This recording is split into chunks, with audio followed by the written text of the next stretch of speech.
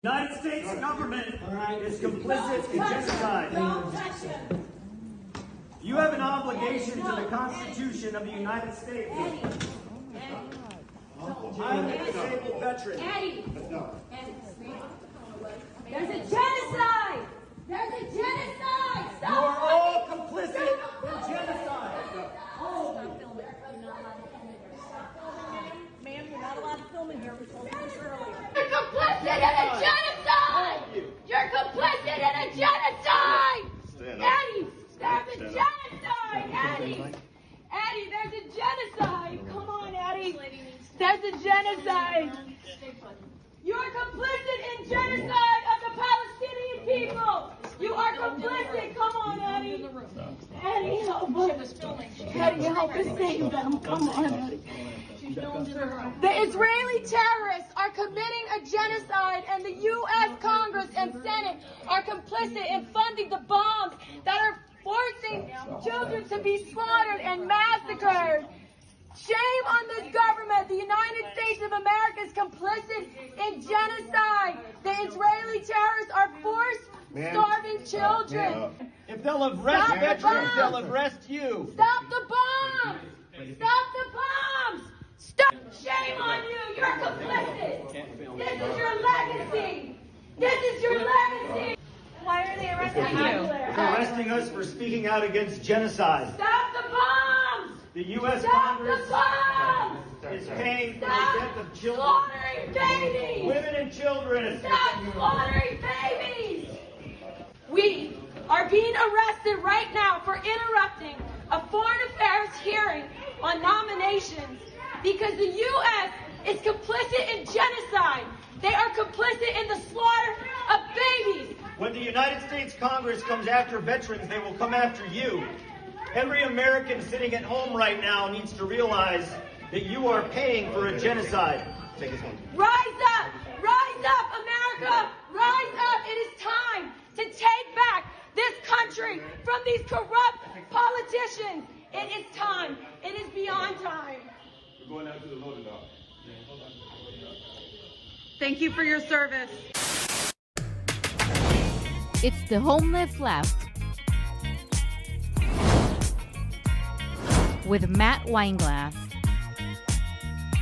and co-host Craig Pasta JARDULA and Jay Scott. Episode 134. The Western narrative is crumbling. And an all-new top censored news of the week. And here's your host, Matt WEINGLASS.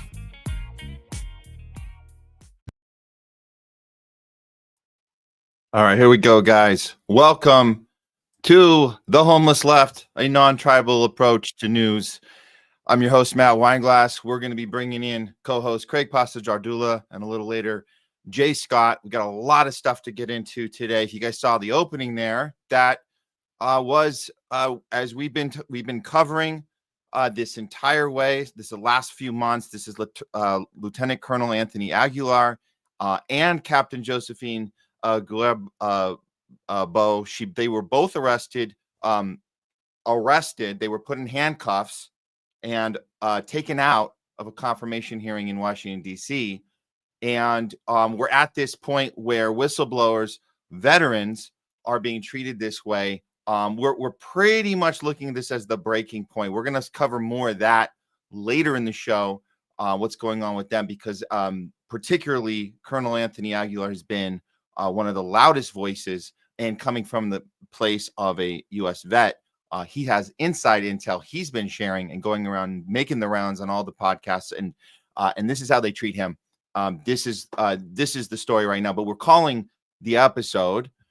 This is that the Western narrative is crumbling. Has it crumbled all the way? No, it's an ongoing war, an ongoing battle after battle.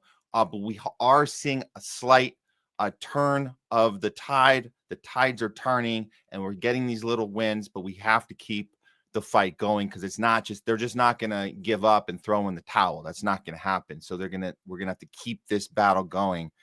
But the narrative that's been fed to us our entire lives is crumbling. they're going to have a hard time holding on to this empire, this we're the good guys, everyone else is the bad guys, garbage that we've been taught from birth. That's getting harder and harder for them to sell. So let's see how we go, day by day, show by show, week by week, and keep these conversations going, because we have to all be against the censorship industrial complex. Really is the thing. That's the tool they use. So we're going to, all the stories we're covering today are going to basically incorporate that as the through line, as the theme. But we do have a lot to get into today. We're going to be talking Epstein. We're going to be talking Venezuela. We're going to be talking CDC. We're going to be talking about a Venice Film Festival premiere, which again, this is a tides are turning in the film industry as well. So that's a very good positive story. We don't get too many of them, but that's one we're going to look at. Also some more fallouts and back and forth and things we have to look through and look closely at in the independent media arena when it comes to people like Alex Jones, Owen Shroyer. We're going to get more into that. We covered a little of that on Tuesday. We also have a David Packman situation as far as him pretending he doesn't know what AIPAC is. So we'll look at that as well. So there's a lot to get into. We're also going to be responding to you guys and your comments live on the show. We call it Talking Back. We are going to bring Leslie in for that today. So that'll be fun. Just you guys know how you can engage with us right here, wherever you're watching us right now. This is The Homeless Left on Rumble, on Twitter, X, at The Homeless Left, our YouTube channel, which we had to start a brand new one because the last one, they got rid of it. But that's, again, part of the censorship battle we fight. Google, YouTube, 100% controlled by Israel. But we'll get into more of that later today. But THL Presents, that's the channel. That's the name we're going with today. And if they remove this one, tell us this channel's terminated, guess what? We'll just start another one because we never run out of names. We'll just keep doing it. But for now, this channel is doing pretty well. You guys can help us out there, engage on there, and we can respond directly to you guys both on the YouTube channel and on Rumble and on Twitter as well. If you guys want to throw a comment on there, we can engage with you there as well. Also my own personal Twitter as well. You know, we're not doing the Facebook today. I'm not feeling it, the Hollywood stuff here. So we're not doing it, but you can find my personal one on Twitter and watch us there as well. And of course, this is the best way you can support us is on locals/support. So you guys go there, you can be part of the cause ongoing, one-timer or, monthly, whatever you guys want to do to help us out, keep independent media alive. That's what we're about here, guys, and we appreciate all your support. I'm looking at the numbers. It's pretty interesting. I'm suspecting there's something up today. There's something up today with the numbers because I've never seen it this oddly low on Rumble since we first started the show. This is very strange. I hope we can get over this hump. Guys, please share this thing out. Get this out to people. Put it on your own feed. Very strange. I'm a little shell shocked here by what's happening here on Rumble because we've been building, as you guys know, we've been building on Rumble the whole time. It's that platform that hasn't pulled the plug on us, so we're happy about that. But very strange. Let's see. Hopefully we can up these numbers, get the likes on there, guys. Get comments on there on the live chat, and help fight that algorithm with us. Okay, let's do that together. But you guys know the drill. You know this is a war. This is a war. We're on the side of the people, on the side of humanity. Before we bring in Pasta, what we're going to do is just remind you guys what we're doing here. Why are we here? We're here because the people who call themselves journalists in the mainstream media, they're not doing their job. In fact, they're doing the opposite of their job. They've become propagandists. You know what? Maybe they've always been propagandists. It's just that we're seeing it now. They know we're seeing it, so they have to double down and do it even harder. So they're doing even harder propaganda, less journalism. It's the least amount of journalism we've ever seen from these news organizations. And that's why we're here. We're here to take off those tribal glasses, take off those let's protect power, let's protect these institutions, let's protect government, let's protect capitalism. We're not protecting anything here. We're out for the truth. We're not for team sports. We're not for hero worshiping. We're not for our team gets a point, the other team loses a point. That's not what this is.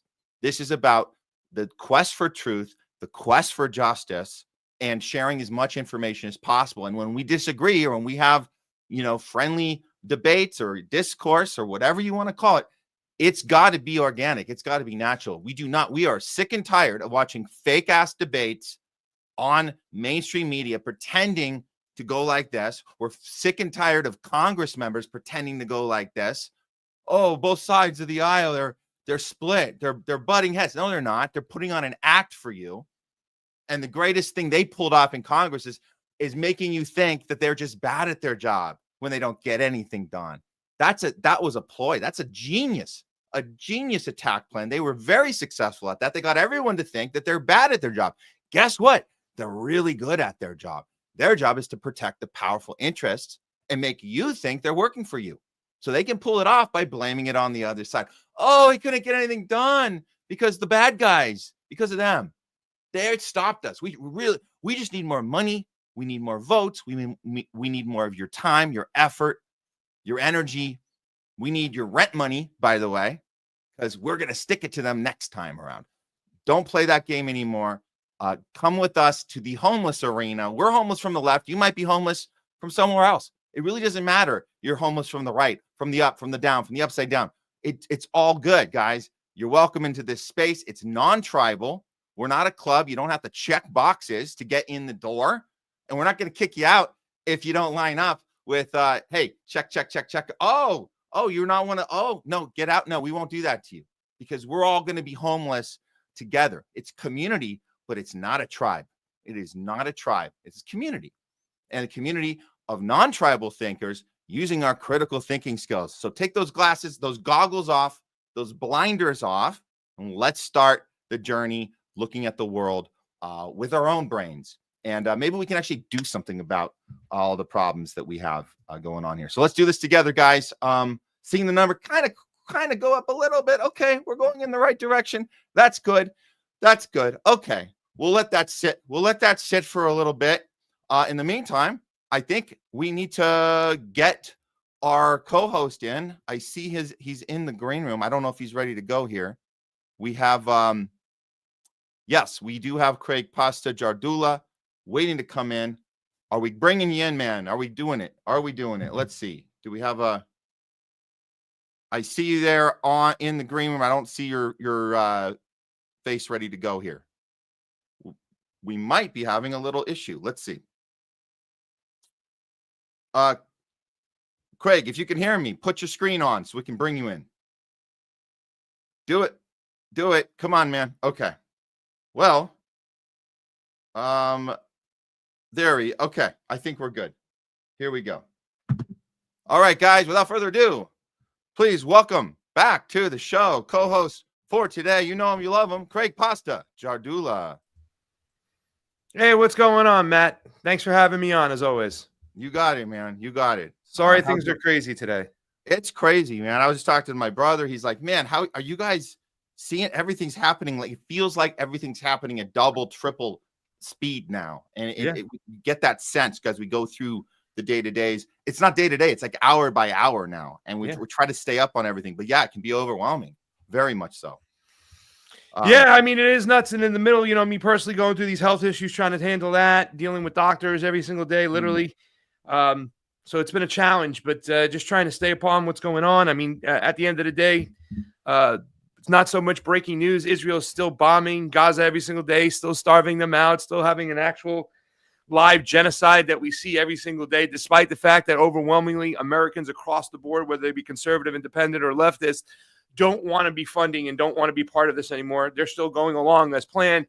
Netanyahu said the other day that Donald Trump said no partial deals, go with as planned. So they're going to keep the pedal to the metal, and it's quite sad. But yeah, I didn't get to see your opening, but I heard that you said that Dr. Aguilar got put in handcuffs. That's just frightening right now. And guys, we're at it. It's they're going to try to clamp us down completely, shut us up. So we got to keep pushing forward. So I'm glad to be with you here today, buddy. Cool. Good to have you, man. And you guys know we always like to kick the show off on Thursdays with a little top censored news of the week. So let's get to it. Here we go, guys. Fortunately, we're here to bring. Why do I play the ending back? Okay. Take two. Here we go, guys. Time for some top censored news of the week. Uncanceled Comedy Collective presents Top Censored News of the Week. It's Top Censored News of the Week. We're bringing you the stories the mainstream media refuses to cover. If they do cover them, they always do it in a very dishonest or sloppy way, and it's always on purpose. I'm here with co-host Craig Pasta JARDULA. We're going to go through the top 3 stories that we feel like you guys might either not even heard of at all, or if you did, you didn't get the full story. So let's get to it. Coming in at number 3, Florida Surgeon General Joseph Ladapo announces all vaccine mandates to be ended by Florida Department of Health. Let's look at the story. Here it is. So Florida moves to end all school vaccine mandates, first in nation to do so. This is from the Washington Post. Florida Surgeon General Wednesday announced plans to end all state vaccine mandates, including for children to attend school, which would make it the first state to completely withdraw from a practice credited with boosting vaccination rates and controlling the speed of infectious diseases.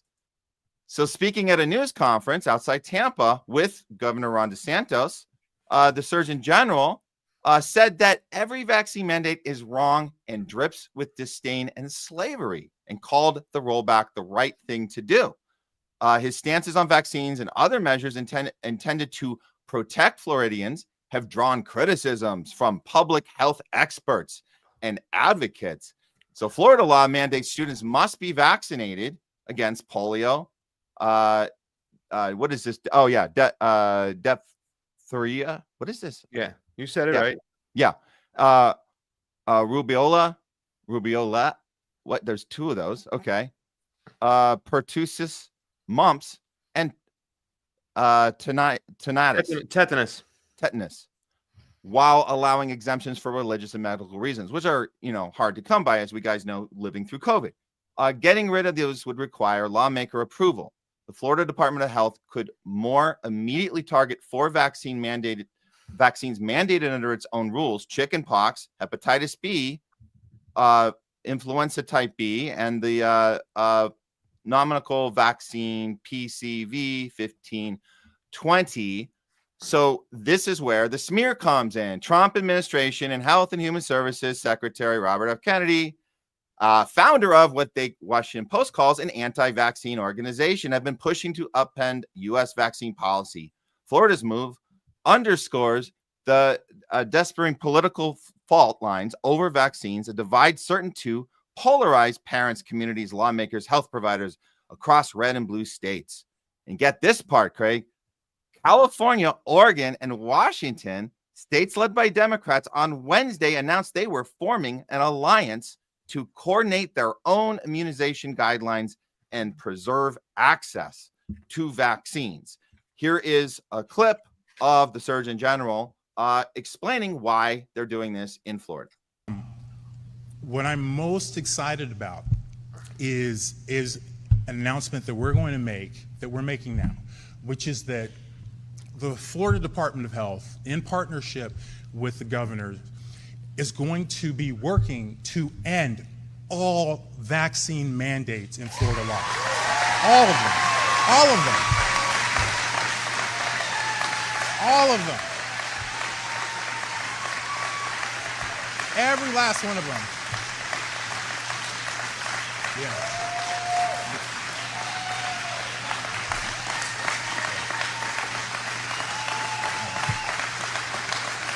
Every last one of them. All of them. A lot of applause.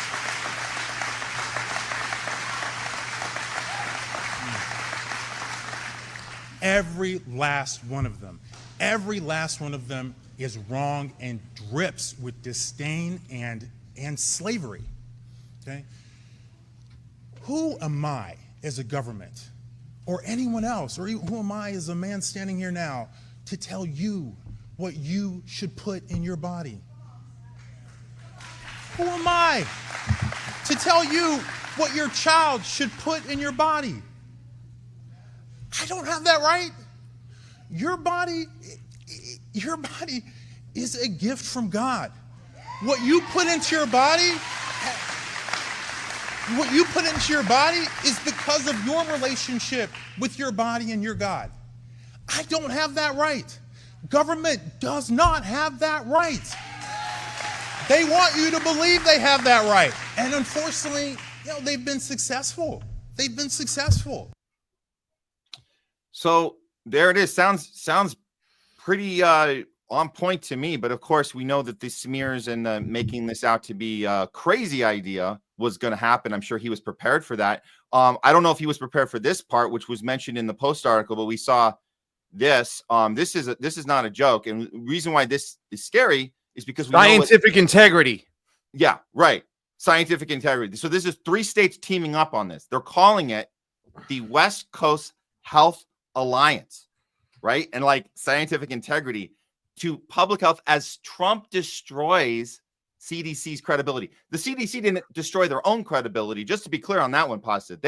It was Trump that destroyed the CDC's credibility. So this is fighting back, real activism coming from these states that we knew were the worst when it came to COVID lockdowns and mandates and censorship. And we know that California here has done, led by Newsom, has done very nefarious things to fight back when we knew that they were wrong. We knew that the mandates were wrong and that the firing of doctors were wrong. And California is the kind of state that rather than looking at what went wrong, they doubled down. We saw that bill go out. They said doctors who happen to give a different opinion outside of the state narrative will be fired.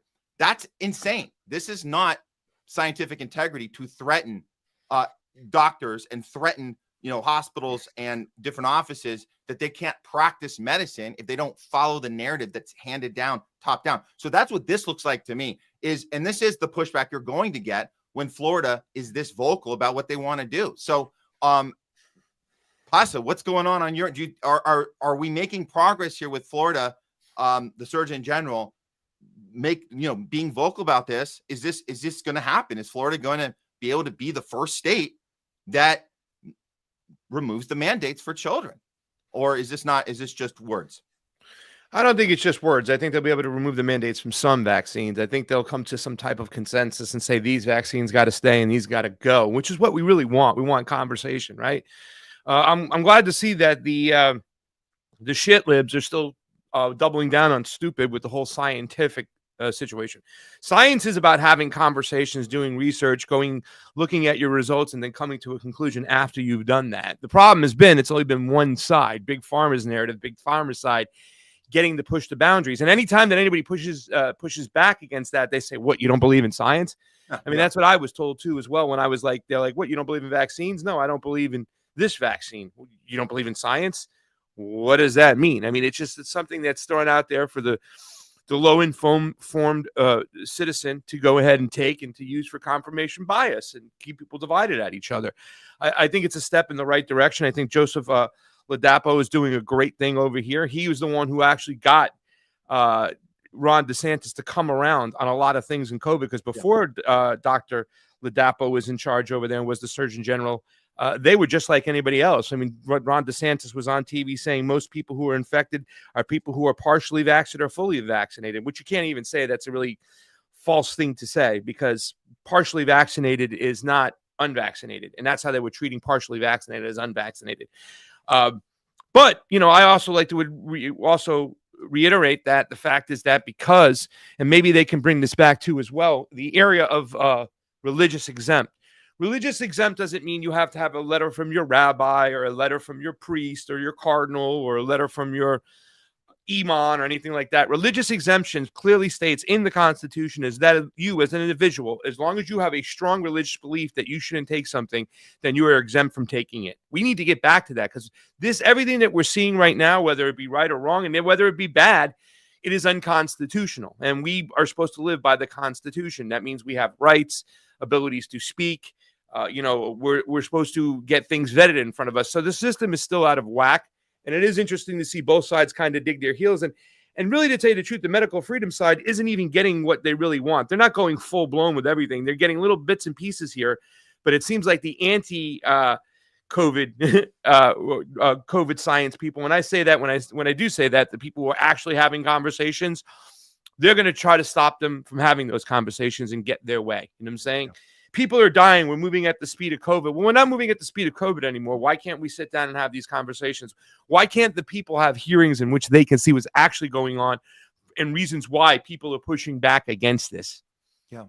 No, these are great questions. And I guess when you've been captured, we know about human psychology, that you don't want to look in the mirror. You don't want to look at what might have gone wrong. You don't want to destroy the entire fabric of how you look at the world, which is what this comes to. This isn't just, oopsie, we made a mistake, let's fix it. This is an entire way we look at our position in the world and our relationship with people in power. And so when people fall for this, they don't want these conversations. They don't want to look at what went wrong, and they want their natural instinct is to protect these three-letter agencies, which is insane, because we used to think the left was more skeptical of three-letter agencies, but no, they seem to really embrace them these days. Whatever it is, from CIA, FBI, CDC, just name your three letters. The left is championing it.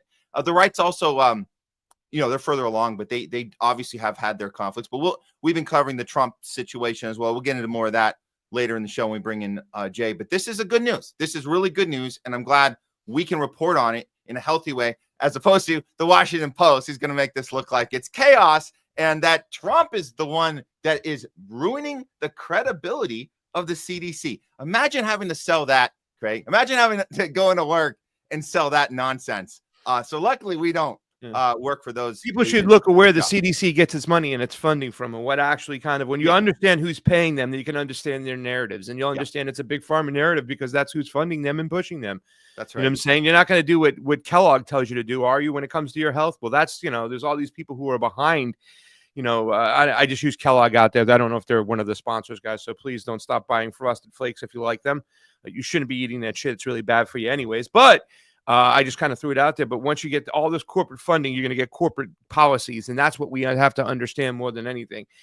My functional doctor, who I saw today, right, he was talking about, hey, did you see what happened with the Florida Surgeon General? And he was like, I hope that they do that everywhere. I know they won't, but that's what they really need to do, because these vaccines, they need to be looked upon, right? You know what I'm saying? And that's the conversations we're not getting right now. Hopefully these decisions, if at the very least there's going to be pushback against them, at least they will push towards conversations, I think. And that's the most important thing. People have to realize that COVID is more than just a disease or a vaccine.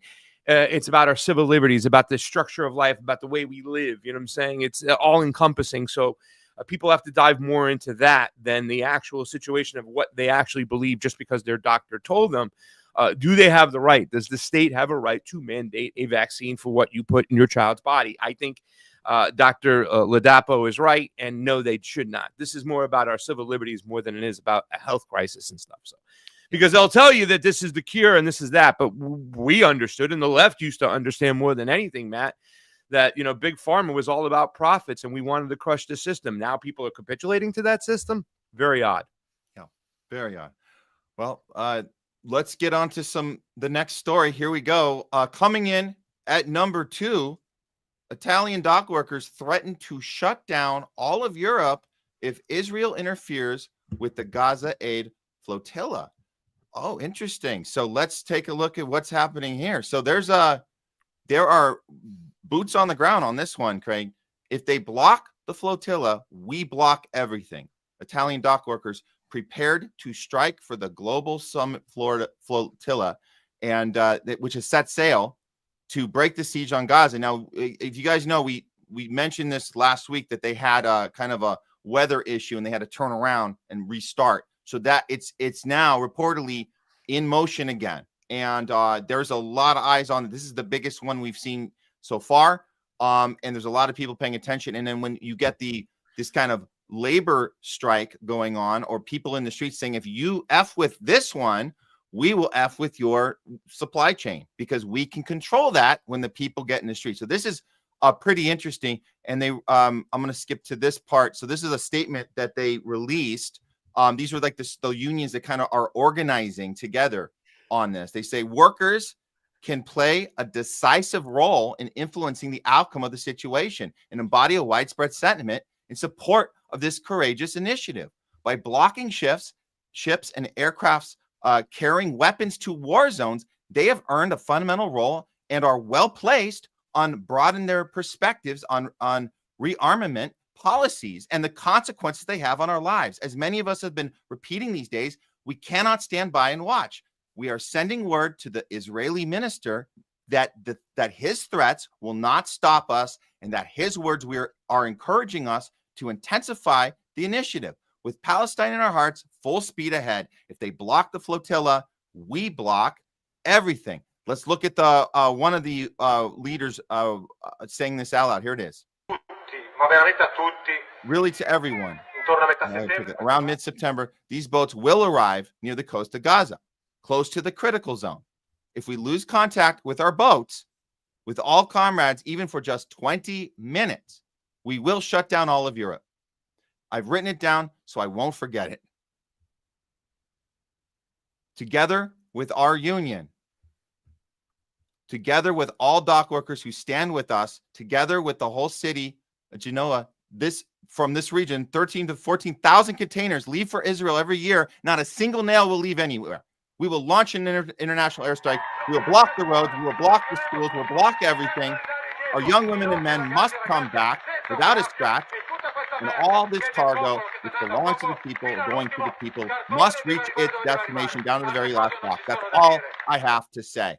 So this, to me, I know, Craig, we've talked about this before on the show, about the previous missions and the Greta Thunberg situation. And we had a little, side bet on that. Then we saw Christian Smalls go out on one, and the way he was treated, and he's been a lot more articulate than Greta has been. And I think I'm going to move myself back in a camp of that the people on, at least on this one, are definitely doing this for the purpose of moving this forward and actually making a difference. Whether they make it there or not, it sounds like there are demands on the street now. This is different than the press ones. Now you have a labor movement in place, that is a union movement in place. This is pretty incredible, Greg. This is how I'm seeing it. Let's look before you chime in. Let's just look at this is them leaving, and again, they had a delay because of the weather, but this is them actually taking off now, and this is going to be for the next few weeks getting to the destination, hopefully.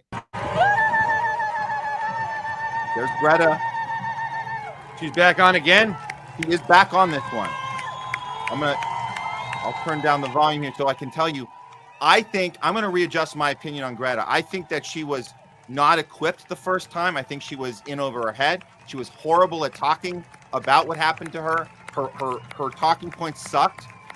I don't think it's a psyop with her. I think that she legitimately is trying to utilize her whatever celebrity she got when she basically grew up as a psyop of the establishment. And now she's figuring out how to do it on her own. And there's going to be mistakes she makes along the way. That's my new assessment, Craig. I mean, I don't know. You might be where you're at still, but I'm letting you know that when you put her back on one of these and you put a guy like this on, here's another guy. We actually played this clip on Tuesday, but this guy is a U.S. veteran. Listen to how he articulates. This is the guy you want speaking, actually. This is the guy you want out front. Greta should be like standing right next to him. This guy should be speaking. Every 15 minutes in the United States, holdover from a war that we didn't need, had no business being in.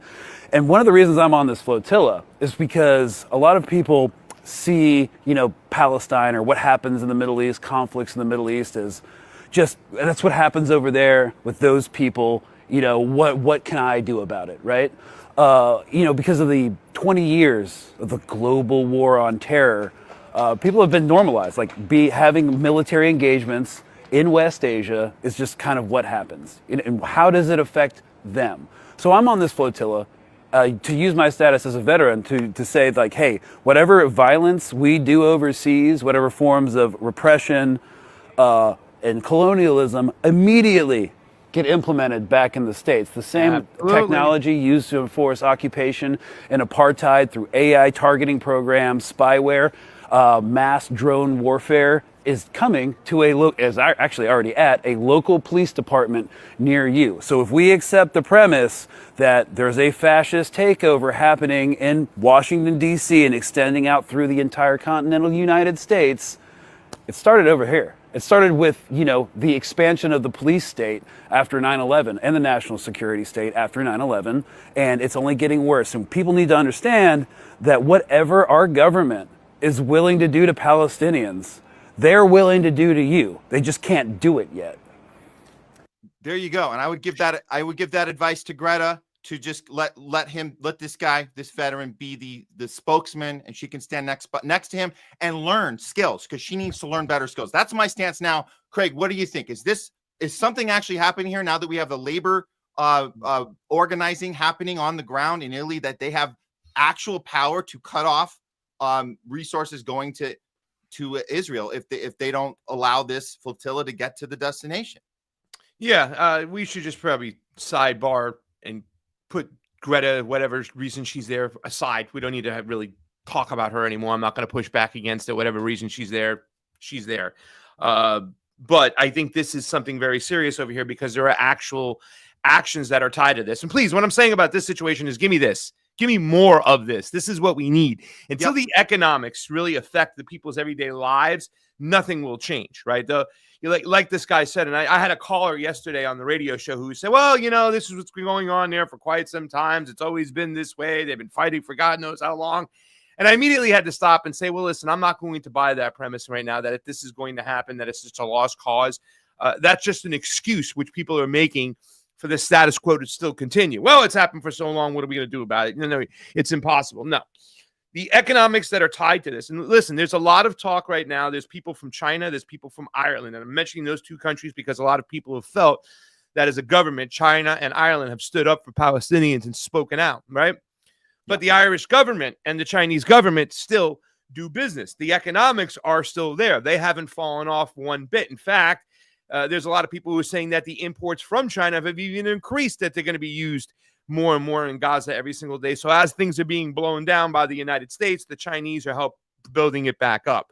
So when you have these demands that are out there, listen, we're going to shut it down. We are going to shut it down. Finances. This doesn't get in, then nothing gets out. Nothing gets in. This is a real threat out there. This is how you make real change, right? When you're able to do this, I wish we can mirror something like this in the United States. And ditto, like that guy said too, that veteran said, anything. I've been saying this for God knows how long. Anything. I would start off by saying, Matt, the chickens is coming home to roost. Anything the empire does outside its border abroad, they'll eventually bring it home to be used against its own citizens when it's time. That's the testing grounds over there. That's the beta testing, and that's what they're doing. And they will use it back here at home. He's absolutely right. We have plenty of examples of this. This is turning out to be my favorite story of the day so far, and I just can't wait to see what happens. Leave it to the Italians to straighten shit out. Leave it to the Italians. Absolutely. And let's give a shout out. His name is Greg Stoker. He's a former U.S. Army Ranger, and that's as well as you can articulate this. This is exactly what you're saying. I think we're totally aligned on this, Craig, and it's really about a bottom up movement at this point, because it's not, you can't rely on the people in the elected officials in these European countries to do anything. They can talk about it, but this is actual action, and that's what it's about.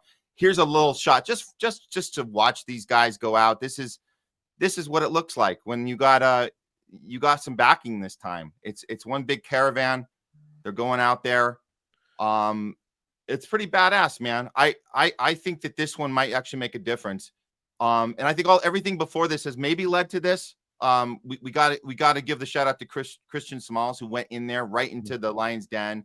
He was beaten and assaulted while he was there, and he came back and said, you know what, I'll go again. But I don't think he's on this one. But this is the type. And then look at this. We got this. There's this emergency NGO that has joined, so they're following along. So they got backing this time. It's pretty badass. And then we see what I was going to put this up. This is funny. It's not funny, but it's kind of ridiculous that you had this Zionist from Spain decides to go up alongside them and harass them. And he's like trying to blast Israeli music to prevent them from sleeping. This is the kind of garbage they have to deal with. But this is just so you guys know. I'm not going to give the music any airtime here, but he's blasting the guy that's following him. It's his point of view. Wait, no, that's the guy. So he's blasting this music, and he's going to stay next to them the whole time. So this is the type of little mini obstacles. Not a big deal, but just to let you guys know, this is why you want to have a large group caravanning. You got an emergency ship running alongside, and you got all the world watching. You got the workers in Italy watching, and everybody's watching. In Israel, they're going to have to figure out how they want to handle this, because it's not going to be good for them if they don't let this flotilla make it to their destination. So we'll keep an eye on this. But yeah, well, here's what they're going to do. My guess is that they're going to allow these. They're going to say, all right, this is too much. We can't arrest them. They're going to allow them to dock in port and unload their stuff and say, we'll get it to the people. And them on the flotilla are going to take the deal. There might be some pushback, but they're going to say, let's drop off all the stuff. And then they're going to commandeer and steal all the stuff and make sure it doesn't get to the Palestinians. That's my guess that will happen. They'll say, listen, you can unload your stuff, but you can't get out. You're not allowed to be here on this ground. You know what I'm saying? They'll say something like that. And I'm hoping that there'll be a push for some of these people in the flotilla in this group saying, no, we want to make sure that this aid gets handed directly to the Palestinian people, and we're not leaving till it's done. That's what needs to be done. But I think you'll see some type of deal where they'll allow them to dock, port, unload, and get on out of there, and they'll say mission accomplished, and this stuff won't get to the people. That's my guess. There's so many ins and outs. There's so many moving pieces over here, so we'll just have to wait to see what happens. You know what I'm saying? But but it's nice to see that more people are watching this and are taking to the streets for this, and that's awesome. And so we're making little progress day by day. But yeah, I can't argue your prediction there, Craig. That might be the outcome, but let's wish them luck, and we'll keep an eye on it. Let's see what happens. We'll see what happens. All right, guys, coming in at number one. So bad that it gets to a point when Israel has to fucking fold and do something, you know? Yeah. The tide is turning. This is not sustainable. Israel's wrath is not sustainable, not with everybody watching. So we'll see. At some point, it's going to have to give. Something's going to have to give at some point. Okay, here we go. Speaking of Israel, going all in and kicking and screaming as they fall, just like empires do. We kick and scream on our way down. Coming in at number one, Google's $45 million contract with Netanyahu's office to spread Israeli propaganda moves ahead as the Western media narrative on Palestine continues to crumble. Let's look at this story on DropSite by Jack Polson and Lee Fang. We have Google's $45 million contract is spreading Israeli propaganda. They're in the middle of a 6-month, $45 million contract to amplify propaganda with Netanyahu's office. The contract describes Google as the key entity supporting the prime minister's messaging. And we've all been a victim of, in one way or another, all of our voices, being that YouTube and is obviously owned by Google. So they push these crazy ass policies of censorship, but they got more than just censorship up their sleeve. We know that it's worse than, that's bad enough, but this is how they formulate their propaganda. So this is back. They're citing this back in March 2nd. I think this is when the 6-month deal started, and they're gonna extend it or continue it now throughout the rest of the year, of course, as they continue the annihilation of Gaza. It looks like that when the Israeli government on March 2nd had announced the blockade of all of the food, the medicine, and fuel, and all the supplies, the lawmakers in Jerusalem demanded answers, not of the devastating human toll on the decision. They wanted to know how the prime minister was preparing to handle the public relations fallout. So this is the member, Moshe Turpaz, chair on the subcommittee of foreign affairs. He's saying that he's asking, did you prepare? What did you prepare this morning? And another spokesperson on the IDF also asking this question. We could also decide to launch a digital campaign in this context to explain that there is no hunger and present in the data. That there's no data to suggest that. So publicly available government contracts show that Israel's advertising bureau, which reports to the prime minister's office, embarked on a mass advertising and public messaging effort to conceal the hunger crisis. We know that happened, but the amount of effort, time, and the money is really how they're able to get this done. And we know this. They use American influencers, paying them off, whatever it takes. These high-dollar spending spree. We've seen paid advertising on X, tens of millions on Google, YouTube, X, Meta, and other tech platforms, which leads to that campaign where they said there is no food. There is food in Gaza. Any other claim is a lie. This is what they pay. They paid for this messaging. No. Hold on. What? Oh, okay. Well, I'll finish this up. The food in Gaza, they're saying there is food in Gaza. The claim is a lie. This is what they paid for. They published it, and they throw it out on every platform, Google's, YouTube, video sharing platform, and it was viewed 6 million times. So this is the ongoing. This ad was placed during an ongoing and previously unreported $45 million advertising campaign, which initiated between Google and Netanyahu's office in June. This contract, which is both YouTube and Google's advertising campaign management platform, Display and Video 360, explicitly characterizes the ad campaign as hasbara, a Hebrew word whose meaning is somewhere between public relations and propaganda. So this is just kind of putting all the pieces together about what they have to do to keep this lie alive as long as they possibly can.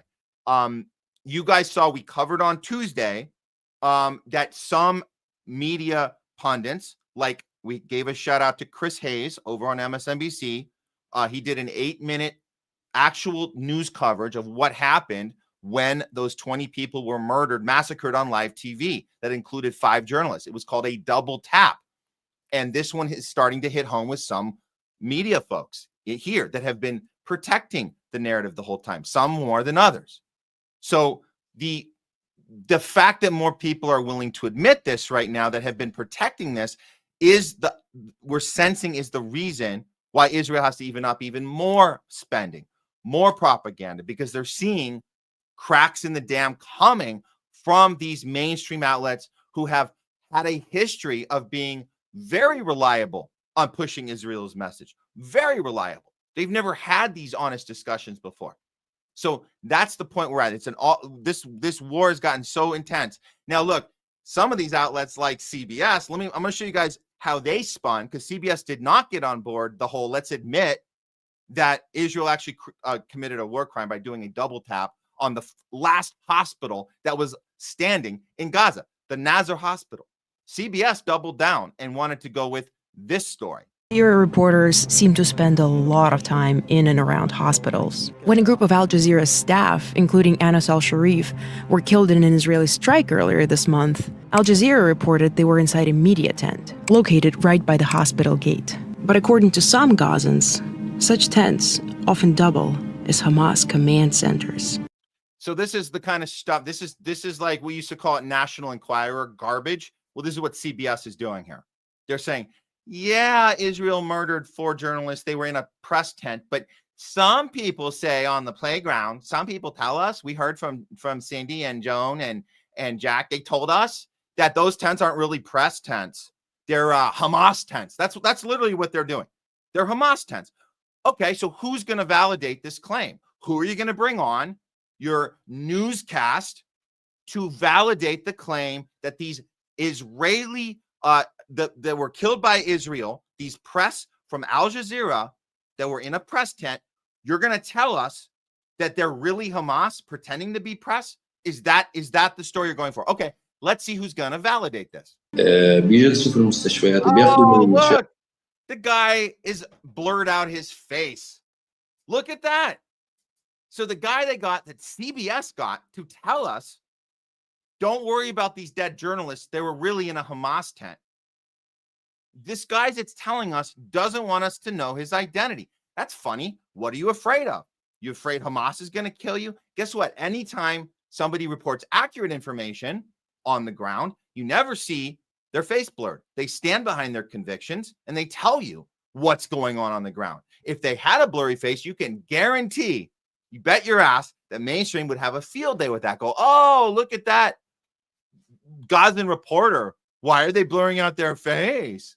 That's what they would do. So the fact that CBS airs this crap, this is, again, look, we found this after Tuesday. There is a tide turning. Look, that's happening. We are seeing pushback from mainstream, or at least self-reflection going on. And I'll show you one of those in a second here. But this guy, I'm going to play a little bit of this. He's saying these journalists in particular set themselves up in hospitals, turning the hospitals into their headquarters. They track the people who appear in the video opposing Hamas. Any activists or citizens who film expressing anger at Hamas and what it is doing in Gaza. شبكة الجزيرة Al correspondent and cameraman are the ones who locate that person for Hamas. Okay, total garbage. And you guys should know that if you're watching CBS and you see this garbage and the guy with his face blurred out telling you that Al Jazeera journalists that were murdered are really Hamas. So don't shed a tear for them. Total garbage. But fortunately, you know, networks like MSNBC will give you 8 minutes of Chris Hayes. CNN is bringing on Anna Kasparian. I don't think they would have even brought her on just, you know, a year ago. Probably not. But they're at least having her have it out with Scott Jennings. Here's a clip of that. This is a clip that Scott Jennings is sharing on his social because he thinks he won this argument. But this is Anna Kasparian being very vocal on CNN and bringing this up, and will refuse to not bring this up every time they try to change the subject to something else. We're going to talk about genocide. That's what we're going to talk about. And she doubles down on it on CNN. Here we go. National debt shot up significantly after 9/11, after we started invading countries in the Middle East. You should look at a chart. Now we're at 30. In 2008, we're spending hundreds of billions of dollars on Israel, on Ukraine. I mean, honestly, these foreign conflicts have a lot more to do with our national debt as opposed to us paying into You think Israel is a bigger portion of our budget than Social Security, Medicare, I think we Medicaid? spend way too much money on military aid for foreign countries. You think Absolutely. Israel is more Do than you Social think Security? that Social Security is more of an issue compared to how much money we just shell out for conflicts abroad? As a matter of The truth expenditures and math, yes. Both entitlements and defense. So, yeah, this was actually Scott Jennings that shared this out because he thinks he won this argument by calling out Anna Kasparian on her math about how much Social Security costs. The problem with Scott Jennings' logic, and I think people can fact check this, people pay into Social Security. That it's a Ponzi scheme, basically. That's what Social Security is. It's a Ponzi scheme where everybody has to pay into it, and then they're relying on new people turning 65. That's why they moved the age to 67. New people that are paying for it their whole lives have to be the ones that pay out people that now have to turn 67 to get their payout. So it's a Ponzi scheme. They can't pay off the people that paid into it. They have to take it from the next people. So you can add all those numbers up and say it's more than what we're giving to a genocide. But make no mistake, you want to talk about money we're giving to Israel, we're paying for all their healthcare. We're paying for everything. We're paying. So anybody who has a problem with socialism but is pro-Israel is walking a hypocritical lifestyle here on both sides, saying we have to support Israel like Scott Jennings does at CNN. At the same time, you know that our money is going to pay for all their health care. They get free housing because we steal it from Palestinians and just give it to them. And they get free health care. They don't have, a lot of them don't have to work at all. Completely paid for. Not by Israel's government, by our government. So you want to make a comparison to Social Security numbers versus numbers we spend on murdering people. You can't win that argument. You just can't. But anyways, like I said, Scott Jennings thinks he did win this argument. He had Ben Norton sitting there next to her, but kudos to Anna Kasparian for staying loud about this. And CNN allowing her on does show there is a changing of the tide, because she would not have been allowed on a year ago. So and this is not her first time on. So this is good. She's very vocal, and we need that right now. We need Anna Kasparians. We need Tucker Carlson's. We need Candace Owens. We need these people to be effing loud right now. And what that leads to is this. This we weren't able to cover on Tuesday. I wanted to show you guys Clarissa Ward. To end this segment, I'm going to show you guys what Clarissa Ward did on her own little upload, whatever it is, IG. I don't know what she's doing it on, but this is off the clock.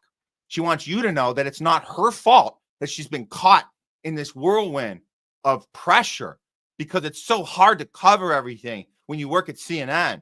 So she wants sympathy from you, and it feels like she's affected by these journalists getting murdered. How about that, Clarissa? Well, show us. It's not you, right? You're a victim yourself. Show us. I woke up this morning to the horrific news that Anas al-Sharif, the Al Jazeera journalist, and 3 of his colleagues were killed in a targeted Israeli strike inside Gaza. This brings the total number of journalists killed in Gaza since October 7th to 176, which is, frankly, a mind-boggling statistic, and I just wanted to say, and I realize that it helps nobody, but I think I speak for a lot of Western journalists when I say that so many of us feel angry and outraged and powerless and ashamed. We are confronted with a stream of accusations from the IDF that seek to dehumanize our Palestinian colleagues, that seek... I love it.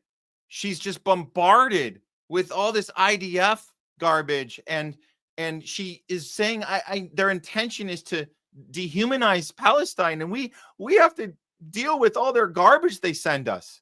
And it's really, really hard, guys. It's been so hard for us. I'm not giving Clarissa Ward as much credit as we gave Chris Hayes the other day. And that's enough of it. You guys can go. I've had enough of her. I've had enough of her. I'm sorry. But again, this is a good sign. So don't get me wrong. This is a good sign that she's putting this out there. It means that she understands that the tide is turning. She understands that she has to now start playing victim. That's good. It's not sincere, but it's good. You know how I know it's not sincere? And just to be clear, why do we give Chris Hayes a little more credit? Just a little more. He kind of keeps his mouth shut. He waits. He did do a story. He was one of the first ones. Chris Hayes did, and I didn't mention this on Tuesday. I should tell you guys, he was the first one to call out Biden and the Democratic machine that started the genocide. And he did that while Biden, I think he did that before the election, before the Kamala getting destroyed by Trump election. That he did that. That's good. I'm also pretty sure that Chris Hayes never went and faked a story from Israel. I don't think he did that. I can't find it. I don't, unless you guys can correct me on that.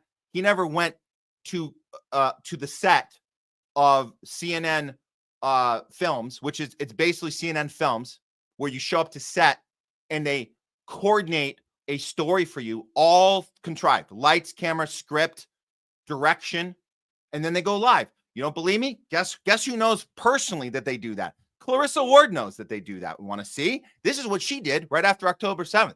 Went to Israel and pretended she was in danger. Oh my God. How do we know it was fake? Because somebody kept the camera on before they went live. Check it out. We're getting video through now, Jerry. Now you can see the area is completely deserted, but I want you to get them off the road, get them laid down next to the road, okay? Closer to the road, Jerry. Move them. It looks like you're in the middle of a forest. Get down. Close. Okay, Jerry, tell the cameraman to keep Clarissa in shot, okay? It's not the Blair Witch Project. You're fine. That's it, perfect. Okay. Get nice and close. Right. Get the cameraman nice and close. That's the Iron Dome, okay? That's the Oh, now Iron look Dome. around, Jerry. Just look around as if you're in danger. Try and look nice and scared. Yeah, that's it. Catching you. It's totally like we're on a film set, right? Like you're gonna look nice and scared. All right, good, very good. We're gonna light, sound, camera, action, right? So just get in places. Here we go. Dead scary over here with all the bombs going off and all that. Guys. Okay, that's beautiful. That's the money shot. Nice and tight on Clarissa. That's the money shot. Nice and tight on Clarissa. She's ready. She's doing her acting. From her acting classes. She's like belief. Oh, here we go. Don't force the emotion. Feel it. Belief. Are you seeing our situation, guys? Tell her yes. Yes. Can she hear the shells, Jerry? Because they are about 6 miles away. Can you hear the shells? Stay down. Derek, can you boost the volume on those explosions, please? Can you increase the volume on those explosions? They need to really feel it. This is like, we're gonna try to make it method. Even though they're 6 miles away, they can't harm you, but we gotta feel it. That you don't know if you're gonna make it out of this. And it's really important we sell this. This is all for Israel, guys. This is all for Israel. A little more of this one. We have to stay here. Oh, and be a darling and patch me through to Clarissa's microphone, Guys, please. come to us. Clarissa, I need you to stop swearing. You're overdoing it. Can you hear me? Yeah. Good. Now we're getting set up on sound and visual. We should be going live in about 15 seconds. Okay. Were you guys rolling on this? Yeah, we're rolling, Clarissa, but we're not live yet. Okay. Oh, we're not live. Oh, damn it. Oh, all that for nothing. Oh, well, at least I'm in character. Okay, I'm ready. Let's go. Just tell me. I'm ready. I want to get my Academy Award. Oh, wait, I can't get an Academy Award because people think this is real. Oh, man. So that's Clarissa Ward. So again, tide is turning. This is why Israel has to double down on these ad campaigns, these propaganda campaigns, this $45 million contract with Google. They have to double down, triple down, do as much as they can to keep their narrative alive. Tell us there's no food, that there is plenty of food in Gaza. Tell us everything opposite of what we're seeing with our own eyes. And of course, the media that speaks up about this, some of them might be sincere, some of them aren't. But either way, whether they're sincere or not, whether they're Chris Hayes or whether they're Clarissa Ward, I'll tell you guys this: the tide is definitely turning, and the Western narrative is crumbling. And this has been Top Censored News of the Week. Okay. Pasta took off there in the middle. We'll probably have him back on soon. We'll see what's going on with him. But welcome all you guys to the show. If you're joining us late, I know we had a little slow, kind of start. Well, we weren't slow, but you guys were slow getting in. So here you are. We're gonna go from here. That was a great opening we did with the Top Censored News. You guys can, if you guys missed it, you can go back and watch it on replay. Do what we'll actually upload this thing tomorrow morning, and you guys can watch it in its entirety. But for now, we got a lot more show coming your way. For now, without further ado, let's go bring in our other co-host for today. Please welcome back to the show, Jay Scott. What's going on, Matt? Happy Thursday, man. Had to take off last Tuesday. Been playing a little bit of catch up, but right back in the mix, man. How you doing? Very good, man. Very good. And hey, what a great job on that Spaces yesterday. You guys are really diving in to discussion. I wish I could have been more participant at the time, but I was, wanted to say, hey, I heard it all. And yeah, you guys got something going here with yeah, with the no third worries, party. man. Appreciate you pulling up. Like I said, every listener in the Spaces definitely counts, and you participated before. You've been a guest co-host before, and you will be a guest co-host again soon. So yeah, we got some major moves, and just so everyone knows, a lot of the problems we're going to be discussing today can be solved by decentralization. I think we can do that in politics through building a party that has decentralization built into the bylaws, but that's a story for another day. Just hit that link right down here. You see right underneath my name, www.wtpnational.com for more info on that. But yeah, looking forward to getting to the news. Excellent. Well, Pasta might join us in the middle or not. We'll see, but we do have some stuff to get into today. This was a big one. This is the headliner, man. I was waiting for you to come in for this, but we got to do the Epstein files. We don't stop talking about Epstein, guys. You hear me? I'll say it again. We don't stop talking about Epstein, and there's a reason, because this thing ain't going away. Here's what happened the other day.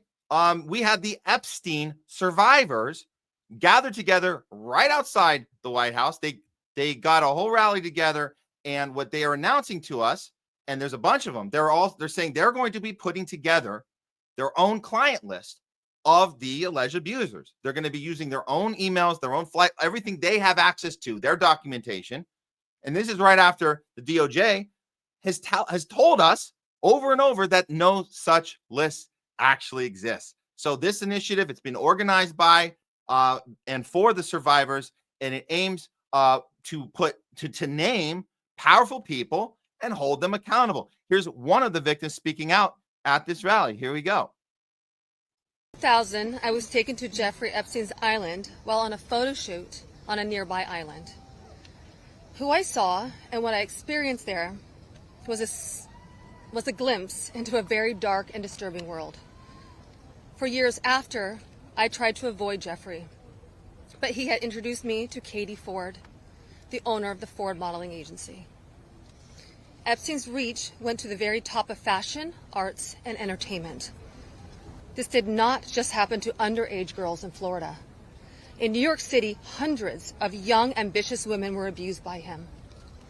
Epstein was not just a serial predator, he was an international human trafficker. And many around him knew, many participated, and many profited. And yet, he was protected. So I stand here today for every woman who has been silenced, exploited, and dismissed. We are not asking for pity. We are here demanding accountability, and I'm demanding justice. Congress must choose. Will you continue to protect predators, or will you finally protect survivors? And also, I would like to announce here today, us Epstein survivors have been discussing creating our own list. We know the names. Many of us were abused by them. Now, together as survivors, we will confidentially compile the names we all know who were regularly in the Epstein world. And it will be done by survivors and for survivors.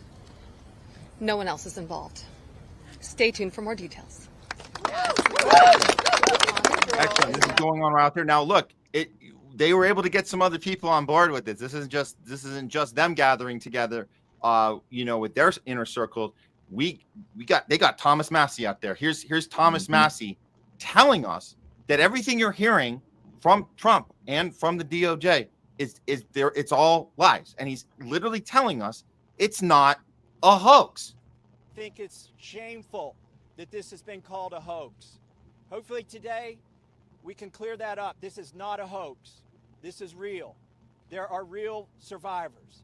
There are real victims to this criminal enterprise. And the perpetrators are being protected because they're rich and powerful and political donors to the establishment here in Washington, D.C. Now we see Marjorie Taylor Greene standing behind him, which is awesome. I don't know how many Democrats showed up to this, which is, I guess. Yeah, Ro Khanna. Ro Khanna did. Okay, good to know. So one did. That's great. So that's what this needs to be. This needs to be a bipartisan situation, the people versus power. The more we get out, the more from both sides, all sides come out on this, the harder it's going to be for Trump to sell this Democratic hoax thing. Yeah, and just to jump in, just so everyone knows, Trump is framing it, like Thomas Massie pointed out, as a Democratic hoax. And, if you look at Trump's response, I don't know if you have his tweet available, but I want everyone to look at the wording of what he said, because he specifically attacked Republicans in the tweet who were going to side with Democrats. Now, I want you guys to know something. The Democrats were in power for 4 years after Epstein was killed in jail under Trump's watch. They did absolutely nothing. They did not care about it. The only reason why they're pretending, in my opinion, to care about it now is because Trump's in office and they want to try to dump the blame on him. Now, as for Ro Khanna in particular, I'm not familiar with how long he's been discussing it, so it's possible, he might be an exception there, and it's an issue that he does care about. However, overall, the only reason Democratic politicians are talking about this is because Trump's in office, and number two, they know Trump isn't going to do anything because Trump is intricately involved in the files. But by bringing it up and blaming it on him, they can get political points by it. But just remember, they had 4 years to do something. They did nothing. They don't care. So don't think that the Democrats are somehow better than the Republicans. Oh, no, not at all. Here's was my crazy idea was this, because I agree with you. There's no way that it's going to move the pendulum for Trump just because he sees Ro Khanna out there. It's actually going to help him sell the Democratic hoax if you see any Democrats, but not for his sake, for the sake of the voters, for the sake of the people to understand that when you see Ro Khanna and Marjorie Taylor Greene and Thomas Massie standing together, that says something. That says that you were lied to. So if you're a Democratic voter, if you're a Kamala voter and you see a visual of that, that might inform you of something that you weren't really thinking about. Like, wait a minute. And by no means am I discouraging people from making their voice heard. And I'm not trying to say we cannot make a difference. What I'm saying is that these politicians don't care and Trump isn't going to do it willingly. So we should apply the pressure. That's all I meant. So I wasn't trying to black pill and be too negative just now. Just wanted to clarify. No, understand. And I think we're on the same side here, seeing exactly this unfolding. It's very bizarre, Trump doubling down. So I'm going to show what he did, how he's using his presidential power to challenge Massie and to threaten him. But this is him. So I'm going to show that tweet in a second here. But first, this is Trump being asked, not off the cuff, but I don't know if he's prepared for this answer, but yes, he doubles down, triples down, quadruples down on this Democratic hoax. It makes no effing sense when when you see Marjorie Taylor Greene, Thomas Massie out there. This is a people versus power movement, and here he goes yet again, doubling down on this garbage. Mr. President, right now there have been survivors of Jeffrey Epstein speaking at a press conference on Capitol Hill. They're calling for these case files, these documents to be released. And Thomas Massie, who is sponsoring a discharge position to get the House to vote on releasing those documents, says he doesn't believe you're implicated in these files, but many of your friends and donors may be, and he says that's why the Justice Department is redacting them and slow walking the release. Is the Justice Department protecting any friends or donors, sir? So this is a Democrat hoax that never ends. You know, it reminds me a little of the Kennedy situation. We gave him everything over and over again, more and more and more, and nobody's ever satisfied. It's so funny. He's so off the cuff. He doesn't even realize that he says Kennedy, and people are, what are you talking about? Well, you're talking about JFK, but it's really funny that you're saying Kennedy at the same time trying to be, and that's a whole nother, we'll get to the discussion of the CDC stuff later, but it's just funny. He just rambles, but he's sticking to these very bland one-liners, Democratic hosts, after he's being asked about Thomas Massie. How are you able to maneuver that BS and say it's a Democratic hoax when Thomas Massie's the one calling you out? Because the Democrats don't have a critical mass to do anything. And that's why, you know, for the most part, he focuses on the Democrats. But when he talks to politicians, he'll say that, oh, Republicans siding with Democrats will be seen as hostile. And he has tremendous influence in the Republican Party, which tells me Republicans who side with Massie are going to get challenged and going to get the machine turned against them, because our centralized parties use their power to literally protect pedophiles right now. Yeah, exactly. Well, let's hear the rest of this one. From what I understand, I could check, but from what I understand, thousands of pages of documents have been given. But it's really a Democrat hoax, because they're trying to get people to talk about something that's totally irrelevant to the success that we've had as a nation since I've been president. Even if you look at D.C. right now, D.C., it's a totally safe zone. It's called a safe zone. That's a term. It's a term of art. It's a safe zone because it's very safe. You can walk down the street now and nothing's going to happen. No crime, no murders, no nothing. Because we had a lot of problems with certain places, and we still do. All run by Democrats, or for the most part run by Democrats. So what they're trying to do with the Epstein hoax is get people to talk about that instead of speaking about the tremendous success like ending 7 wars. Sure. I ended 7 wars. Nobody's going to talk about it because they're going to talk about the Epstein whatever. Sir, I understand that we were subpoenaed to give files, and I understand we've given thousands of pages of files. And I know that no matter what you do, it's going to keep going. And I think it's enough, because I think we should talk about the greatness of our country and the success that we're having. I think we're probably having, according to what I read, even from 2 people in this room, we're having the most successful 8 months of any president ever. And that's what I want to talk about. That's what we should be talking about, not the Epstein hoax.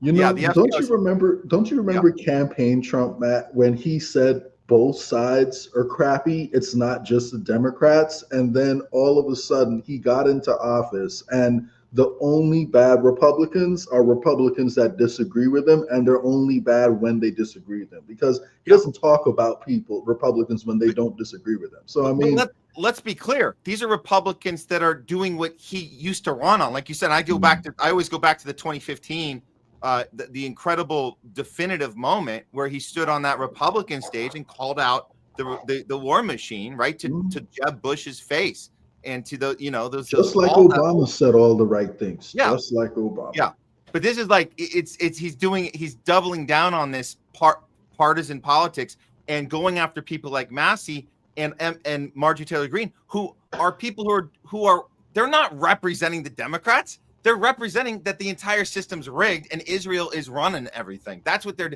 so he, again, like you're 100% right about him wanting to play this Republicans can do no wrong. Democrats are responsible for any of your problems. Democrats are responsible for it. And that's just not true. And then he can say whatever he wants about I ended 7 wars. What? And this is the greatest 8 months ever. I mean, I guess if you say it, it's true. But he did mention this. I'm just going to throw this because you sent me this one, Jay. This is hilarious. He mentioned the thousands of pages. What, guys? Isn't that enough? We gave you 1,000 pages, thousands of pages. Really? Did they look like they look like this? I think. Yeah. This is not to be that guy, but it looks like they accidentally used black highlighter on the important parts.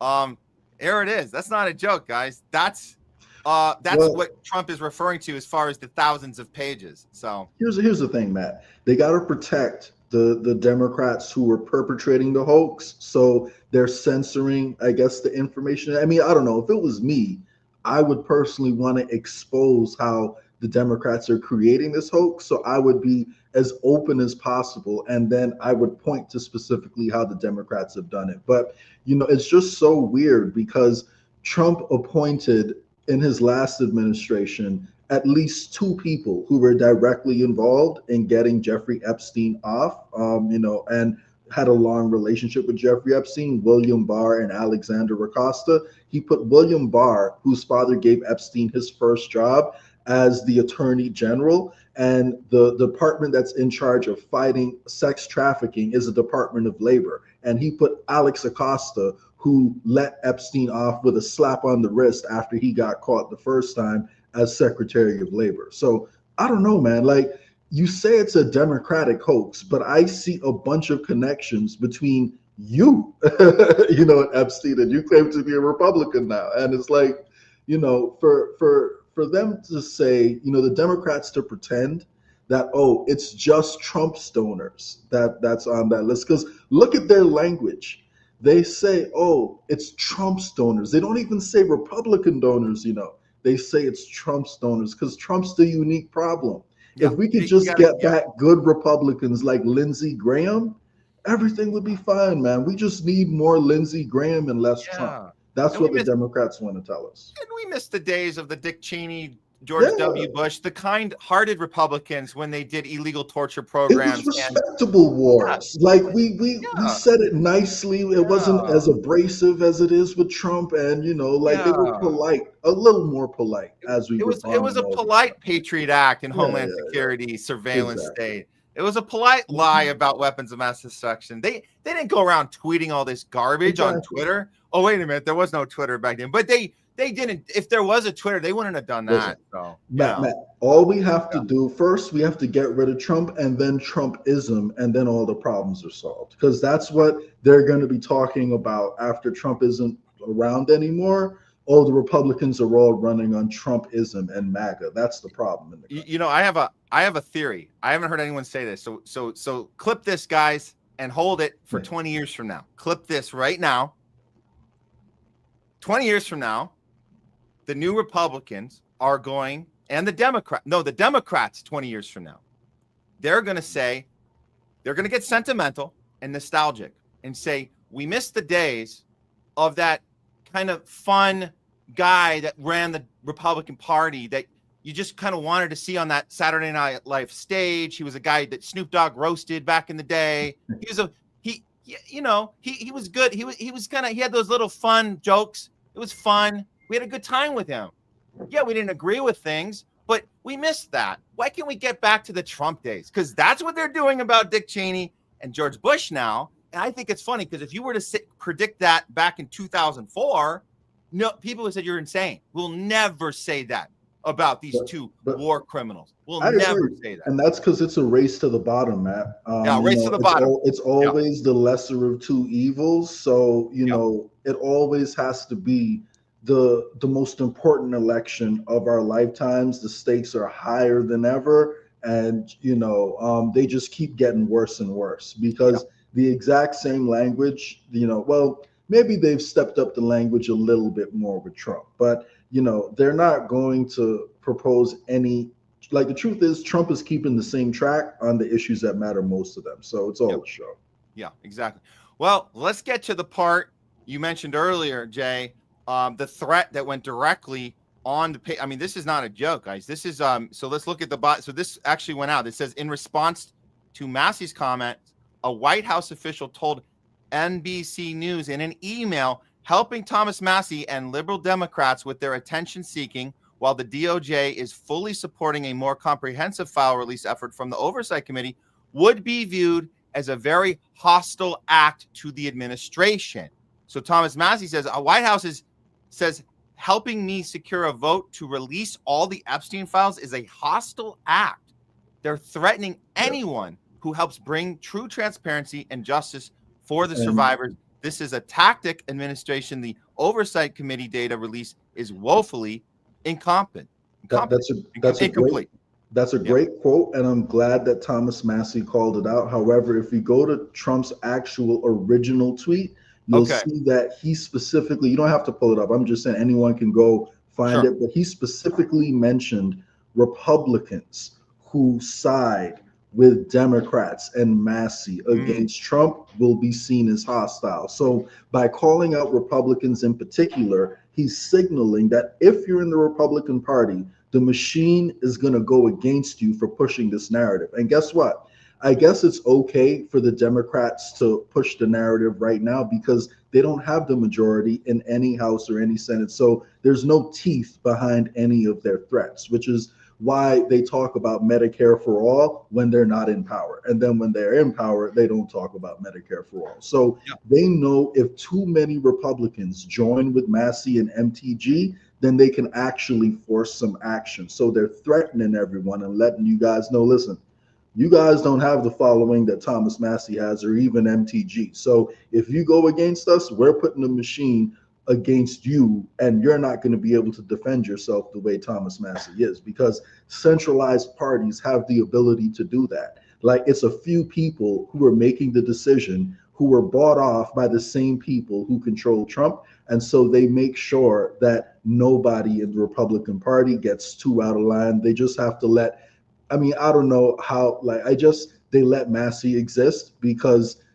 I don't know how they're letting, I mean, they have, you could argue that he's been threatened before. His wife did die under suspicious circumstances. So they didn't let his wife live. Yeah, but you know, I'm not saying I know there's a conspiracy there, but you know, it was suspicious circumstances. So all I can say is that I hope people recognize that we don't have to have parties with power centralized like this. There are other options. Yeah. So luckily he did have backup from Marjorie Taylor Greene. She's going on this, I guess, I don't know, this news show that's populist right wing. And she's setting the record straight here. They're still trying to play party politics on the right way. We know this, the indie media right wing channels, a lot of them on Rumble, are still trying to play this party politics stuff. And she's here to set the record straight. And she's pissed. Listen to this. A hoax while these women were speaking out and they were saying we're not a hoax, we're human beings, and I think we need to see something turn around there. You know, and I'll say this, Eric, he can prove it's a hoax by releasing it. Let us decide if it's a hoax or not. I mean, I love everything they're doing. I'm MAGA through and through. Well, I just want to finish up on one thing. It's not a hoax because Jeffrey Epstein is a convicted pedophile. That takes away the whole hoax things. It's not a hoax. It's not a lie.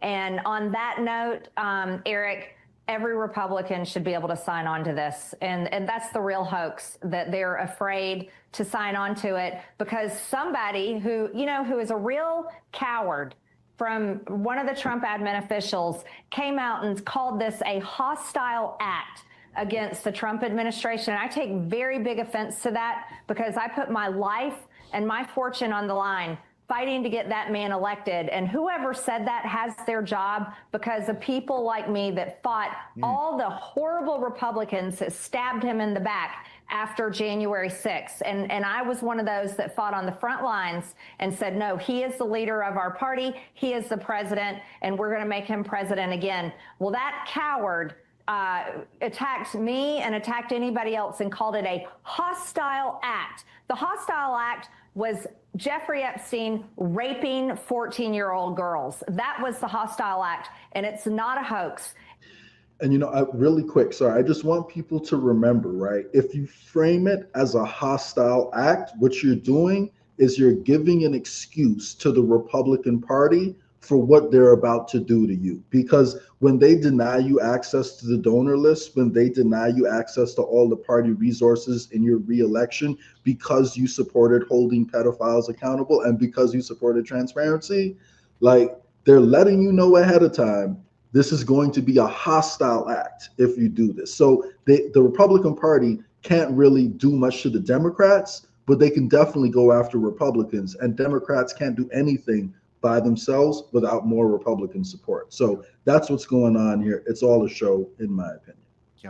Yeah. Before we move on, there's one more. I want to show this because you sent this to me last week, Jay. We weren't able to cover it then, but it's all connected. This might have been, who knows, what played a role in them organizing this event yesterday. But this was a breaking last week when a leak of 100,000 emails from a former Israeli prime minister. It shows that he and Epstein discussed meeting with Palantir founder Peter Thiel, trying to arrange it so the security guys will not come with us to the island. Wow. What a big three: Netanyahu, Peter Thiel, and the old prime minister Epstein, and the old Israeli prime minister Epstein and Peter Thiel. What a combination right there, huh? Yeah, you got Israel, Mossad, you got Epstein, and you got the technocratic leader of Palantir, which all those pieces being put into place. The fact that, like, anybody that doesn't see this paper, it's right in front of us. We can see this. And this is just one email, but or hundreds of emails, but they're just, this idea that there's not more of this out there. Like, we know that we already have the evidence that Jeffrey Epstein was a Mossad agent, period. And if you don't connect the dots on that and understand that the people need answers on this, the Trump and the administration what they're doing is hugely underestimating at least half their base. Half their base is okay with this, but the other half is not. And we're seeing that more and more, and people being louder and louder about this.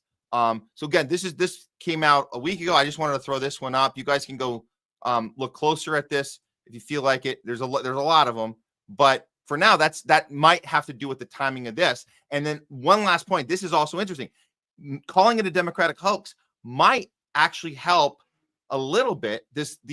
I guess you would call it a silver lining of this lie, is that a network like an NBC network might now be willing to have the victims come on and talk.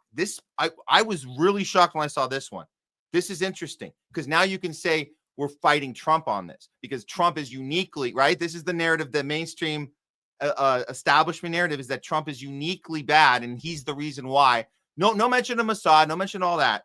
Just we need to figure out why he's ignoring these victims and calling this a Democratic hoax. Well, here's a clip of the victims gathering together. There's about 10 of them, 8 to 10 of them on a stage here talking on show of hands. Who here is satisfied with the level of contact they've had from Congress? Nobody. Let me ask this. How about the Justice Department? I want to ask a couple of things about what you knew about. Before she asks, I'm just noticing, this is the NBC, the new MS Now. Just to be clear, that's what they're going with. But shockingly, they had, I guess there's 9 of them sitting here being asked about, is anyone communicating with you? And so this might be a silver lining. Let's hear their answer, because this is NBC's attempt at keeping this as a partisan issue. But in their attempt to do that, they're getting the message out to the people that watch this and go, holy crap, these people actually exist. And guess what? The answer is, spoiler alert, none of them have heard from the DOJ at all. Things that were happening with this case that you're obviously involved with. Show of hands. Did any of you hear from the Justice Department before they released that memo, that 2-page memo earlier this summer? No hands. Were any of you told that Todd Blanche would be speaking with Ghislaine Maxwell prior to that interview over the course of 2 days? No. No. Were any of you told about the prison transfer that Ghislaine Maxwell? No. Do any of you feel that the DOJ has communicated with you enough this year? No. Have any of you had any communication with the DOJ? No. Nobody in this room has heard at all from the Department of Justice? No. Is that surprising to you? No. No. And to remind our viewers, the reason they haven't heard from anyone at the DOJ is because nobody sitting in those chairs right now actually exists, because they're a hoax and we're watching a room with empty chairs.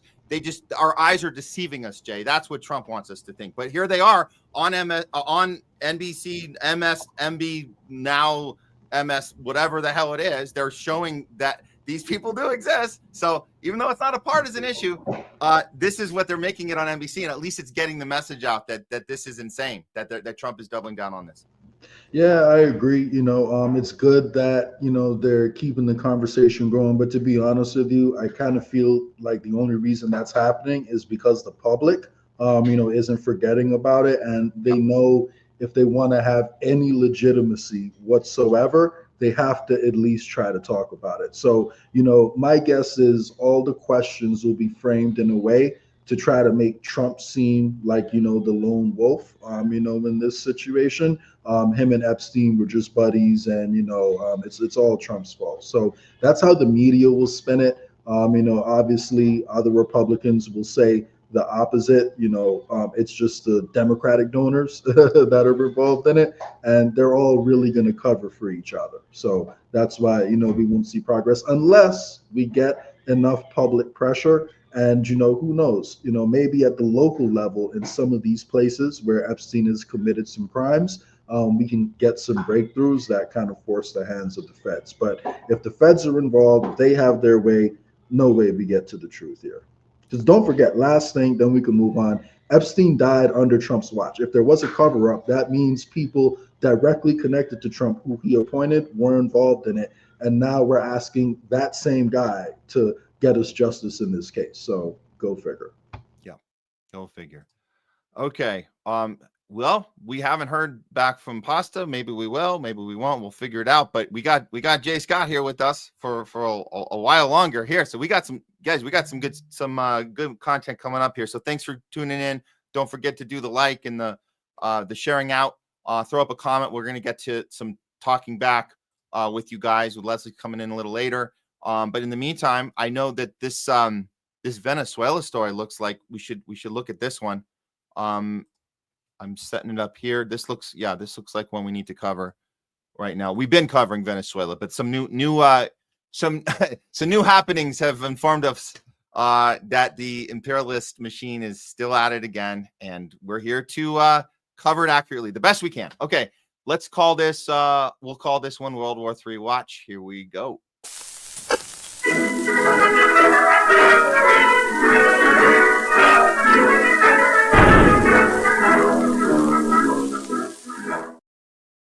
It's World War III Watch. Let's just face it, it's already started. I'm here with co-host Jay Scott. We're looking at this potential invasion, the surrounding of Venezuela by Trump's administration. It's an imperialist agenda. Trump happens to be the face of the operation right now, but make no mistake, at least half the country's gotten convinced that President Maduro is the exception to the war machine, the exception. So anybody who knows that we're up to no good in the Middle East, a lot of people were convinced that, Maduro is this drug lord, not a legitimate president, and we need to take him out because he's responsible for the cartel, not our CIA. We're not the ones responsible for it. So after Trump has surrounded Caracas with Marines up to 4,000 in like 7 different vessels, ready for combat, literally threatening a ground invasion, Maduro put together basically a movement on the ground, a militia.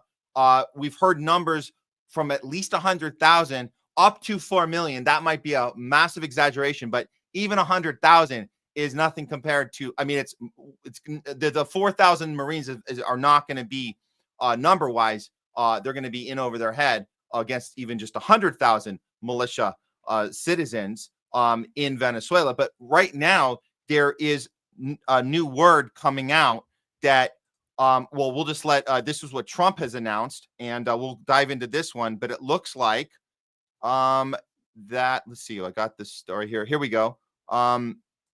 There was 11 people apparently killed on a vessel.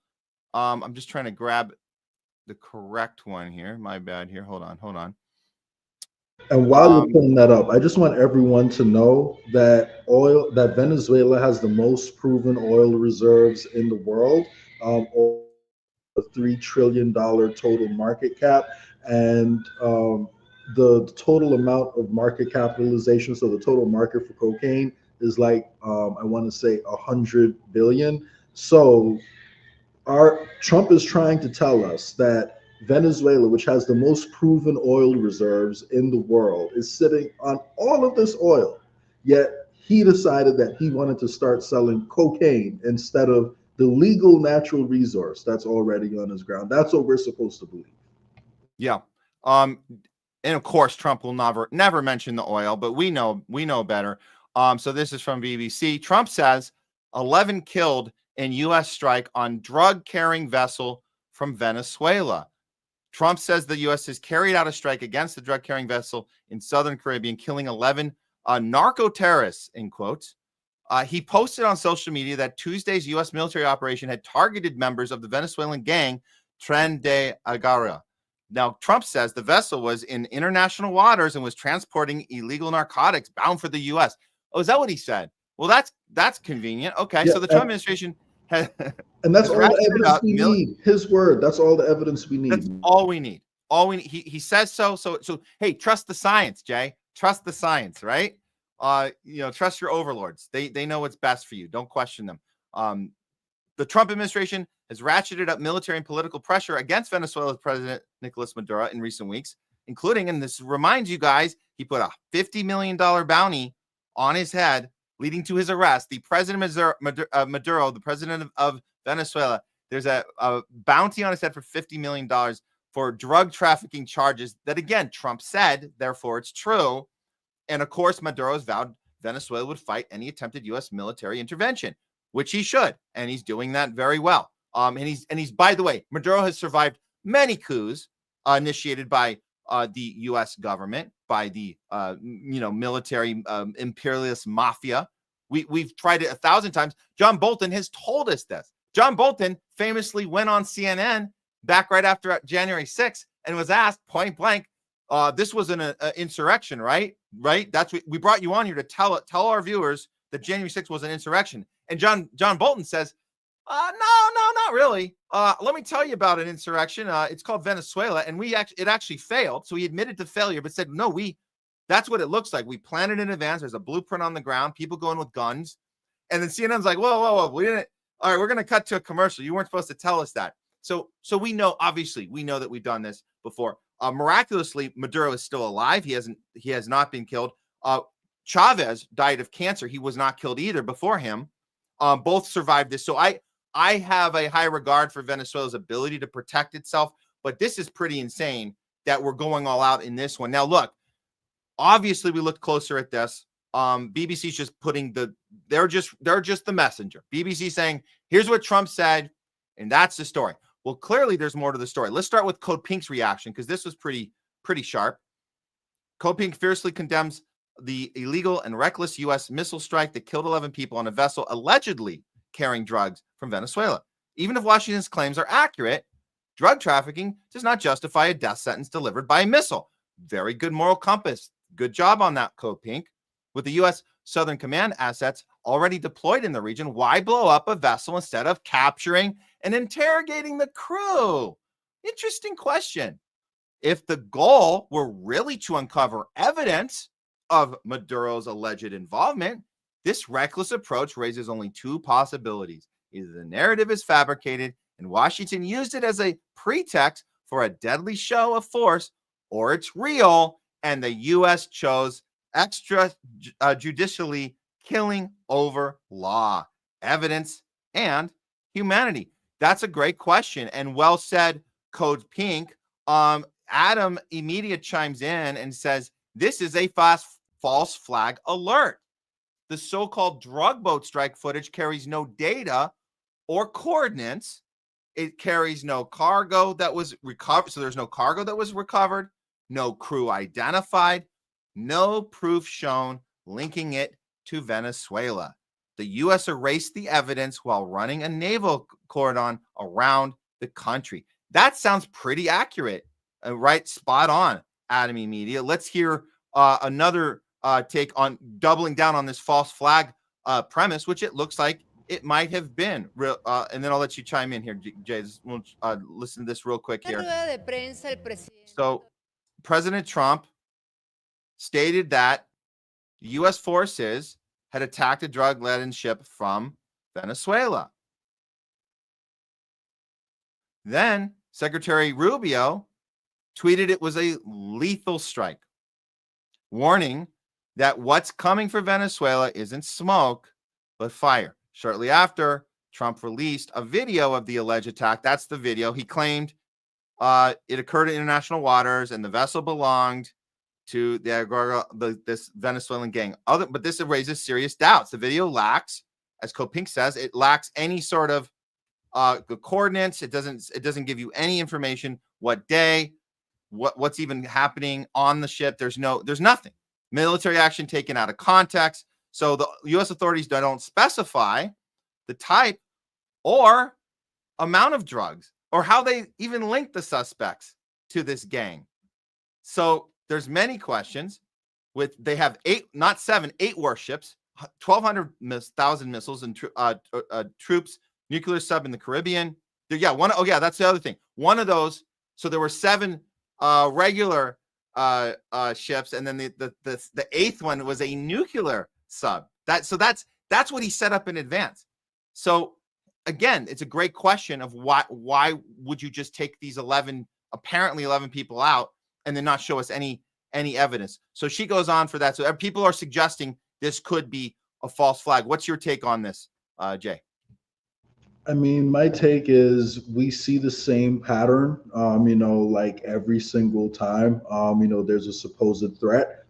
We've been directly involved with the creation, of that threat. So whether or not it's a false flag, smells like it, to me. However, what I would say is that Maduro himself has pointed out that, he has they're a problem, within Venezuela, and he's been trying to crack down on them. So they seem to be causing his regime, a ton of problems over there. So how is it that he could be using them, to fight us if they're causing all these problems, in Venezuela? And again, if you look at how the majority of drugs get into the country, I would assume that's through Mexico, through the cartels. And, we have direct links, with all the top dogs over there. So it's we don't find out until 10 years after the fact most of the time. So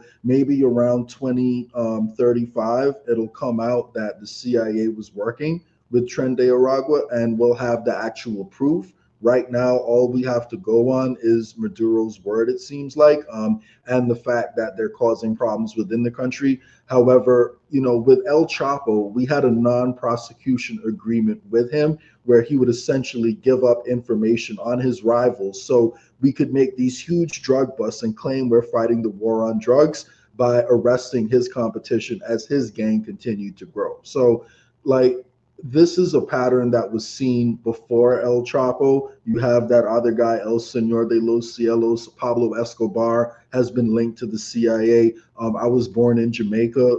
There was a big extradition of a drug dealer by the name of Dudas Coke in the early, a bit around 2010.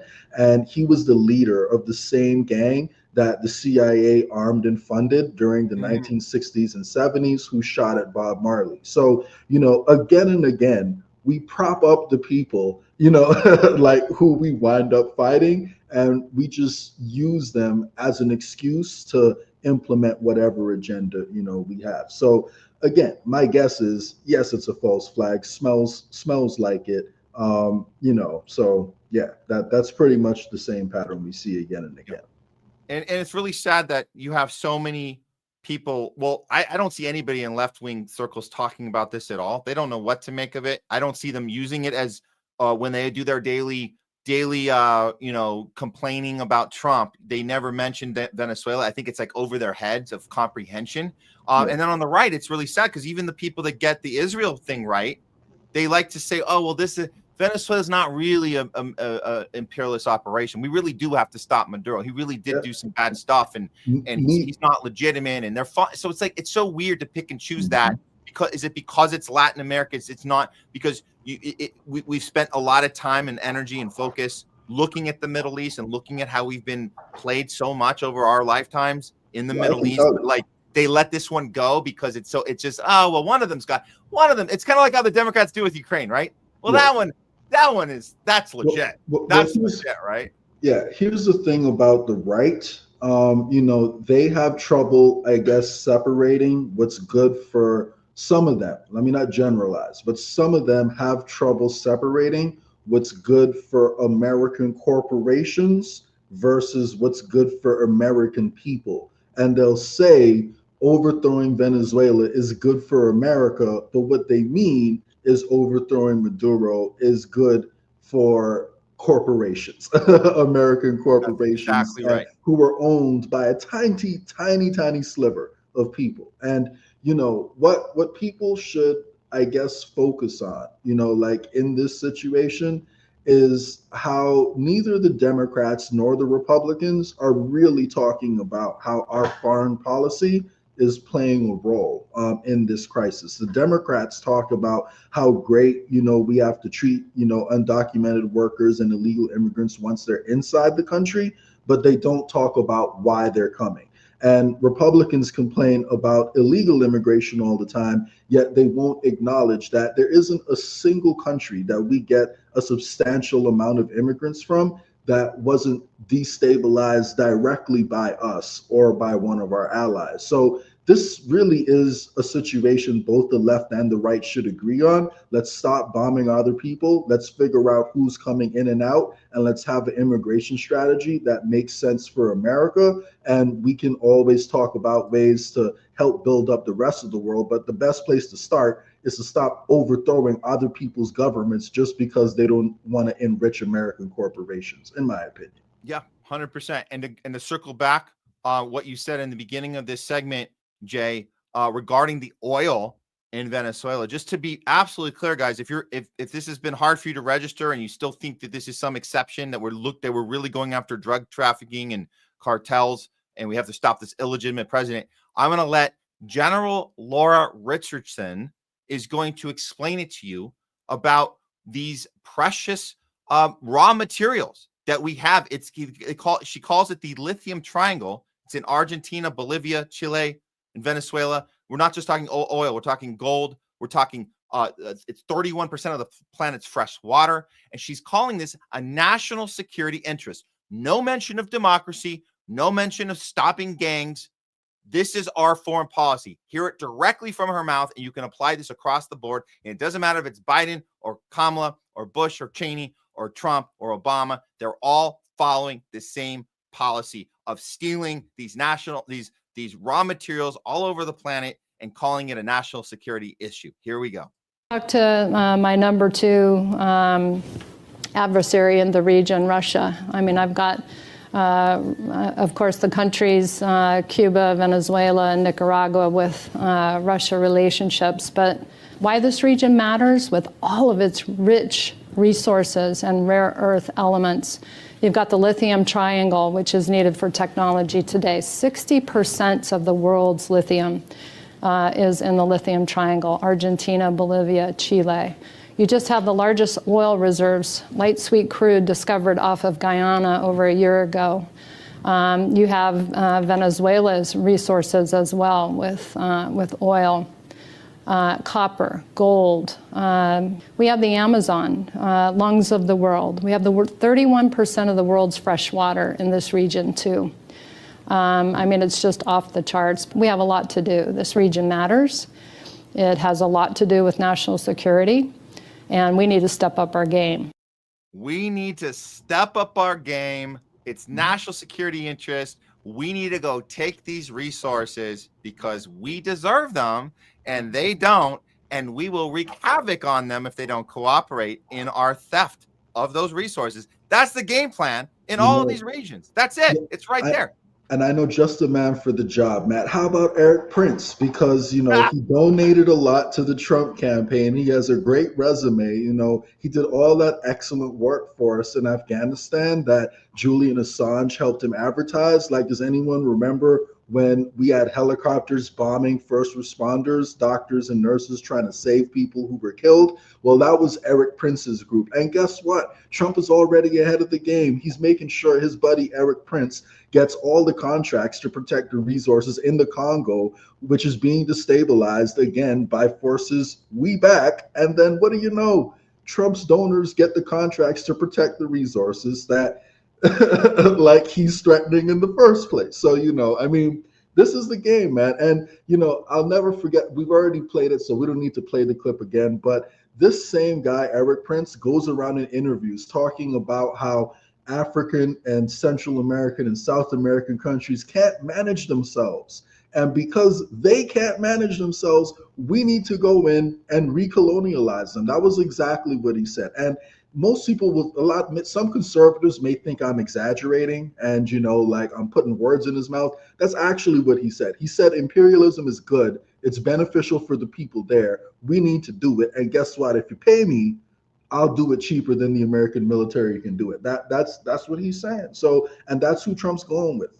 And it's just a coincidence that he happens to be a big donor to Trump, him and his whole family. That's yeah.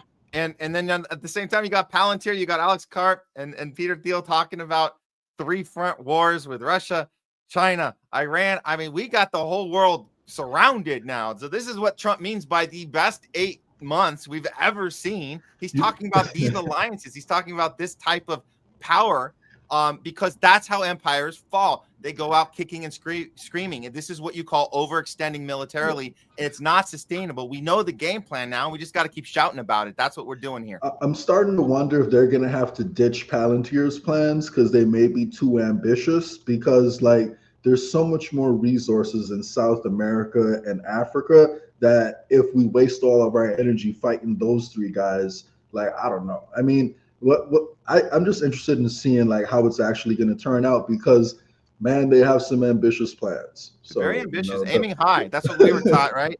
Aim high in this life, right? Aim to take over the whole world. If you only end up with 2/3 of it, hey, it's still a success. It's still considered a success if you get 2/3 of the planet. Okay, that's true. That's true. All right, that's World War III. Watch, guys. That's it. And let's face it, it's already started. Okay, I think we can do. I think 2 more stories. Let's do this one. Okay. Let's do the CDC and the Florida stuff. I think it's time for that. Okay. We're gonna catch people up who missed it. We did a little of this. It's the Operation Warp Speed. Why don't we call it Operation Warp Speed Gate? Because that's what it seems like we're in the middle of right now. And it kind of all started with, well, it didn't start here, but this is where a lot of people started paying attention. So let's start with this tweet, and then we'll talk about the shakeup at the CDC and where we're at now as far as the MAHA movement goes. And that's why it's good we have Jay Scott here, who's very versed in the MAHA movement, to really break it down for us of all the different moving parts. Where are we right now? Let's start with this tweet that got everybody's attention to catch people up. This was Trump, I think late last week, earlier this week. He says, it's very important that the drug companies justify the success of their various COVID drugs. Many people think they are a miracle that saved millions of lives. Others disagree with the CDC being ripped apart over this question.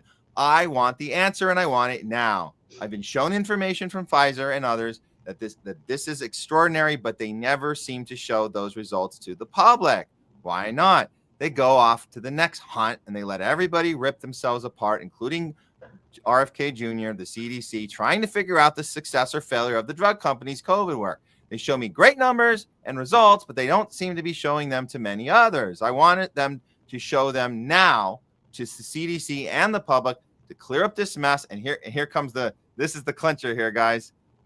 One way or the other. I hope Operation Warp Speed was as brilliant as many say it was. If not, well, we all want to know about it and why. Thank you for your attention to this very important matter. So people are responding to this. This is interesting. We might be at a turning point where Trump has to admit there's a crack in the dam. But make no mistake about it, he's not just discovering this now.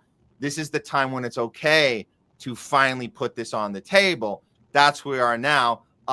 Jay, I want to get your response to this, because we never had a chance to talk about this, and then we'll get into the Florida stuff and the other stuff from RFK. Yeah, big picture. I think we'll know this is serious if two things happen. If they talk about the inherent dangers of mRNA / self-replicating RNA technology, and if we're talking about how privacy should play a big role in this conversation. If we're talking about those two things and how the pandemic was handled, then we're getting to the truth of it. However, my prediction, if I had to guess what's going to happen, is they're going to say, all right, we investigated it, we checked it out, everything looks good here, let's keep moving forward. So that would be my prediction on what's going to come out of it. I think this would probably be the end of RFK Jr. in the administration. I hope not. But either we're going to get the truth on this issue, or RFK is going to be out the administration. That's probably my guess, because we all know how fast Trump's turnover was, in his last term. And my prediction is, we're just not going to get the truth on it, because on Trump's first couple days in office, he launched, Operation Warp Speed 2.0 to use mRNA to solve, the growing cancer crisis that the shots are likely playing a big role in. So, I don't want to be too negative. I think it's good that we're talking about it. However, when I look at the reaction from the mainstream media, Democrats aren't giving an inch, at least the establishment ones. You're seeing a lot of establishment Republicans, go against what's happening right now. And I don't really feel like Kennedy has the support he needs, the political support he needs from the Republican Party to actually make the difference here. So, I never believed that we could actually get that through the Republican Party, because traditionally they've done more of the poisoning, of the American population than the Democrats, because they deregulate. And when you deregulate everything, you just allow companies to experiment, and that usually ends up with bad results. So I don't know. I don't want to be too negative. It's definitely good that we're talking about it, but I just have my doubts on whether or not we'll be getting to the truth here. And I want everyone to focus. If we can get the COVID shots pulled, that's a win.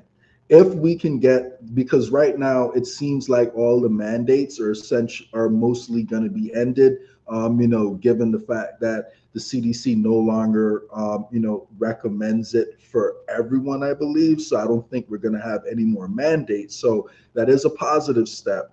But if we can't get any real progress that prevents the next issue from happening, unless we're talking about mRNA technology, how this data is being managed and stored, and the money flows that got us here. And Operation Warp Speed is only half the story. The other half is the CARES Act, but we're focusing on this right now, so let's talk about that. But we got the CARES Act, which was a response to the pandemic, because of Larry Fink, who's Trump's boy. So come on, guys, put two and two together.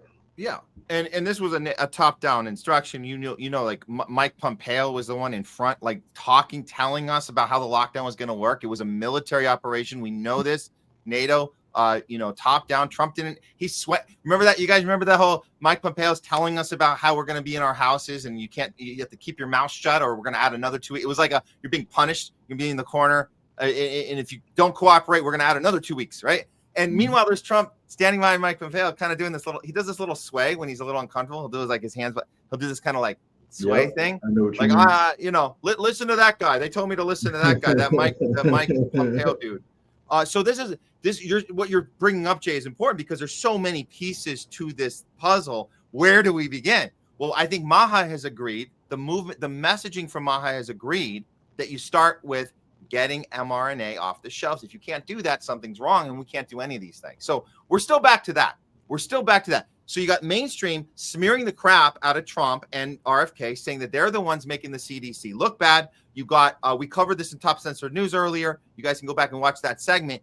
But you have California, you have these crazy blue states teaming up to do an alliance against these type of policies that are happening. So make no mistake, it's a good thing that we're ending these mandates. We got people like the Surgeon General in Florida. I'll play a clip of that one first so you guys understand. If you just missed it earlier, we'll play a clip of this. This is actually happening in Florida. This is a good thing. What I'm most excited about is an announcement that we're going to make, that we're making now, which is that the Florida Department of Health, in partnership with the governor, is going to be working to end all vaccine mandates in Florida law. All of them. All of them. And this is a very long applause. All of them. So that's obviously very popular to say. If you're reading New York Times, you're reading Washington Post, you're not going to get that. They're not going to tell you that that's how excited people are in Florida, especially parents.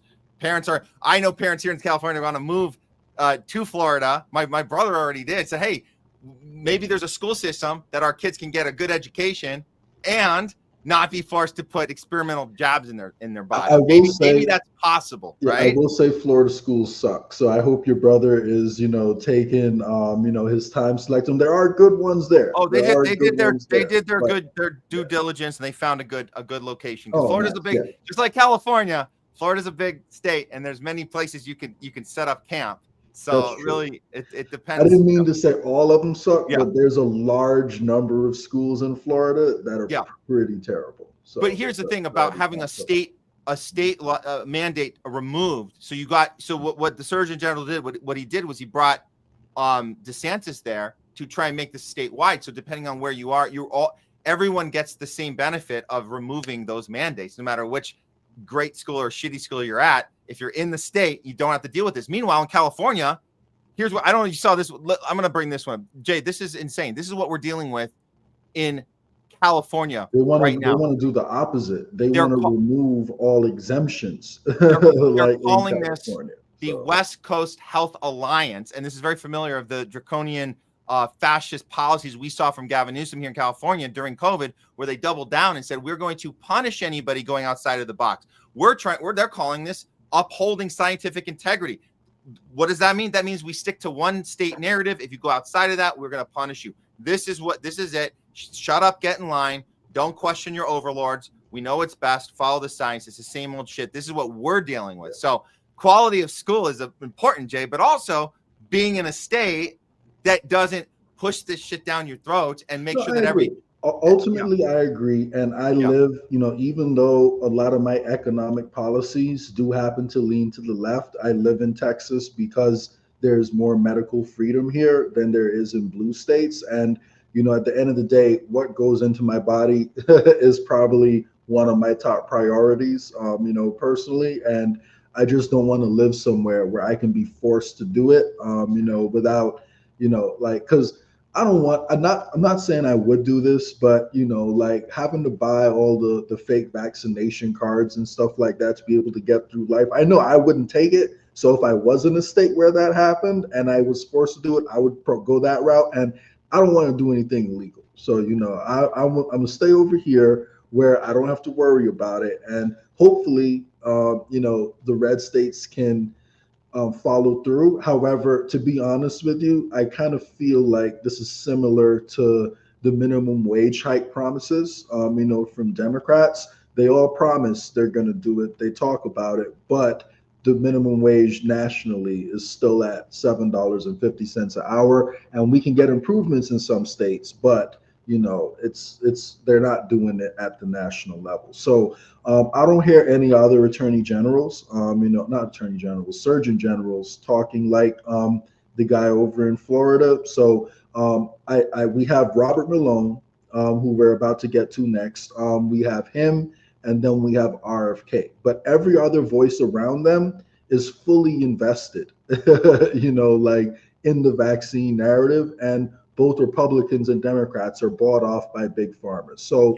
this is getting the base going the same way how talking about Medicare for all and talking about a $15 minimum wage gets the Democratic base going, because there are Republicans who care about this issue. So I'm hoping, we can continue to apply pressure to force their hand. But, I'm personally hoping that this is not the end of RFK Jr. in the administration, because I just can't, if RFK Jr. comes out and says, hey, we investigated it, COVID shot is safe, man, I don't know.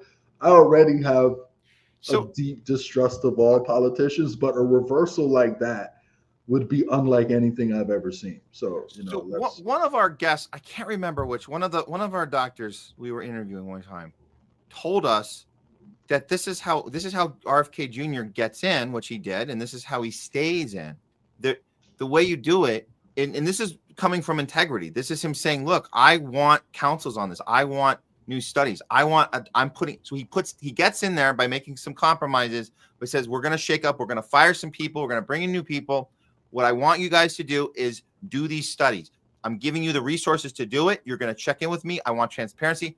And then they just take 4 years and they stall them out. So all this about, we're going to look into it. I suspect, I keep thinking about that, and I can't credit the person because I can't remember, but somebody on our show said, watch what happens. It's a prediction. Watch how he puts committees together, and they're going to look into things, and he's going to check in with them every couple months, and they're going to say, we're almost there. And before you know it, 4 years have passed, and we don't have the information. So he might not be announcing any of these things, and he might actually be keeping his job, because every once in a while we can get a little tiny win.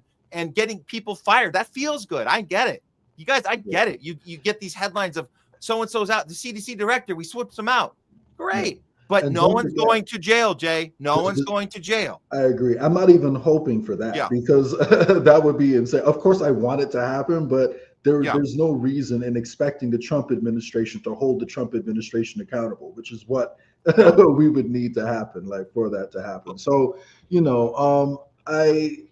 that's definitely a possibility. That's definitely likely, what you just mentioned. And another thing I want people to remember, the acting CDC director is Jim O'Neill, who's a co-founder of Palantir at the moment. He's the acting. Perfect placeholder. He's the acting CDC director. So it's hey, if we're not going to talk about privacy with that guy as the interim director of the CDC, I mean, hey, we're not getting to the root cause of this issue. So that's why I said I want the viewers to remember 3 things. Follow the money. mRNA technology or self-replicating RNA technology is dangerous. And what was the third thing? My brain's all over the place. Two out of 3 ain't bad. Yeah. But just remember, follow the money, guys. That'll give you all the answers you need. So follow the money is for sure. And I do think RFK is going to hold in there. I don't think he's going anywhere anytime soon. Here's the thing he just put out, I think this morning, CDC message, a little, inspiring message for the Mahas who are holding on, that we're making this happen. We're moving forward. Here he is talking to his base here. Hi, everyone. I'm Robert F. Kennedy Jr., your HHS secretary. The CDC was once the world's most trusted guardian of public health. Its mission was simple and noble: protect Americans from infectious disease. But over the years, the agency drifted. Bureaucracy, politicized science, and mission creep corroded that mission and squandered the public trust. We saw the consequences of putting dogma before science during the prolonged COVID mandates of the Biden era. Cloth masks on toddlers, 6-foot distancing. I love how he says the Biden era. See, he's doing everything right. He's keeping everybody happy. The Maha movement is good. Yes. You see that? It's come on. You know how much I wish people could, because I was part of his campaign, so I heard everything Kennedy said while he was in the campaign. And I know most people don't follow politics like that, so they're not aware. But this is not how Kennedy sounded before he endorsed Trump. He was not saying the Democrats are the problem. This is something that only started with the Trump endorsement. Yeah. And you mentioned the CARES Act, Jay. I mean, are we forgetting that Trump was in office when the biggest upward transfer of wealth in human history occurred, and the lockdowns occurred? So he's doing this whole partisan stuff, which this is an indication that I believe he's not actually going anywhere. He does what he has to do, keep everybody on the edge of their seat. Everyone's in line. Nobody's protesting because they're like, oh, Trump will get to it. Oh, he finally got to it. He finally said warp speed might not be incredible. It might have had I might have been tricked. We know that Trump already knows he was tricked because he admitted he was tricked as he was being tricked, which means it's not really him being tricked. It's him saying, I'm going to go this direction instead. He said, thanks, but no thanks, Dr. Zelenko. I know that hydroxychloroquine works. It works on me. I'll give you a little shout out, a little tip of the hat. I'll wink at you along the way. I'll even mention Z-Pack. I'll get you some sales. I'll mention Z-Pack. I'll mention hydroxychloroquine, but we have to go with Operation Warp Speed, not because it's better than your approach, but because I was told it'll get me reelected. So he wasn't tricked. He was given two options and he took the deal. Deal or no deal. He's a deal maker. That's the deal he took. So again, I think RFK Jr. hanging on to this spot and Trump putting out a little tweet about warp speed might not have been 100% perfect keeps Maha people, the over optimistic ones, it keeps them hopeful that we're going along the path. We're getting little wins. And you know what the scariest thing is? Assuming you're correct and they just drag people along and don't make any solid progress while Trump's in power.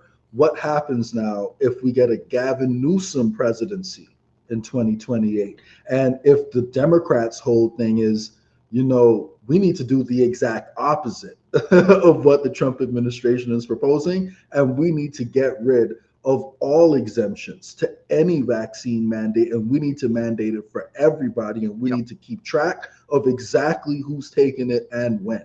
So if this is, and to be honest with you, when I speak to people who are in the Democratic Party, a growing number of them are being a little bit skeptical.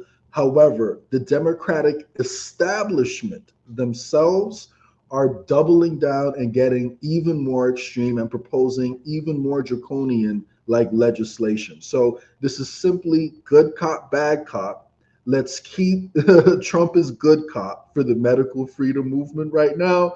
But when bad cop gets into power, bad cop is going to make progress. And the good cop, unfortunately, their hands are tied. They can't really deliver on the promises they're making to us. But as soon as bad cop gets in, it's game over. So, that's personally what I'm scared of. And, unfortunately, I think the best way to combat that is to just continue to show people the actual studies. Because the truth is, RFK is talking, all this shit, excuse my language, about we got to get the actual studies to prove it's not safe.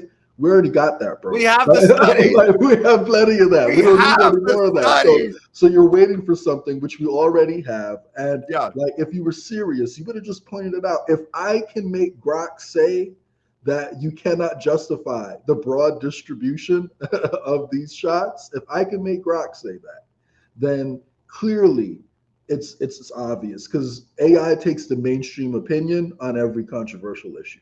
Yeah.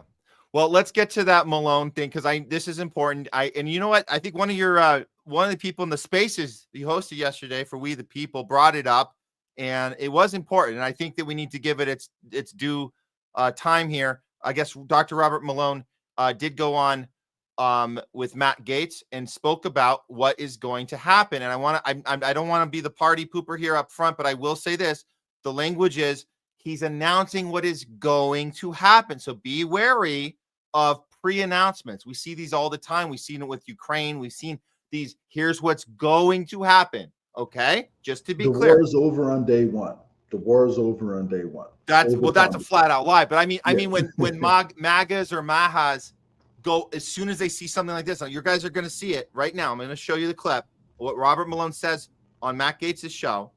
And you get a lot of people posting this immediately and saying it's official, because Robert Malone says something's going to happen.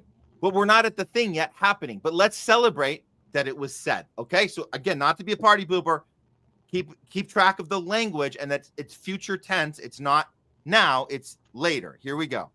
You and the committee be doing so that you fully respond to and vindicate what the president wants on vaccine transparency? Okay, again, the caveat, this is my opinion. I don't represent the CDC or the ACIP or the U.S. government, but Our answer from the ACIP and the subcommittee will drop, to the best of our ability, given the short timeline, on September 18th and 19th at the upcoming ACIP meeting. So you will see what our recommendations are going forward relating to these products, and then the mission space that we have managed to squeeze includes revisiting the entire pediatric schedule, insisting on data for vaccine interactions, insisting on control data, addressing these issues such as the appropriateness of immediate afterbirth vaccination with hepatitis B vaccine, the importance of and the appropriateness of the current vaccine schedule for the human papillomavirus vaccine, and really everything else is all on the table. So everything else is all on the table. This got a lot of people excited, and this is the type of headline we saw. And I'll put it up because this is not, inaccurate. It's accurate, but it's very optimistic. It's saying Robert Malone, just revealed the CDC is about to revisit the entire childhood vaccine schedule. Well, good. I'm glad they're revisiting it. But what is the actual news? Am I missing a part here, Jay? Is there a part where he said that they're going to actually remove the childhood vaccine schedule, other than what's actually happening in Florida, which looks like it's a lot more legit than what the CDC says it's about to do, and going to maybe spell it out in more detail in that September event he spoke of that's coming up. But what are we celebrating? Am I missing something here? Am I being a Debbie Downer? No, I mean, even in Florida, the language was stronger, but, it was still, well, we're going to look at, making all vaccinations optional. And what Dr. Malone didn't say he was going to look at making all vaccinations optional. Dr. Malone said, we're going to take a look at all vaccinations. So, in my opinion, this does seem like a fairly, simple thing to do. If your premise is, we don't have true placebo-controlled trials, which are the gold standard, for all these shots, then let's make all of these shots optional until we have true placebo-controlled trials. And when we get back true placebo-controlled trials and we know that they are actually safe, at that point, maybe you can talk about re-implementing some of the mandates if the benefits outweigh the risks. Me personally, I tend to lean more towards medical freedom and allow people to put in their bodies what they want. But you could at least justify it if you had the placebo-controlled trials. And right now, we don't have that. So for them to be doing all this, obfuscation, I mean, RFK has a whole book on this, man, like Vax, Unvax. What's stopping RFK from inviting all the scientists in the country, not all of them, but the top, medical professionals into the country, into a room, live stream this event so the whole country can watch, and just go through all of the data and all of the presentations inside of this book, which prove, what I'm saying, and show the correlation between vaccination rates and a whole range of chronic diseases. Just do that and then be like, on this basis, guys, and then also point out the fact that the death rate for most of these things has plummeted due to other advances before we had the vaccine. So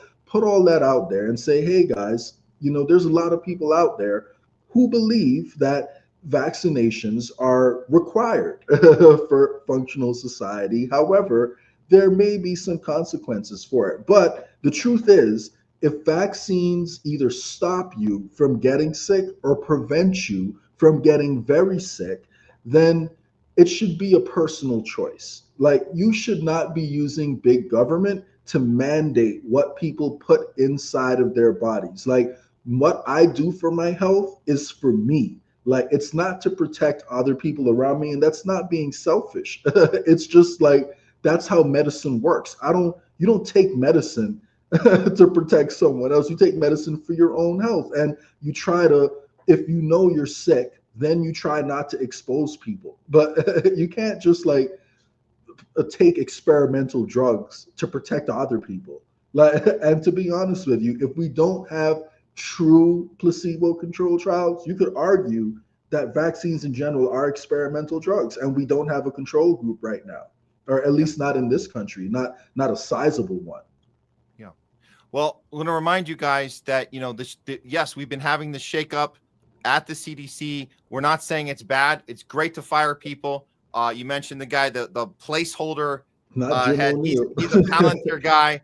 The last one was also a switch out. We had an original bait and switch because I think there was the original guy that was supposed to go in. Trump did a last minute bait and switch and really pissed off Kennedy on that. So they just keep shuffling through people. We don't even know who the next one's going to be after this. But this is just a reminder that this was the person that was in charge of the CDC during the lockdown. Her name was Mandy Cohen. And in this clip, she's basically admitting to how she made COVID policies during the lockdown. The way she made the decisions was she talked to her friends and they laughed and giggled about what they were doing and what we're going to do. And they literally made it up and they thought it was funny. Here she is. So just to remind you, so I'm saying at least we've come a little bit farther away from this. This is disgusting. And there's still people that think that we miss the good old days when we had this type of people making our policy. I would call, probably the person I called most was the Secretary of Health and Human Services in Massachusetts.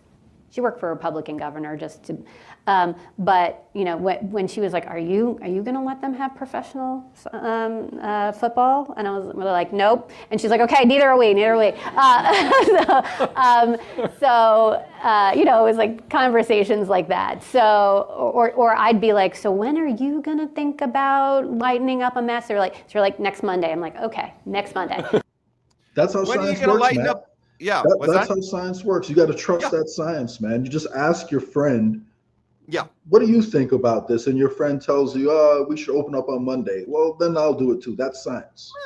Monday feels good. And we have to coordinate because, you know, we don't want the people to think we're just willy-nilling it. We got to look like at least we have some sort of structure. So you feeling Monday? I'm feeling Monday. Maybe the following Monday, we might change our mind and undo it. And that's why we had all those back and forths. 2 masks, 0 masks, 3 masks, 9 masks, no masks for infants, 3 masks for adults, 1 mask for kids, no mask for it was insane. And then let's not forget. What sports should we cancel? Football this week? No. Yeah, sure. But they're outside. Well, basketball's inside. Well, let's cancel the basketball and then we'll just cancel all of it. Ha ha ha. Mm-hmm. Yeah. And then don't forget, it was also used as bait to take the shot, because if you take the shot, then you don't have to wear a mask. At one point, they were saying that because you don't spread it. If you take the shot, you might get sick, but you don't spread it. And then they're like, oh, well, you do spread it, just a little bit less, than other people. And then more data came out. All right, well, you spread it nearly as much, but, it's still not as bad. And now there's no difference. So, and people don't follow up on what happens after they hear the original thing. And you still talk to people today who believe that taking the shot makes you less likely to spread it, and it makes you less likely to have severe disease. Like, people still don't really know for the most part. I think some people are getting a little more suspicious, but most people still don't really know, like, the consequences of what's happening. Well, also, they forget, they have very short-term memory. People like Howie Mandel, we saw RFK Jr. go on his podcast and tell Howie Mandel, who's like a well-known germaphobe, by the way, who follows the science, but he was willing to have a conversation. So good for him for having a conversation, having RFK Jr. on the show. But they were going through remember when this happened, remember when that happened. And he was talking, RFK Jr. said that these guys told us that we weren't going to, if we took the shot, we're not going to get COVID. We're not going to spread COVID. And Howie had a look on his face like, they never told us that. Nobody ever said that. And we're like, roll the tape. Now, unfortunately, RFK Jr. didn't have the tape ready. We know better here at the Homeless Left. We always have a tape ready. I want to let you guys know, if you're thinking of starting a podcast, always have a tape ready. When someone goes, nobody ever said that, you say, roll the tape.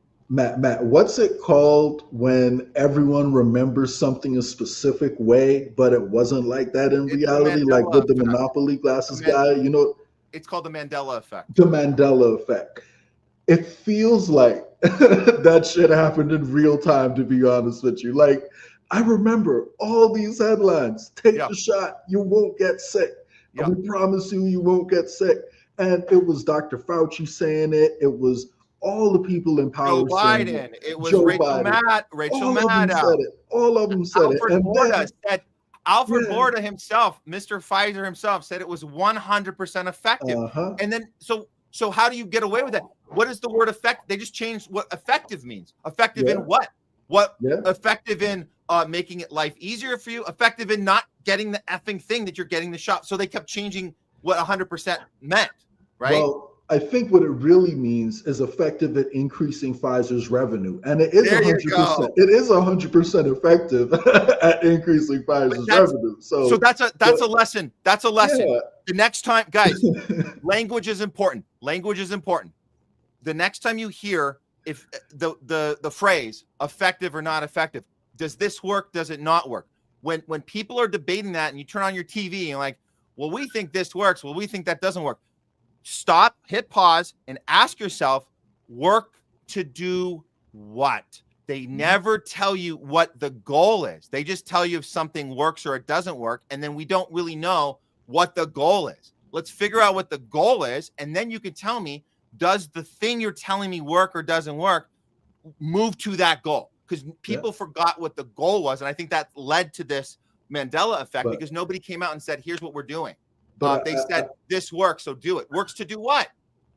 And that's the craziest part to me, man. The fact that people denied that anyone ever said that. Like, I've heard people say, oh, no, Dr. Fauci didn't say that. It was just news anchors on TV who didn't know what they were talking about. They were the ones saying that. And it's like, man, like, you know, and at that point, I think most of those people are just avoiding the conversation, you know, or fear has taken over their minds so much that they won't, you know, acknowledge what's happened. But yeah, man, like, you know, it's amazing to me that people even denied that happened, but it still happens. So. Well, here we are. I think these discussions are important, Jay. I love having them with you, keeping an eye on things. And we always, obviously, we count on the fact that we look at this from a non-tribal point of view. And that's why we can call out a win when it's a win and call out BS when it's BS. But Warp Speed Gate is in effect. It's going. Trump did admit that there might be a problem with it. Oopsie. So let's see what the shakeup goes. I happen to think RFK Jr. is going to hang around a lot longer. So not that it makes a difference, but it does keep people at least hopeful, and maybe that's okay. Have a little hope. Have a little Obama hope. Come on, guys. Hope and change. Hope and change. So there you go. Yep. What can you do? What can you do? Hey, hey, Jay. So I think we're I think if we were going to do another segment, we can hold off for next time or whatever you think. But we do have. I know you got it. You said you had to get going, or where you're at. Just checking in with you. To be honest with you, you know, if we can do it in 10 minutes. Let's do it. If it's going to take longer than that, I probably got to dip because I do have a busy day at work right now. So what do you think? How long will this one take? You have a few different things to cover in this one. I don't want to put that type of pressure on you. It's a little, I don't know if we can do it. Unless you want to do you sent me the ancient cover up. If you want to walk us through that one, that link, I got it. Yeah, let's do it real quick. So you lead this one, man. This is yes, I'll bring this one up right now, and then you can let us know what's going on here, because we do like having these discussions about what are they hiding from our history, the pyramids. So we're talking about the pyramids today, Jay, and you sent this one to me, so I'll go ahead and bring this up. A lot of people are calling this guy out for his BS on deflecting. Let's see. Here we go. And while you're doing that, I just want to give a little context so people understand why this is important. Earlier this year, at the Great Pyramids of Giza, columns were found by scans that extend over 10 times the total height of the pyramid underground. And the total size of that complex is like apparently about 400 football fields. That's how big the area is where they have columns going down underground. So people don't, and if you look at when the Egyptian pyramids were built, that was supposedly around 3000 BC. And we have a tough time explaining how they accomplished these great feats. Now, this site right here, and that was before we found the columns that extend underneath it. So this takes like the accomplishment to another level. Now, what we have over here in Göbekli Tepe, which is located in Turkey, not too far from Egypt, is a site that goes back nearly 10,000 years before the pyramids in Giza. And one of the unique things about this site is it clearly was built in different eras. And the most recent era, it was a total of about 3,000 years. And the most recent era, the most recent work that's been done on it is the worst, which is counterintuitive, because you would expect that technology improves over time and doesn't get worse unless maybe some knowledge was lost along the way. Right. So long story short, the control over this site is in the hands of a group that's a partner of the World Economic Forum, which, you know, pops up in a lot of different, you know, big government problems that we deal with nowadays. So if the elites are interested in it, it tells me that it's something we should probably be interested in too. So now we can get, you know, into the details of what you guys see on here. Dr. Lee Clare is essentially the archaeologist that's supposed to be in charge of excavations over there. And just like what we saw in Egypt, the Department of Archaeology said, nothing to see here. We don't need to investigate. These guys are saying the exact same thing. Nothing to see here. We don't need to investigate. They've only uncovered around 10%. I'm sorry, I forgot where the actual numbers. They've only uncovered a small percentage of the actual site. And we have some amazing things that we found there, including one carving that depicts our entire solar system.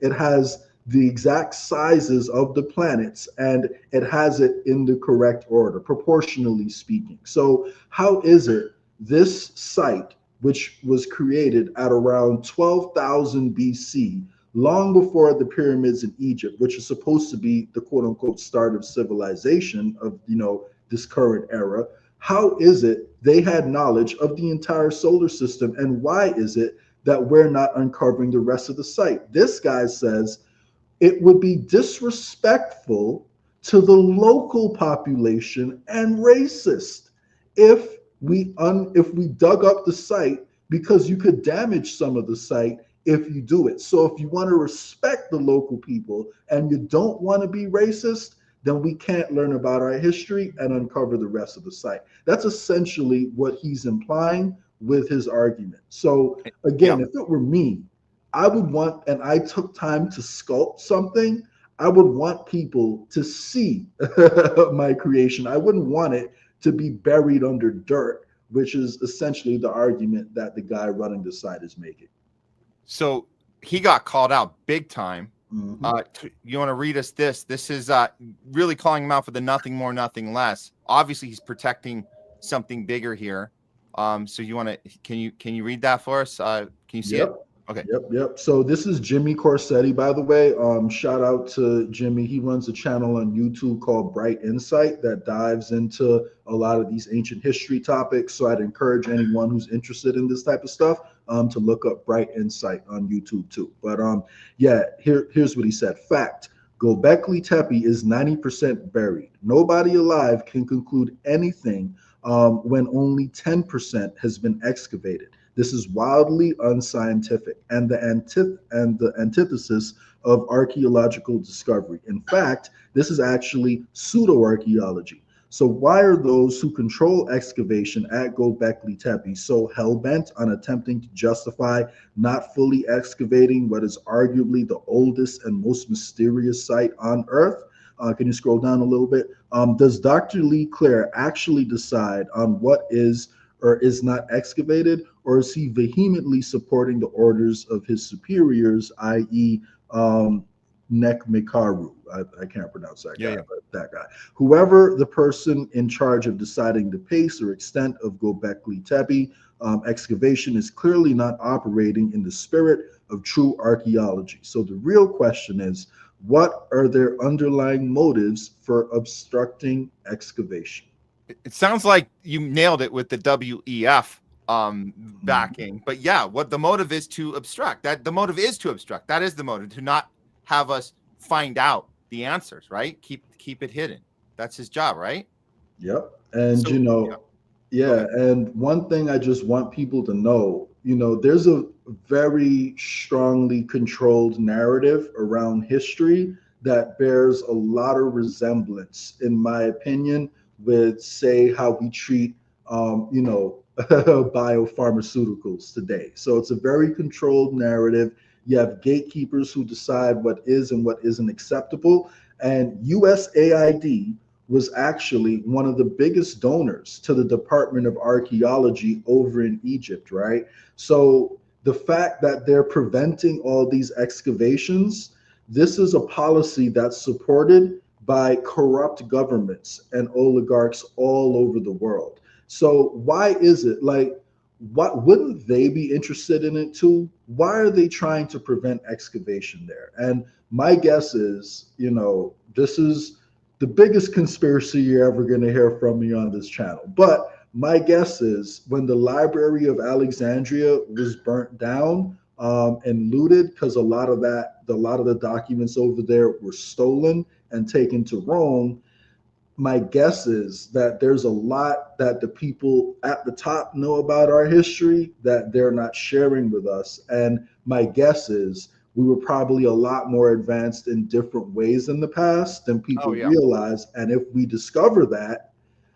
maybe we could solve more of the problems that we have in the world today if we knew what they were doing back then. That's my hypothesis. I know it's crazy conspiracy it's not theory, actually but crazy. It fits right into this narrative that we understand now that our education is controlled. It's always been controlled. Because if they didn't know, Matt, why wouldn't they be a little curious? Because wouldn't they be like, well, let's figure it out because maybe I can weaponize it for myself? They must have at least some idea if they're trying to prevent a full excavation of these sites. That's my opinion. So yeah, and look, I like that. What I thought was really funny is that I clicked on the guy himself, Lee Clare, and he's trying to justify this from his professional status, and his own followers are calling him out. I think it's pretty hilarious.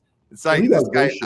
Look at this. Ratioed under the post. Oh, he got totally ratioed. Look at this. Idaho Dreaming says typical archaeologist. A fraction of the sites been actually studied, yet Lee already has a narrative in place. Why actually do the work when you can just make up whatever bullshit you want and call it history? Nice. I like this pushback. It's on his own page here, right? Here's another one. Does that mean that this information is hidden or lost as of now? Yes. Therefore, GT is buried chamber of secrets.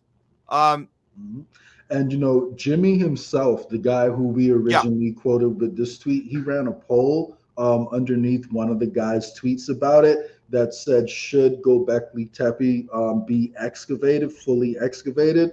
And he had like 10 times the total number of likes on the original post and yes votes on his poll. So 10 times the amount of people who liked his post said, yes, we need to fully excavate Göbekli Tepe right underneath his post. So, do with that information what you will. And he claims that the majority of the world agrees with him, even though all the evidence our eyes can see says the exact opposite. But you got to trust the experts. You just got to trust the experts here. They know what we think and they know the truth. So we just need to trust them. Yeah. And I like how we're understanding better about how science works. And I think getting through COVID together and just saying, wait a minute, you guys are just telling us to trust you.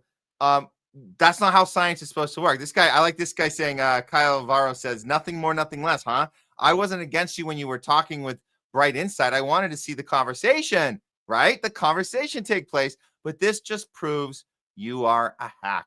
You have not excavated it. Stop making absolute claims. This is literally science 101. This is common sense 101. So people aren't having it. And that's why the guy got ratioed. And I like that people are vocal about this. And I think that, I think they're going to have to try a lot harder to keep information from us now that we have abilities to share and we're online and we're looking at stuff and we're able to report on shows like this and have conversations. Like, you guys can't control the narrative any longer. I mean, you can keep trying, but we're going to be louder about it and call bullshit when we see it. That's all. And real quick, just to end out, if anyone in here is interested in cover-ups in the past and ancient history, I definitely encourage you to check out a documentary called, the documentary on the Knights Templar on Gaia TV, because I think that group plays a big role. They're not the end-all, be-all, but I think they're a big chapter that's been left out of this conversation, and possibly one of the power mechanisms for control, in addition to Zionism, that we need to pay attention to. But on that note, I got to be out of here right now. Busy day at work. Great show as always. Sorry I couldn't stay for the last topic, but keep it going, and I'll be back next week. Absolutely, Jay. Thank you so much for today. Good show today. Okay, Later. Cool. See you next time. Jay Scott, everybody. Doing some great work over at the People's Party, and we're going to continue that discussion too, because it's really about being in this independent space, just separating yourself from the two-party duopoly, which is really a uniparty, and they just manufacture your opinions for you before you're able to have a reaction to the day-to-day news. And we see this all the time for people who are trapped in that system. We're not doing that anymore. What we're doing here on the homeless left is we're coming up with our own opinions, but based on the information that's in front of us, using our critical thinking skills, and we call a win a win. We call bullshit when we see it, and that's how we do it. And that's, if we all did that, we'd be a lot better off. So Jay Scott setting a great example in that department. We're gonna do one more segment here before we get to talking back with you guys and with Leslie. We'll be bringing her in soon to converse with you on our various platforms. So get your comments ready and all that. This topic we're going to squeeze in here quick. This one is something, and it was a last minute addition that we added right before we started the show. So you won't see this topic on our, we usually have a nice looking graphic banner for you guys. And we don't generally include everything, but this is one we added later. I was hoping that Craig Pasta would be in on this discussion, but I will make an announcement for him on his behalf, because what we're talking about today, guys, we're talking about the indie media space. And we've been looking at the indie media figures clashing here and there, calling out when people are psyops, people having false, people having public arguments. We covered the Alex Jones versus Owen Shroyer situation. There's more to that story. We covered that on Tuesday. There's more about that. So we'll get to that in a moment. But I first want to show you what was going on the other side of things when we talk about left-wing progressive, or quote unquote left-wing progressive podcasting, independent media. That hits a little closer to home for us, because when we see captured individuals making the left look bad while they pretend to be not part of the MSM media machine, it's frustrating to see. But every once in a while we got to call it out. So what we saw happen last couple of days, we saw Taylor Lorenz do an article for Wired, and this is the headline. I'm just going to put this up for you guys. She basically said, look, calling it out, a dark money group is secretly funding high-profile Democratic influencers. This initiative, aimed at boosting Democratic online, offers influencers up to $8,000 a month to push the party line. All they have to do is keep it secret and agree to restrictions on their content. So it's really not about them giving them scripts to say. It's really just about, here's what you're not allowed to say. And then in sense, it highlights the things that are allowed to be said.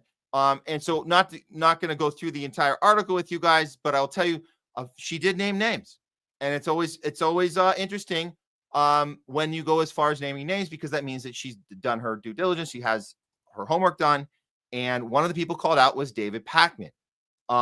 This is interesting. So Brianna Joy Gray had Taylor Lorenz on to talk about the David Packman thing, because David Packman is freaking out. He wants everyone to think that he's independent. The problem is he's been protecting Israel and AIPAC this whole time. It's very effing obvious. And this is why, because there's dark money funding people like him. So here's a little conversation, a little clip, Brianna Joy Gray's interview regarding this Wired article and David Packman's freakout. Here it is. This David Packman's response to the Taylor Lorenz article. It's For years, I've been saying the left needs to organize independent media.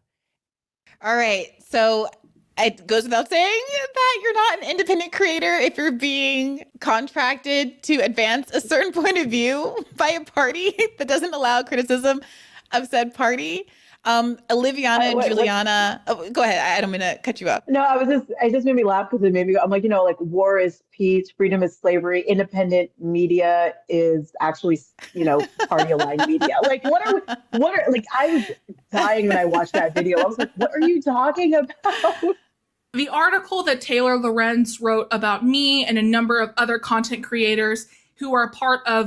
I didn't even know this person existed till I saw this. This is hilarious. This person is just like everybody getting all offended that their name is mentioned in this article. It's pretty funny. The chorus cohort is filled with factual inaccuracies. All right. That's about as much of her as I can stomach. Yeah, me too. That's about as much of her as I can stomach. But I will say, I want to point out, but go ahead. I was just going to say, every time I see her, I know a lot of people hate her. I feel bad. I'm like, you're so young and you're like, for what? For what exactly? What? Well, for $8,000 a month, which isn't too shabby. Sure. Yep, $8,000 a month, not too shabby. I mean, you could say we feel sorry for them if you're young and you're dumb and you don't know how business works and you're more susceptible to an offer like that. Yeah, okay, you can feel bad, but when you get caught, when we see the money trail, and we see the paper trail, there's not much you can do. You can whine and bitch and complain. You could do what David Packman did, and he tried to pretend. Let's go to David Packman here. He tried to pretend he'd never even heard of AIPAC, or he doesn't even know how to pronounce AIPAC. Well, why are you coming after me about AIPAC? I don't even know how to pronounce it. Well, that clearly isn't true. And you know who proved that was friend of the show, James Lee, proved that to be true, because all he got to do is put a little clip show together and show us David Packman, of course, talking about AIPAC. He's talked about it so many times. Here you go. I can guess. Bad form, Congresswoman. That's the second anti-Semitic trope you've tweeted. And Ilhan Omar quoted that tweet and said, AIPAC. The problem here for people who don't get it, AIPAC, from AIPAC, AIPAC, support AIPAC. A few moments later. Some creators in the first 48 hours took the Wired story and expanded it with even more outrageous claims, suggesting that it's AIPAC or IPAC. I don't even know how it's pronounced. AIPAC, IPAC, that is funding this show or other creators. He doesn't even know how it's pronounced. Come on, give the guy a break. Taylor Lorenz was making it up, right? He doesn't even know how to pronounce it. Of course, not true. That the DNC is involved, not true. Yeah, right, dude. Yeah, right. No, I was hoping we could hear about more. Actually, you guys can go check the article. Go check the article out yourself on Wired. She breaks it down. I misspoke. I thought that Brianna was going to be interviewing Taylor, but Taylor just put the article out, and we're all seeing this. Okay, we're all seeing that this is what people do. They squirm when they're like a deer in headlights and their paper trails exposed. We see all the donations. Similar thing happened to, I'm not going to let it get away with this. Similar thing happened to the folks over at TYT during the Hillary years, during the 2016 campaign. It was very effing obvious that they were taking Katzenberg money from Hillary Clinton's campaign. And then Cenk freaked out about it. Said, no, it was $1 million, but we paid it back. So they always freak out. And you got to call it out when you call it out. Now, those guys, obviously TYT is doing great work when it comes to Palestine now, but they did that. They went crazy when people called out your money trail. Always follow the money. Follow the money. That's the name of the game. And James Lee did a good job on this one, because he says, look, David Packman, the liberal DNC influencer, recently exposed for taking dark money to shill for Israel, claimed he doesn't know how to say AIPAC, despite extensive footage showing he is fully aware what AIPAC is. They really do think we're all a bunch of nincompoops. Well said, James Lee. Speaking of an actual nincompoop, let's follow up on to follow up this story in the indie media, indie info war. Let's look at what's happening with Owen Shroyer. We announced you guys on Tuesday, hours after he did. He was leaving he was leaving InfoWars, leaving Alex Jones, and he was actually very graceful about it. Told a whole long story, like a 55-minute. Actually, I'm sorry, it was like a 5-hour thing. I don't know if anybody watched the whole 5 hours, but there were moments in there where he just kind of articulated his reasoning for doing this. And never once did Owen Shroyer blame Alex Jones for quote unquote firing him or for saying anything personal about him. And I haven't seen anybody find that. And I haven't watched the 5 hours, but I'm sure if he did do that, somebody would have pulled it by now. You know, he was very gracious. And let's just play one little clip of Owen just to remind you guys of how he presented this, because he actually wanted to do it on the show in the studio. And Alex told him, no, just stay home. You're not actually welcome back. So he did it from his own, his own home studio.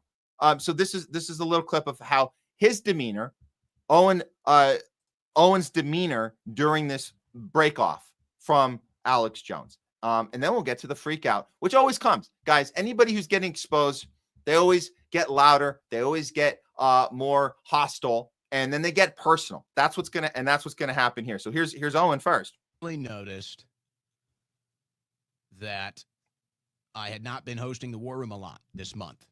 And, you know, Alex had been coming into my show and talking about how I'm negative and calling me a pessimist and all this other stuff, which is fine. You work for Alex, you're going to get hit with it a lot. Alex is not easy to work for, and that's fine. You know, that's okay. But, okay, he says I'm too negative. He says I'm a pessimist, whatever. I'm too anti-Trump. So I just said, all right, you know what? I'll just take some time off. I'll just disappear. And if Alex thinks I'm too negative, then maybe he's right. So I want to point this out and seeing this a second time now after it sat for a couple of days, and we've seen it. I'm going to get to Alex Jones's response because he is absolutely livid about this. And I'm just going to point this out. Owen is not saying anything about the compromise Alex Jones has with Israel. Not the way, we're talking about dark money going on the Democratic side, or what you call the progressive side, the David Packmans, Taylor Lorenz calling out that actual dark money. Owen's not doing anything like that. He's not talking about dark money. He's not talking about Israel influence. It's just as clear as day when we watch his interactions on the live show. It's as clear as day that Alex Jones has something he needs to protect, and he's sick and tired of Owen calling it out when he needs to call it out, whether it's Trump or Israel or both. So notice how Owen only mentions the Trump part of it. He doesn't actually mention Israel. I get a feeling he's still trying to protect the guy in this announcement, this 5-hour announcement, which I have yet to see anybody clip a piece of it where he gets personal with Alex or just says anything condescending or mean or, any sort of threatening or attacking or anything. He just talks about his experience and admitting that maybe I did need to take some time out. Maybe I did have a little extra critique on Trump that I maybe could have backed off on. Again, doesn't even mention Israel. We know it has everything to do with Israel. Absolutely. I'll play this clip. We played this on Tuesday, but I just want you guys to see this again. If you missed it, this one was going around. This is where you had Owen Shroyer on the show with Nick Fuentes, and Alex Jones interrupts this engagement here, and it's pretty telling. When everyone's, it's very awkward. So here we go. This is the interruption that people are citing because they can see this is the problem Alex had with Owen. Back to what you were saying about college, because I think it's Hold on a second. I just got a call from Tel Aviv. It's got the call. Stop talking about Israel right now. Oh, it was straight out of Tel Aviv, huh? Yeah, Benjamin Netanyahu, my boss. Are you sure it wasn't Jerusalem? Stop right now. Or Washington, D.C.? I'm ordering you. Or Trump Gaza International? I'm in there every day telling Owen. I have to restrain him. Did you, are you going to take the trip, Alex? You want to go touch the wall? I would love to go to Egypt. I'd love to go to Israel. I could arrange that for you. I want to go see the Great Wall of China. I mean, I'm going to work with Xi Jinping. Yeah, no, I would love to go see Golgotha where Christ was crucified. And I would love to do all that. Would you kiss the wall? Like Vance? probably to troll people. Yeah. So this is so awkward when this happens because he's coming in with a smile. He's pretending that he's making fun of himself, that Netanyahu's his boss, trying to joke around. Again, interrupting a show. Can you imagine just somebody's walking in, interrupting your live show? You got Nick Fuentes on there. Obviously, he's one of the harshest critics of Israel. That's what they're talking about. Alex Jones wants to interrupt the conversation. And he wants to mock himself, mock people. He's mocking people who claim that he's tied to Israel, and then he says, "Oh yeah, I go kiss the wall. I'll do that to troll people," which makes no sense. And then these guys follow it up, saying, "No, actually, I would do the opposite. We would not kiss the wall because that means that we have integrity, and we're not going to do that." But you seem to think that that's funny if you go and do that, which it wouldn't be funny. It would be effing bullshit if you did that. So that made the rounds. Now we'll get to this. This is after Owen put out his 5-hour video. This is Alex Jones' response. This is really, really telling. And his own fans are turning on him. This is before, I guess he was officially live, but he was having a little panic attack. Notice the guys that are on stage with him now. These are people that probably wish that they left with Owen because it's even more awkward than what you just saw.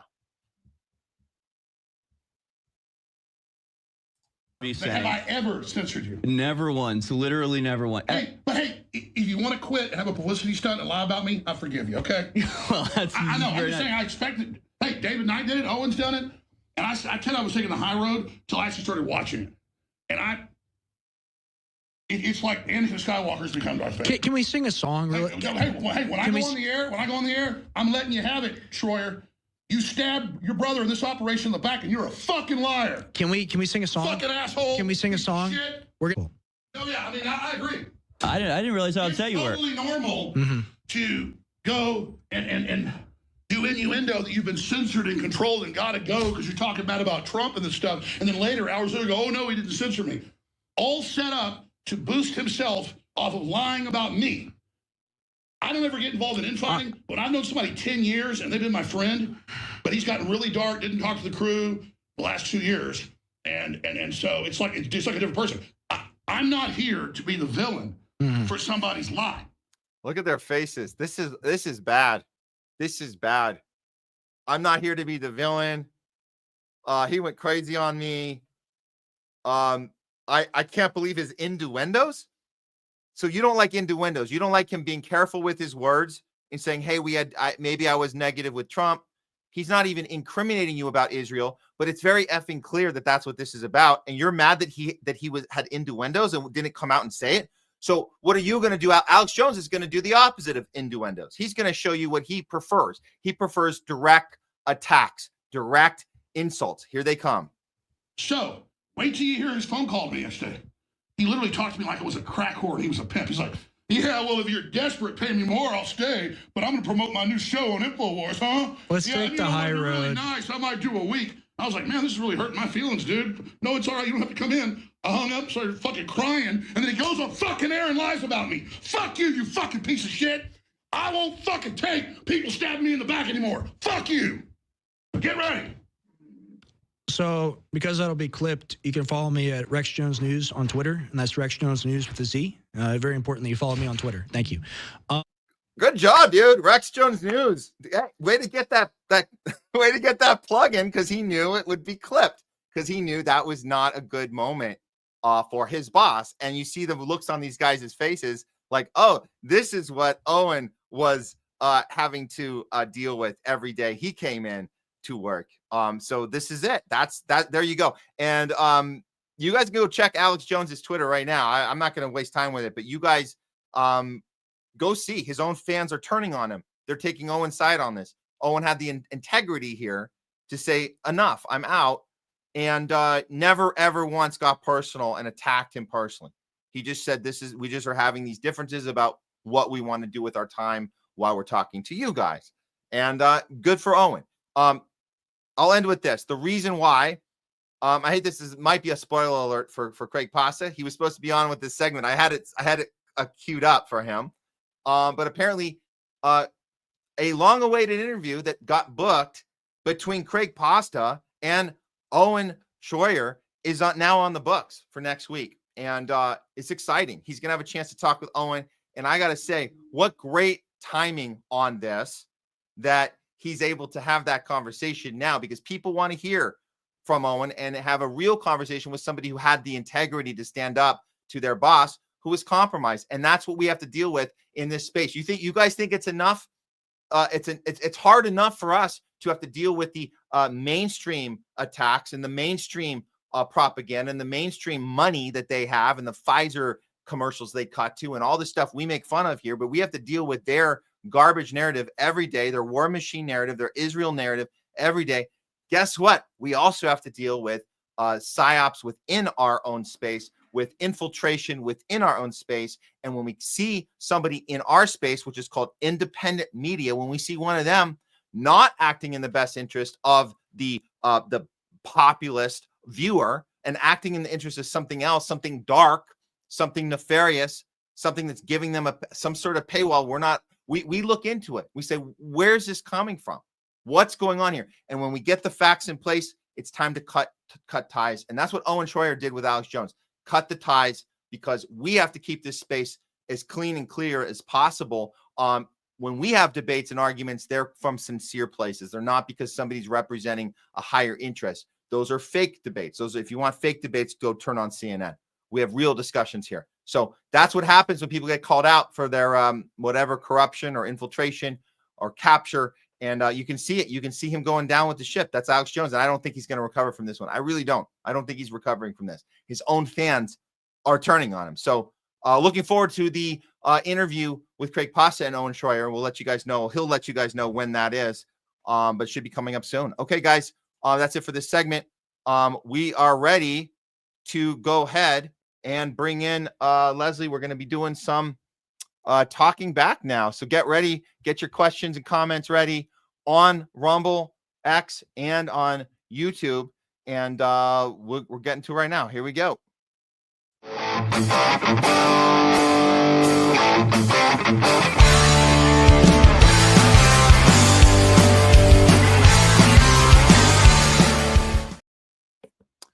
Hey, talking back with Leslie. How's it going today? Can you hear me? I can hear you. It is hot today. When is summer going to be over? I thought it was wasn't it over at Labor Day, but now it's continuing because it's hot as hell. Yeah. Yeah. It is so hot. You know what? I think we have a long delay. Can you hear me? I can hear you, but there's a long pause when I finish talking, and then you are after that. Yeah. Okay.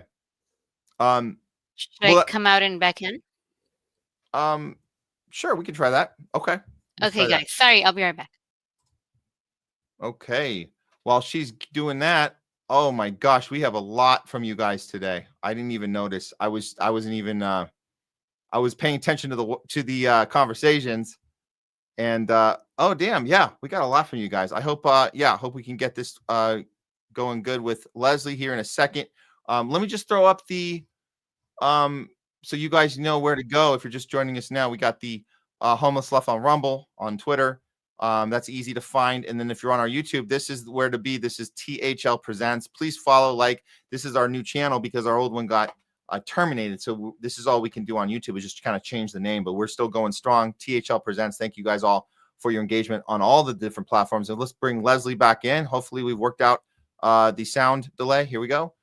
How are you hearing me now? Are we good? Yes. Oh, good. Perfect. I think it's better. There's still a little delay. I'm such not a technical person, so I think it's better, but there's still a little bit of delay. There's so many comments, guys. I want to thank all of our regular Rumble people. It's really cool to see you guys coming on pretty much every Tuesday and Thursday is really awesome. And I do notice every week we have new viewers on YouTube, which is super cool, really awesome. I know we have our regulars like Zootzilla. I don't have messy hair today, Zootzilla, so you can't make fun of me today. I see Restless Native, Kaladin. I think I saw Kaladin from last week. Oh, the one with the cat. Yeah, thanks for tuning in again. Yan and some other new names. Misnomer, Chuck, Simon, Mouse's F from last week. I remember you. Victory Jen. So I guess let me start from the not the very top. Yeah, But but then for go people eat me, coming baby. in, Hello. for people coming in, some of the stuff we went through today, we were talking about the Epstein client, the Epstein victims are fighting back. We have our nefarious behavior in Venezuela going on. We did some CDC shakeup stuff. Trump's warp speed, we're calling it warp speed gate, and what RFK Jr. is doing to keep his job. We talked with Jay Scott. We had Craig Pasta on for Top Censored News earlier, and we are talking about Israel and their never-ending battle to keep their narrative alive and buy up all these media companies and push their agenda while we fight back. We had the flotilla going out there with the right people on board and a lot of people on the ground, union workers organizing in Italy. So there's a lot of action, but we are calling today's episode the Western media narrative is crumbling. And so we are in the middle of this crumble, but it's not done with yet. We still have a lot of fight. So I'll pass it back to you, Leslie. Okay, I'm just going to read because we have a lot today. Thanks, guys. Really cool. I'm Zootzilla from YouTube, kind of in the beginning. Hello to you too. Free Palestine. Yes. Sherry Wise, hello to you. Dingo Ate Me Baby. Zootzilla. Let's see. Zootzilla at 12:25. Why are they going to end the vaccine? I thought it was working after the 9th jab. Nice. That's what we say too. Nice one. I thought we were supposed to have like 13 or 14 by now. I have to check with my shit lib Hollywood friends and ask them what number they're on now. Yeah. I actually don't know what. Okay, so you get a vaccine and you get the booster if it's like the Pfizer, and I don't know about the other ones. I forget. But if you're fully vaccinated, what does that mean? You have 10 in your pocket? You have 11, you have 12. Like, how often can one get a COVID vaccination? Is it every 3 months, every 6 months? You guys know viruses, if they exist, I don't know, they mutate and there's new strains all the time. Right now, the strain is super weak. It is basically a cold. Okay. I see this in the hospital all the time. We only ask if people have COVID symptoms as if they're any different from the flu or cold infections, Matt. But yeah, you guys will be fine. I don't know. I'm still thinking that we have to just, if we don't keep getting these, Leslie, then we're gonna, end up in the hospital and have really, we might actually die. Like all those, remember all those unvaccinated people? Biden told us that it was going to be a pandemic of the unvaccinated, and all of them died, right? They're I all remember dead. that. I thought they all died. I'm confused. Well, I don't know what to think now. So I just know I'm supposed to hate RFK Jr. Not for being a Zionist, but for being a CDC disruptor, because we like to protect our 3-letter agencies in this country. Right. Well, let's see. Let's move on. Let's see. Jungle Jare, I'm proud to be a Floridian today. Yeah. We're coming soon. Florida is like one of our favorite places. It sounds like it's the place least likely to be, if you have a newborn, it's the least likely place you're going to be harassed by the hospital, by your doctor, by your pediatrician, and more importantly, by your school board that you decide to put your kid in, and they'll actually let you go to class without having to check 72 boxes of shots before you enter. I think that's going to be the place people want to go. So yeah, absolutely. Well, we have contemplated Florida, not a deep conversation about moving to Florida, but contemplated having the conversation because of this reason.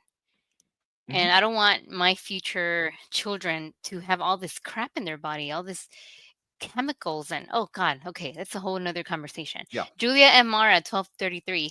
Science is about trying to disprove hypotheses, never settling. You're absolutely right, Julia. I agree with you on that, and I think the world can agree with you. It just doesn't fit the narrative of big pharma. So go figure. When did science become a church? When did it become a religion? When did it become the all-knowing, all-being, wrote it in stone, and that's it? Yeah, it's a cult. It's a 10 commandments of science, which is insane. Because like Julia M.R. saying, it's an ongoing dialogue. It's an ongoing place. You're never settled in stone. You're always asking more questions, always debating, always looking for something new. It's constantly supposed to move. So it should be the opposite of of a church or a doctrine. But King Fauci told us differently and confused a lot of people, which is really too bad that happened. Yeah, that guy should be behind bars, but that will never happen. No, he got an 11-year pardon, preemptive pardon that dated back retroactively, went back 11 years. That's interesting. All the way back to January of 2011. Biden gave him the same pardon that he gave his son to January 2011. So interesting. No one's talking about those biolabs in Ukraine anymore. That's an interesting. Well, we've had that discussion, but yeah, very interesting. At 12:34, I think I've seen this name before. Clarity, I think so.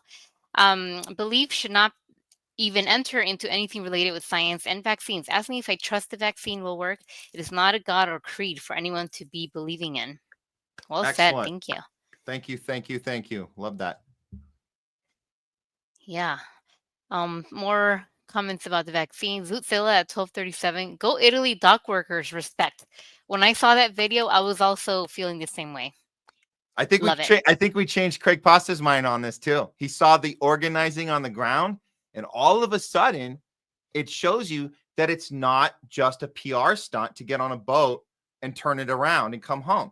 All of a sudden, you have people saying, "We will impose our will on you, Netanyahu. We will impose our will. We will stop working, and you won't get our supplies if you touch this boat. If you do not let the flotilla get to its destination, we are cutting you off." The people are saying it. Hell yeah. That changes things, right? Now we're into a conversation of an actual pushback, an actual movement that has got some value. It's got some weight. Keel Jones at 12:40. Based AF. I wish Americans weren't such total cucks that they would do something like this. I wish we did. Recently there was they organized, I don't know who organized, I forgot who was Matt, but they organized a big protest in Santa Monica. And Santa Monica is close to Venice and Beverly Hills and West LA and Brentwood. So we saw a lot of pictures, a lot of people that were there counter protesting. They're very angry. And you see photos of the Santa Monica Police Department standing behind the people holding the white and baby blue flags. I was like, that's an interesting photo. Who are they there to protect? Everybody or some people? But anyway, totally missed that. Yes, I wish we weren't such that word that we would do something like this. Okay, let's see. Hey, Wits at 12:45. The UK have invited Israel President Isaac Herzog to London next Thursday. Unbelievable. Ugh, the UK Wits. I don't know what to tell you, man. Every week I hear more crap about the UK. I'm sorry.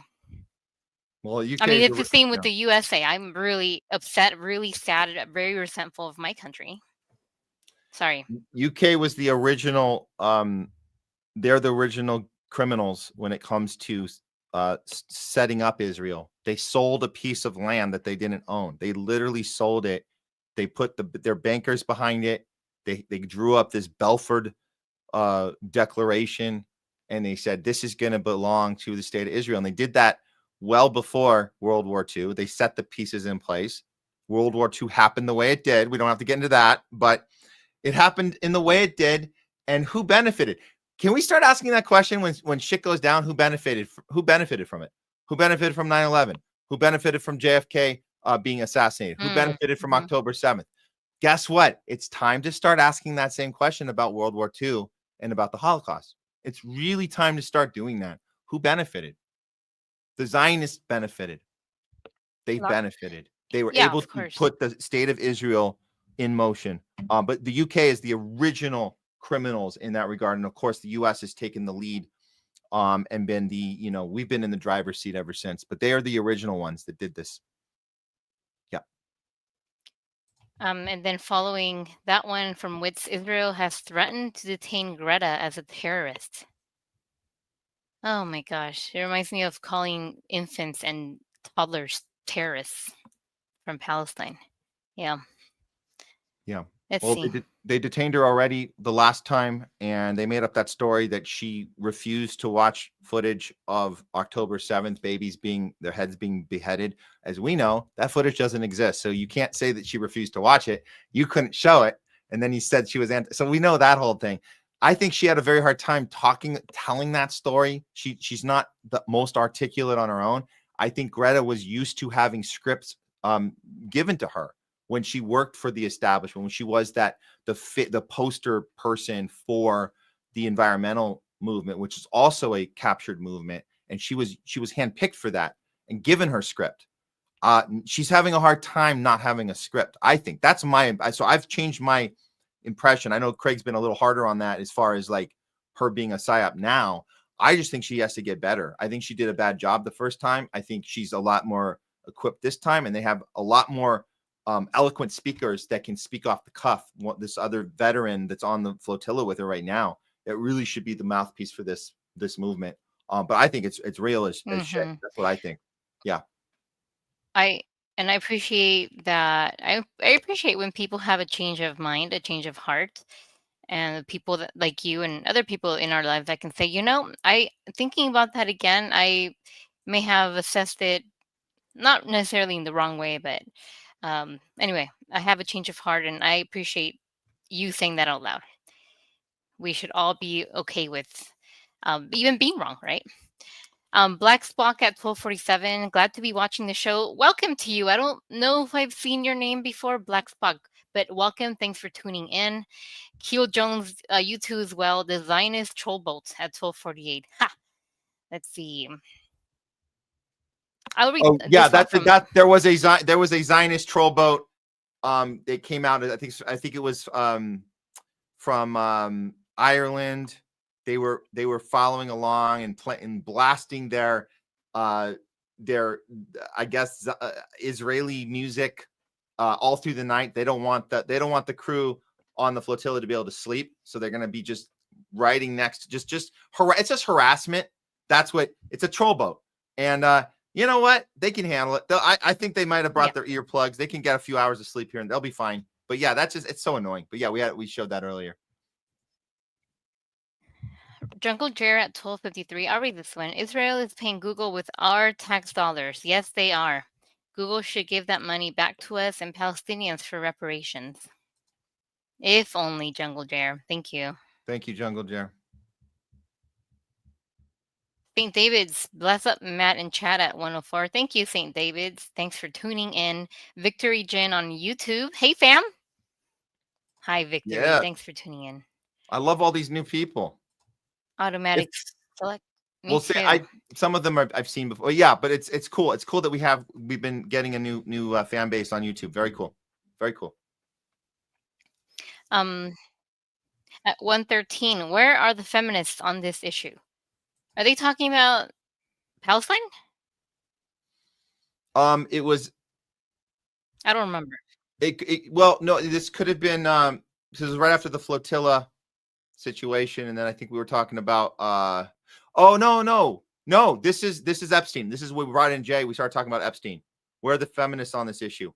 Again, it's not a polar. It's not. It should not be a polarizing issue. This is not a Democrat Republican. This is not a Democratic hoax, as Trump said. Absolutely. Where are the feminists? Let's all gather together and say this system's rigged. Jeffrey Epstein was a Mossad agent, and the Trump administration is protecting that, and victim shaming. And there should absolutely be feminists in there. They all should join together. You already got Ro Khanna out there. That's great. You have Thomas Massey, Marjorie Taylor Greene. Let's go. Let's gather the troops, man. I don't care what the hell who you voted for. Get your ass out there and say these victims are real. They're not fake. Trump literally wants us to think that these victims don't exist, that they're not actually standing there, that they're apparitions or hallucinations of our mind. That's how crazy he's gotten about this. So let's all gather up the feminists. Let's go.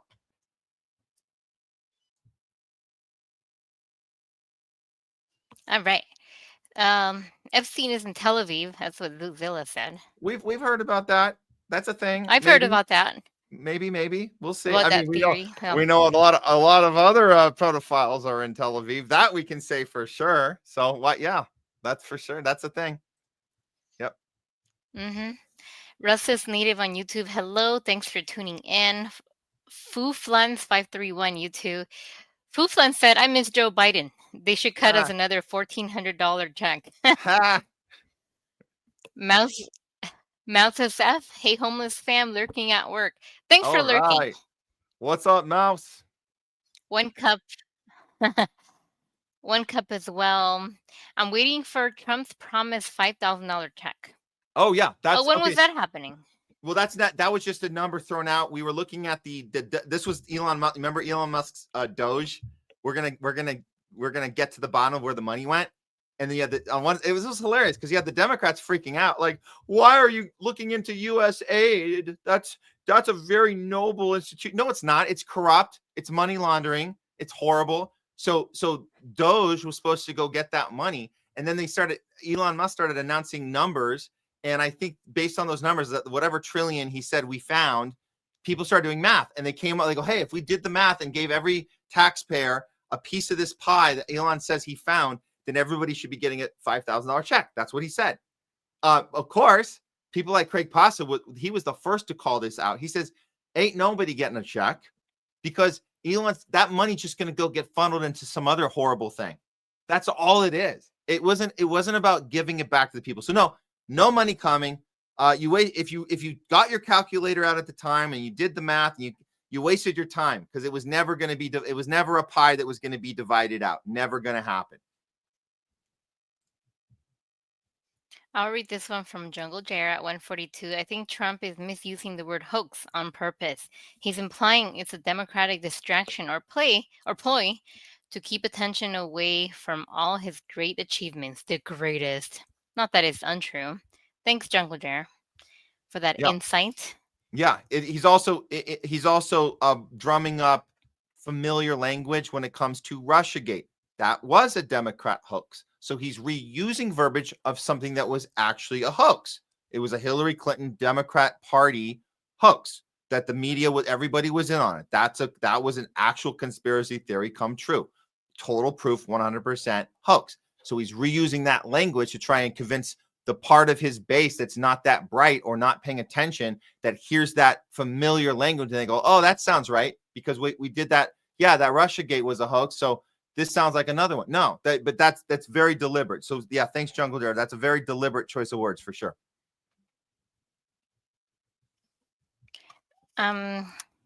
Evie Burke at 143. Hey fam, thanks for tuning in, Evie. And I have Chuck Simon. Who is we? Chuck, I don't know if I've seen your name before. I might have seen him. I might have seen him on here. Maybe. Chuck, thanks. Yeah. Who well, is nice we? To meet you, Chuck. That's yeah. Who is we? I don't know what the reference is, but maybe I don't know. Something was said earlier. Was it We the People? Jay's we talked about We the People party. I don't know. I don't know. But we could be us. It could be us in this. Maybe I don't know, but I saw a new name. Yeah. Oh. Okay. Wits at 2. What's that? Yeah. No. Go ahead. Wits at 227. It's over 20 years since my last. Oh, I'm having bad connection. See, I buy a very long cable to connect my computer to the actual Wi-Fi box, and I'm still having issues. Okay, hope you can hear me. It's over 20 years since my last vaccination. I have never had the flu jab. It's very cool. Good for you. And like I said under that, you are doing okay. Oh, so, yeah. Let me get to that. Okay, and there you go. Yes. No, it's fine. You don't have to highlight mine. Yeah. Great Wits. Good for you and your body, your bodily autonomy, everything. All right. Are we talking about the Bible here? Fuflans 531. Alexander was the first white pharaoh. Misnomer. Be well all and know he is Lord. Oh, all right. Hello, Long Meadow. Stumptall at 244. I got a try shot for tetanus. Also had a whooping cough and something else. Jab free. Oh, yeah. I was interested in that. Maybe it's like intranasally. I wasn't sure. Okay, let me move on. Let's see. More stuff about the jab, the vaccination. I'm going to skip some of these, Matt.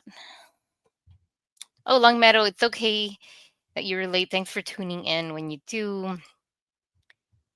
Oh, Zuzilla 251. Where do I apply? I can do with 8,000 a month. Yeah, so can I. Yeah, I'm waiting for the call. I'm waiting for that black money deal for homeless left so they can tell us what we're not allowed to talk about.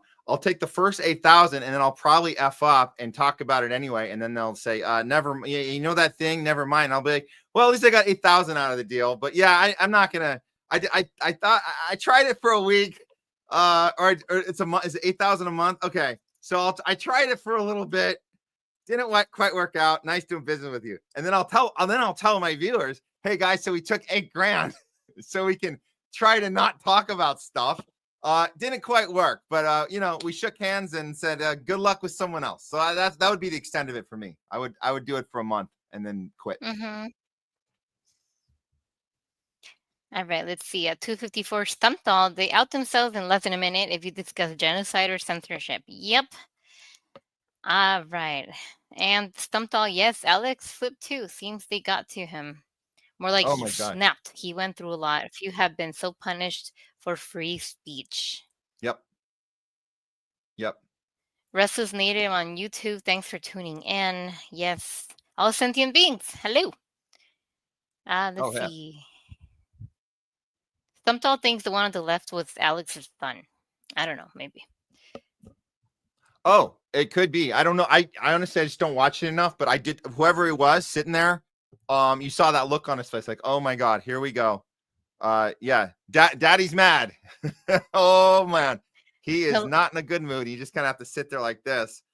Yeah, not a good look there, Alex. Not a good look. At 306, Kaladin, count blessed. This is another distraction. Okay, let's see. Oh, thank you.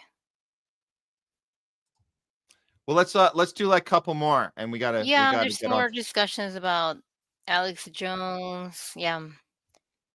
Restless Native at 311 says AJ entire career is a psyop. It didn't go at me, baby. Hi, fam. Hello. Well, maybe not necessarily the entire career, but we see people change their language. I would be a little more curious. I wouldn't write off his whole career. I say that there's certainly times that he was on his own. And they certainly there was a lot of money spent. FBI, CIA spent a lot of money trying to shut him down and set him up for legal issues.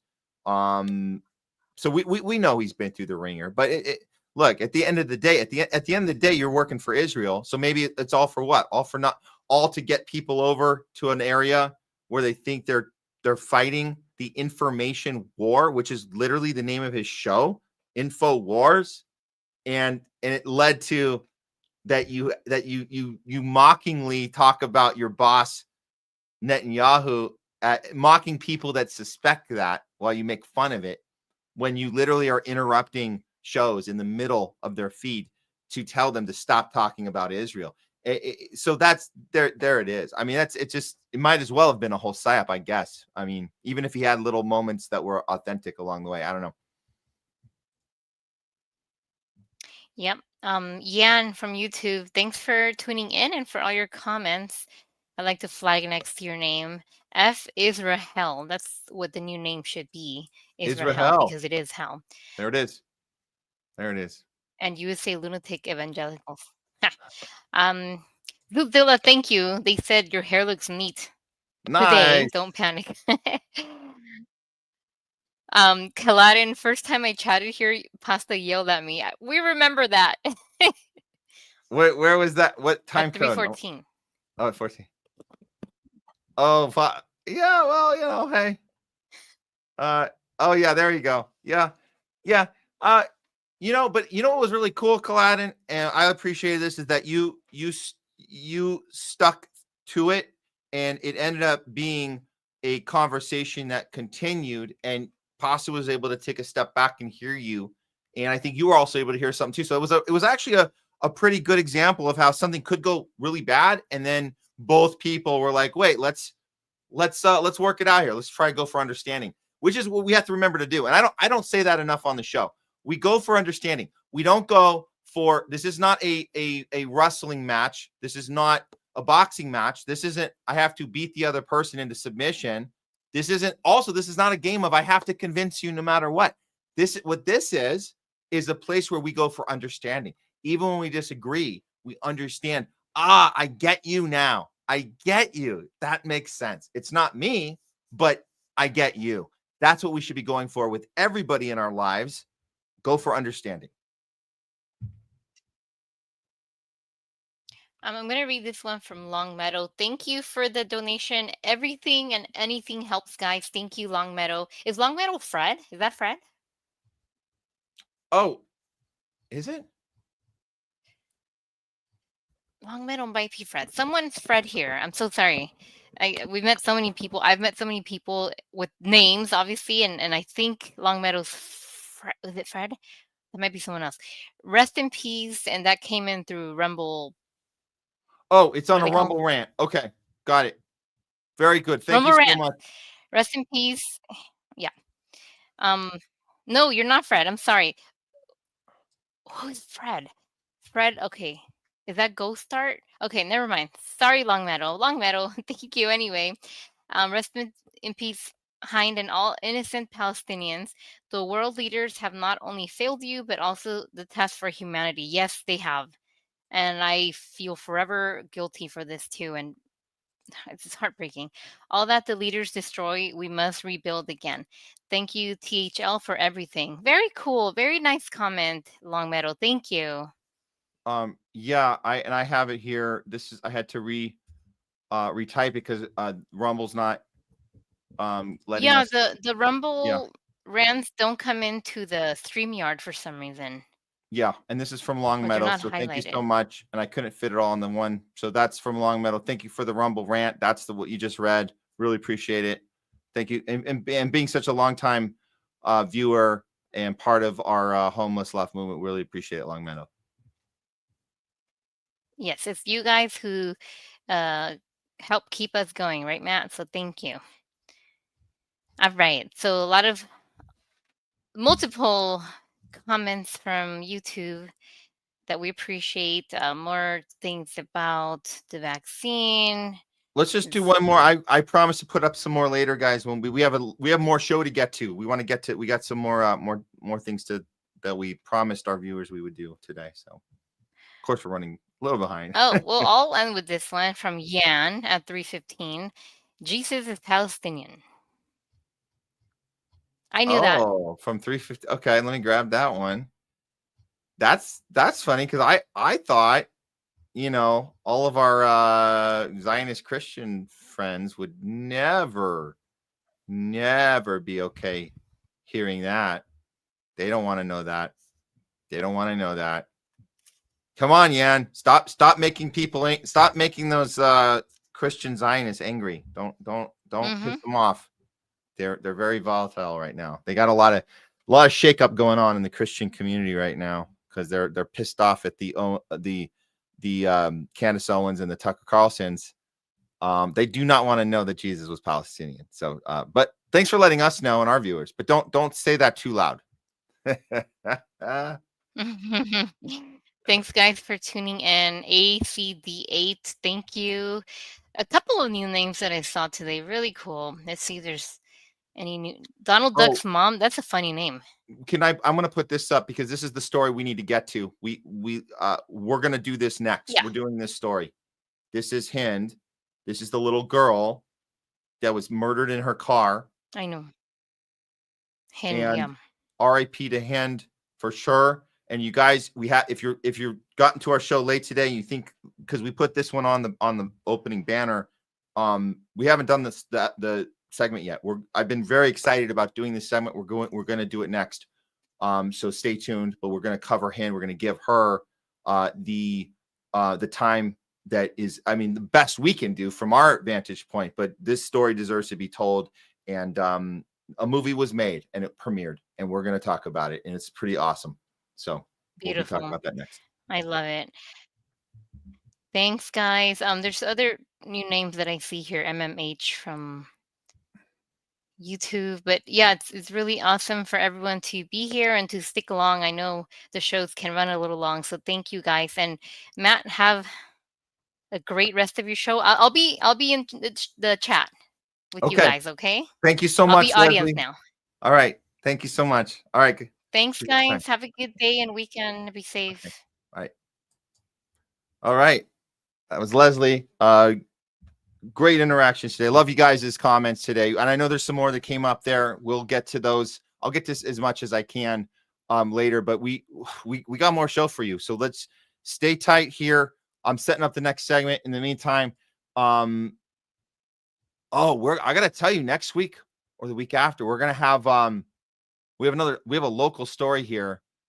It's going on here in LA. We're not covering it today, but we were just hanging out with our friends over at World Harvest, Glenn, and who does remarkable work there for the community. And you guys, I'm gonna put the ad up right now so you guys can see. If you're in LA right now, you got to get over, get some food. You're gonna fill up your cart for like $40 if you guys use our little promo code, the THL20. I'll tell you about it in the ad, and we'll be right back with some This Week in HOLLYWOKE. And this is some great news about this pro-Palestinian film that premiered at the Venice Film Festival yesterday. We're going to get into that next. But here is a word from World Harvest right here in LA. So check it out. If you guys are in town, you can go get a big cart of food, $40 for feed your whole family. Here you go.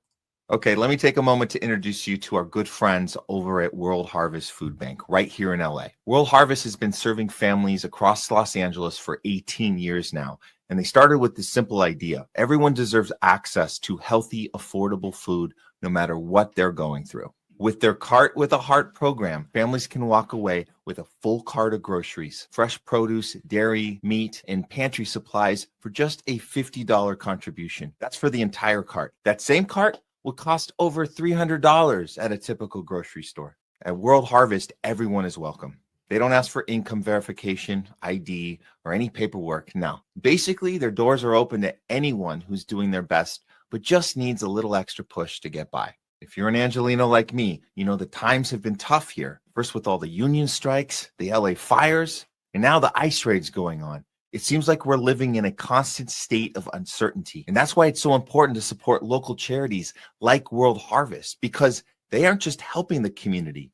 They're an essential function in its very survival. World Harvest is located at Venice and Arlington. And right now, you can use our special discount code THL20 for 20% off your contribution amount at checkout. And if you're not in the LA area, you can still help out with a $50 donation, which will provide a full cart of food for a family by going to worldharvestfoodbank.org or scan the QR code for more info. Or you can just spread the word. Follow them online. Let people know they're here for them, because at the end of the day, it's about providing choice, access, and relief without barriers. World Harvest Food Bank. End hunger now.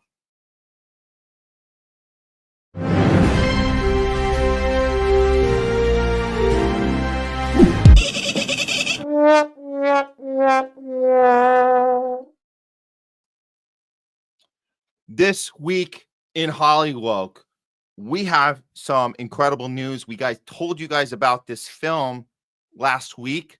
Well, we got to the big premiere. This is a big deal. And I almost feel bad calling this HOLLYWOKE, but this is what it takes to fight HOLLYWOKE. Sometimes, every once in a while, you can fight it from the inside. And people ask us, what do we mean by HOLLYWOKE? We mean anything that's top-down instructions. That's what HOLLYWOKE is. HOLLYWOKE is top-down instructions, what you're allowed to put out there, how you're supposed to present it, what team you're on. So whether it be Israel first agenda, which Hollywood has been our entire lives, some of us didn't notice. I think a lot of us just figured this out in the last couple of years. That's crazy, considering I've been here for 20 plus years and I didn't even notice how bad the infiltration of Israel was. What else does HOLLYWOKE mean? It means DEI. It means top-down instructions about who your movies have to be about, who they're not allowed to be about, how many people on the crew that have to be a certain sexual orientation or certain race. Check boxes. When it comes to election time, guess what? Everybody has Trump derangement syndrome. You got to stop Trump the Nazi. That is what HOLLYWOKE is. To be in the club, you have to check boxes. So we call this out all the time. Also for COVID, if you want to be in the club during COVID, not only did you have to post the right stuff, you're not allowed to say stuff, you have to be pro-censorship. You also had to get a jibbity jab in your arm to be part of the club. So that's also HOLLYWOKE. And that's why we do HOLLYWOKE. Now, look, a day like today, we're going to give you guys the good news, because every once in a while, from the inside out, a fight happens and is successful fighting back against the HOLLYWOKE. And we're calling this, it's Ziowood too. We're talking Ziowood. We know who controls this town. Not allowed to say it, but we know who controls the town. So what happened? Well, we had a film debut at Venice Film Festival. Now, Venice Film Festival is one of many stops this film will be making. So this was the first indication that something big is happening. What kind of film was it? Well, I'll show it to you guys right now. This is, and all the publications had to announce this. This is from Variety. The name of the film, The Voice of Hind, Rajab. It stuns the Venice Film Festival with its longest standing ovation of 22 minutes amid tears and free Palestine chants. Can't argue that. I mean, that's what happened. So you got to report on it, right, Variety? So The Voice of Hind, Rajab premiered at the festival. It proved to be a highly emotional event with very few dry eyes in the Sala Grande. Okay, whatever. Is it Grande or Grande? One of the most talked about films going into the festival was the powerful and gut-wrenching drama from a Tulsian director, Kauthar Ben Hania, tells the true story of a 5-year-old Palestinian girl, Hind Rajab. Now, we covered this when it happened. This was in January of last year, right? This was January of 2024 that this took place. The event was, this horrible, horrible event is when this girl was killed in they call it the early stages of the war in Gaza. You mean the early stages of the genocide? That's what they meant to say. I don't think they had their editor on that day, so they missed the typo. That's a typo. Variety is supposed to say the early stage of genocide in Gaza. But okay, we'll give you a pass on that one. The feature received a huge 22-minute standing ovation, the longest of the festival so far. It has surpassed, as the ovation surpassed 20 minutes, and in a clear effort to get the room to disperse, the lights were dimmed in the theater. The clapping continued. Look at that. So it looks like they were interrupted in the effort to continue clapping because they messed with the sound and the lights. They tried to, let's wrap it up, guys. But they kept clapping once the lights went on. So this is what happened. So what the way Variety reports it, the fleeing, she was fleeing with her family on January 24 in the car, trying to escape all of the bombardment, the bombs, the assaulting, the targeting, the targeting of children, women. We know the drill. The hospitals, the schools, the refugee camps, they were all destroyed.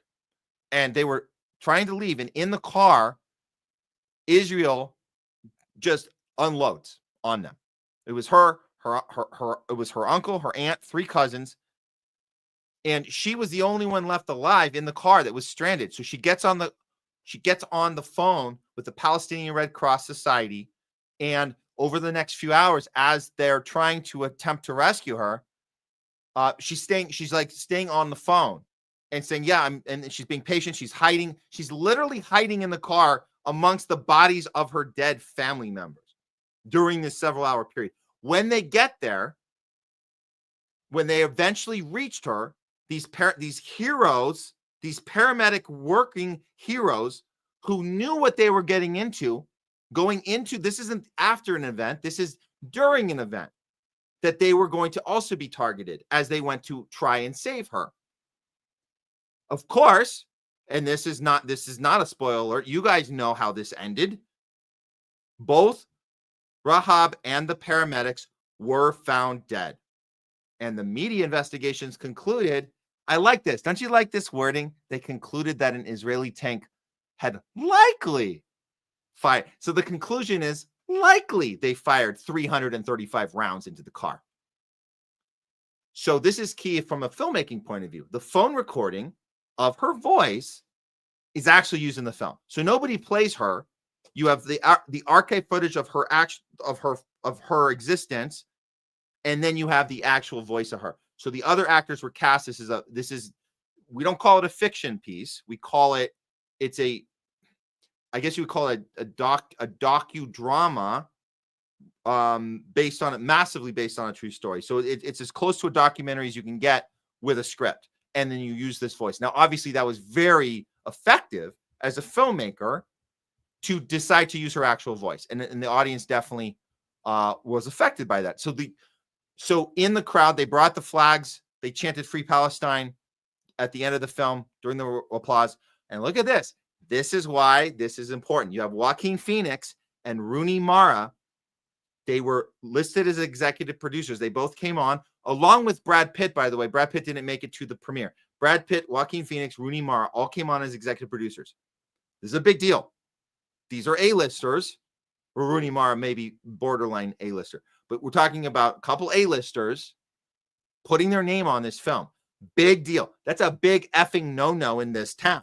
So that's a bold move by Brad Pitt and Joaquin Phoenix and Rooney Mara. So and then there's this pin, the Artist for Ceasefire pin that Joaquin Phoenix wore. It's not the first time he's worn it before to other events here in Hollywood. So one of the actors in the film, Masas Malhis, runs down the audience to take a Palestinian flag, which then he waves further and to further cheers. This is the picture of the little girl. That's Hind Rajab, and this is her story.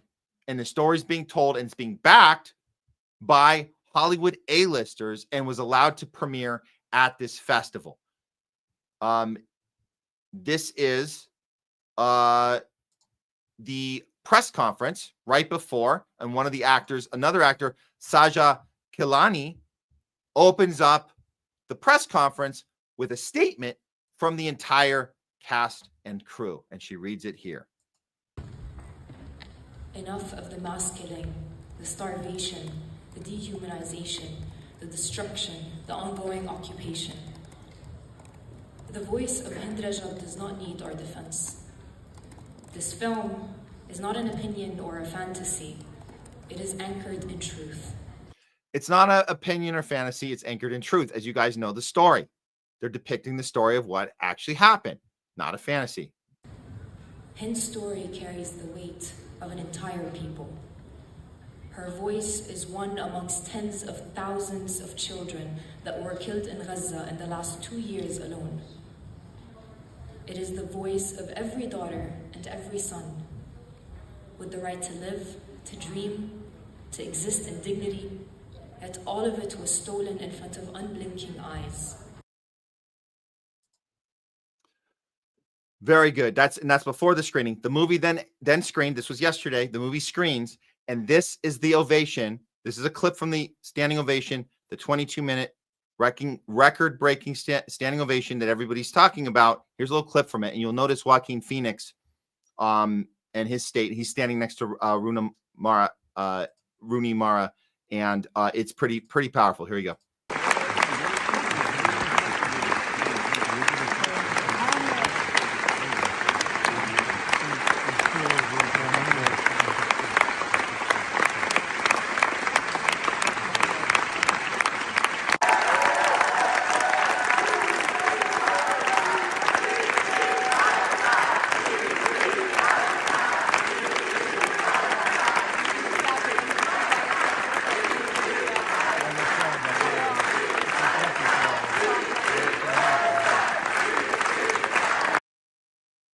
This is a big deal.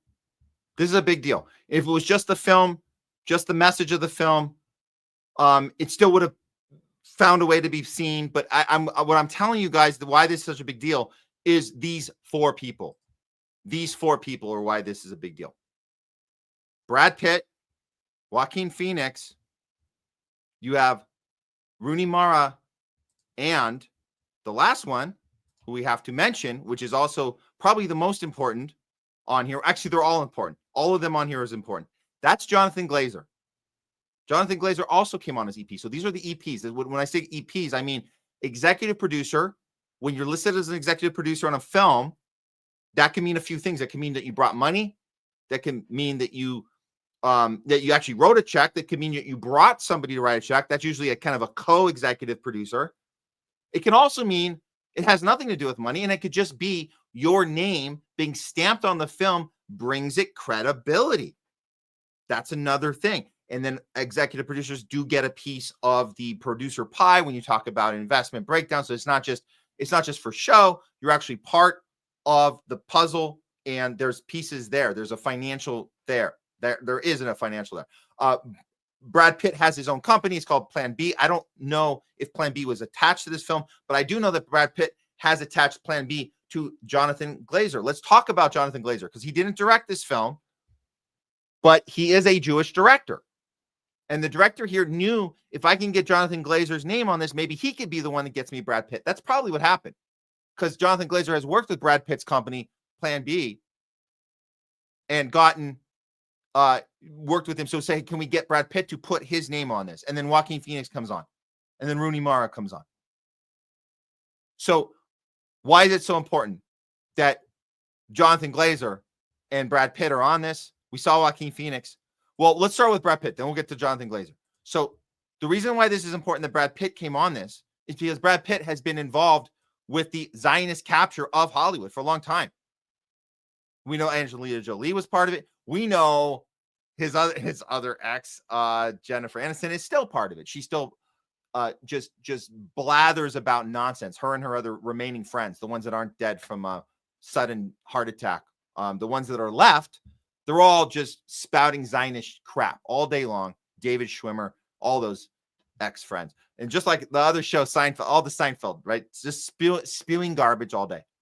However, Brad Pitt has had another, I would say had a change of mind, had another idea about this, is sick of doing films on behest of Israel. What am I talking about? What do you mean he's doing films on behest of Israel? I like watching Brad Pitt do action films and doing character dramas. And I don't, what do you mean Brad Pitt's doing Israel films? Oh, he certainly is. Not just films that have people that want to make Israel look good. We're talking about specific films that are coming directly from Israel, directly from the Mossad, directly into Hollywood. We've been captured with this Israel garbage since 1948, the entire way. The entire way. I'll give you a list. Exodus, Ben-Hur, Delta Force, Executive Decision, Munich, Steven Spielberg, Munich, even Steven Spielberg's Schindler's List. These are movies that are not just approved, but they're crafted by the Israeli government, by the Mossad, by the CIA. And that's that. That's what they're about. So let me give you one example, and I'm going to give a shout out to GDF channel on YouTube, who put this very extensive little mini documentary together about Israel and movies. It's called Israel Movies. You guys should look it up. Here's a clip from it regarding Brad Pitt's film World War Z. Check it out. In 2013, World War Z, the highest-grossing zombie movie of all time, can be read as an Israeli propaganda story. In the film, Jerusalem is the only city to survive the zombie onslaught thanks to the ingenuity of Israeli intelligence, as explained by a friendly Mossad officer. The depiction of a giant wall around the city, reminiscent of the real separation barrier between Israelis and Palestinians, is impossible to ignore. That the wall keeps out hordes of zombies while a multicultural society flourishes inside presents a striking Zionist narrative, albeit a particularly perverse one. If you guys are like me and you saw World War Z when it came out and it never crossed your mind about this little insertion, go back and watch it again. Go back and see it.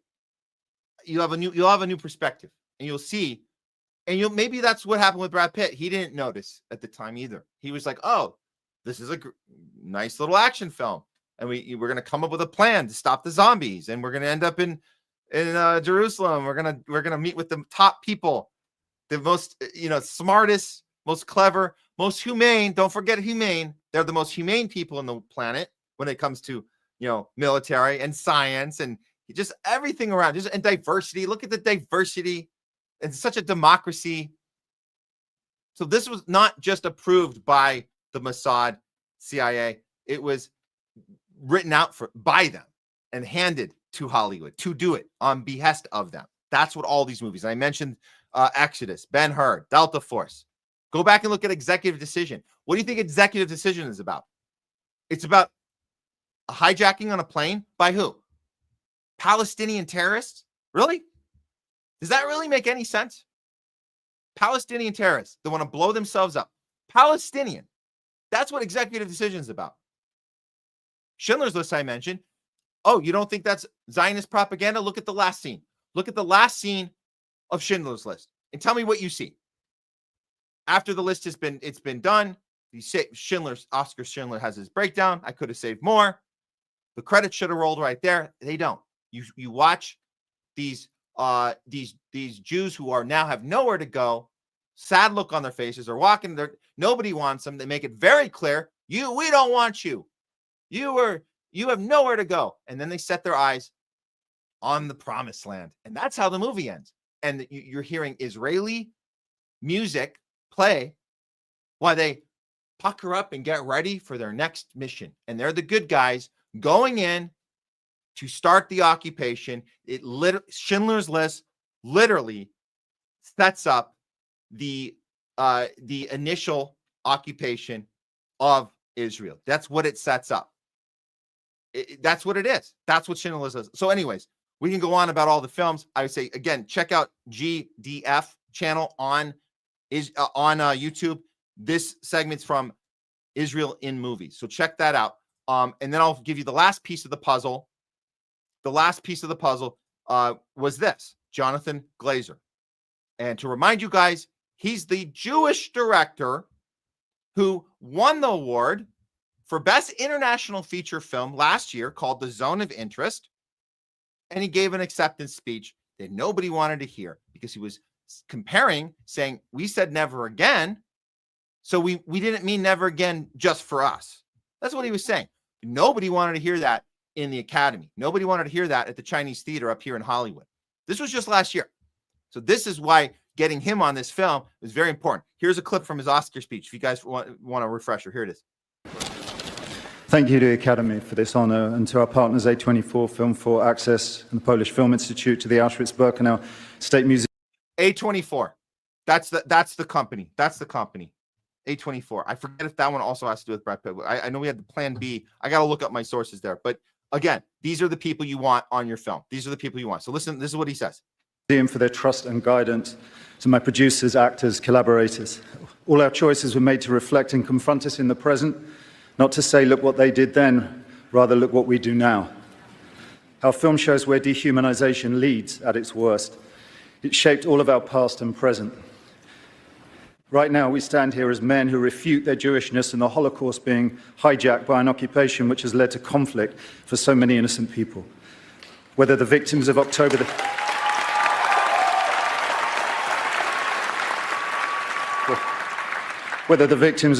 7th in Israel, or the ongoing attack on Gaza, all the victims of this dehumanization. How do we resist?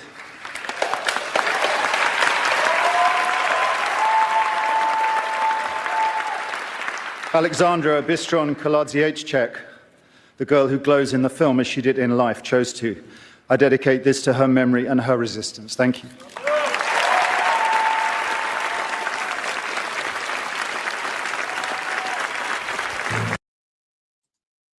So again, he's an Academy Award winner for his film. And to be clear about the plot of his film and why it was allowed to win, it was because it was about the Holocaust. It was about the Holocaust. But it was about, this actually was the plot. It was about how a German couple whose home is next to the Auschwitz concentration camp carry on their lives with genocide in the backyard. So it was about people going through their day-to-day lives pretending nothing was happening. That's what his film was about. And maybe the Academy missed that analogy he was drawing to today. And they didn't want to hear it. They didn't want to hear that this had anything to do with the genocide in Gaza that a lot of people are ignoring, and they're ignoring it on purpose. Just like in his film, ignoring the Holocaust, which again, that part was approved by Hollywood. That movie was not an Israeli CIA Mossad film, but it did get recognized because anytime you make a film about the Holocaust, you got a good opportunity to be recognized in this town. Again, that's why we call it HOLLYWOKE. We call it Ziowood. But make no mistake, this film is going to be making the rounds, and it's going to be having the reactions it's going to get. And they can spin it how they want. And they could say that they went too far, or they're using this, they're pulling at the heartstrings in a manipulative way. We've heard it all. We're going to see more about it because that's not going away. It doesn't stop here. It's going to do more rounds. And ultimately, Hollywood's going to have to account for this film. It's going to have to account for the fact that these A-listers have stepped up to put their name on it. It's going to have to account for the fact this is a real story. This isn't a fake. This isn't an opinion, like the actor said at the beginning at the conference. It's not an opinion. It's not a fantasy. This is real life. Hind Rajab was murdered by Israel on purpose.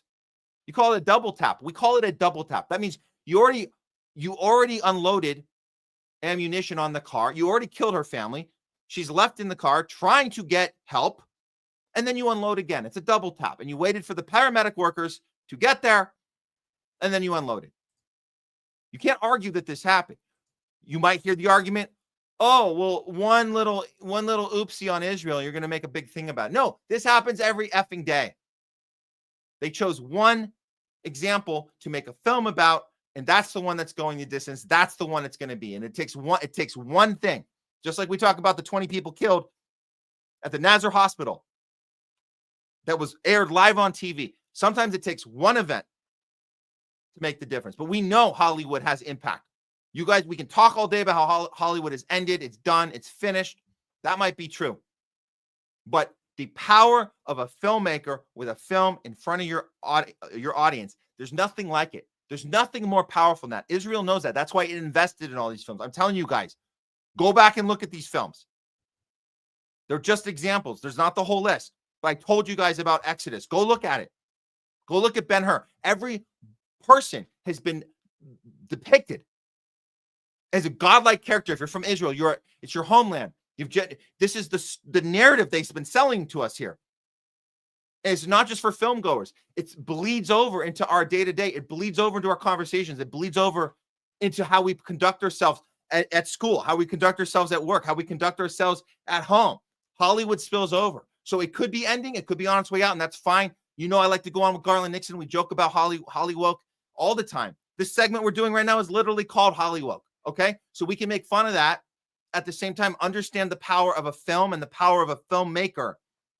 When you check every box and you pull out those emotional heartstrings and you tell the story that needs to be told, because too many years have gone by with this top-down garbage about how Israel can do no wrong and we have to protect it at all costs. Israel knows that that's worked. Guess what? Ain't working anymore. This is the crack in the dam. This is the film. I can't wait to see this film. We're going to follow it. And we're so grateful. And what a great thing for Brad Pitt to stand up against this and make up for the World War Z days. Because that's what he's doing. He's making up for that. Joaquin is there. Jonathan Glazer, he's there. So let's see how far this can go. But sometimes it just takes that one moment, that one incident. You broadcast that around the world and it works. It sticks. People see it. They're affected. It gets inside them. They remember it.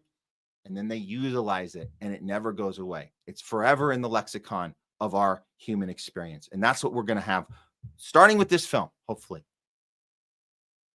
The crack's in the dam. The crack is there. The Western narrative is crumbling right before our eyes. What a great film to put out there. I can't wait to see this thing. That's been This Week in HOLLYWOKE. Okay. One of the stories we're going to bump to next week. I really did want to cover China today. I think we can wait on that because it's more of an ongoing discussion. So that one's not going to go away. We'll wait on China. It's another story about the Western Western narrative is crumbling. And they're still trying to paint China and Russia and North Korea and all of the big bad bullies that we grew up with. Oh, they all want to kill us. Not the case, but we'll dive into that on Tuesday. And that leaves us one more story, and then we'll sign off. But thank you guys for being part of this. The last thing we're going to do is we're going to revisit the opening of the show where I showed you that Lieutenant Colonel Anthony Aguilar, along with Captain Josephine Gulbella, both were, some say escorted out, some say arrested. They were certainly handcuffed. We're going to play this clip for you on this week, and we're going to break it down on what's actually happening here and why it might seem like a step back, but it might be a step forward. This is on this week's The Loudest Voice of the Week. Here we go.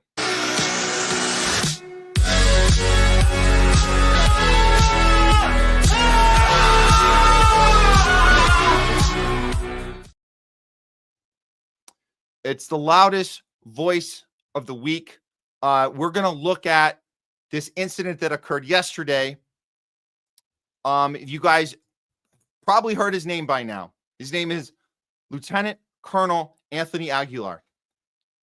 He's been making the rounds on all the podcasts. He's been being very vocal about what he knows, what he's seen, what he's experienced as an ex-military vet.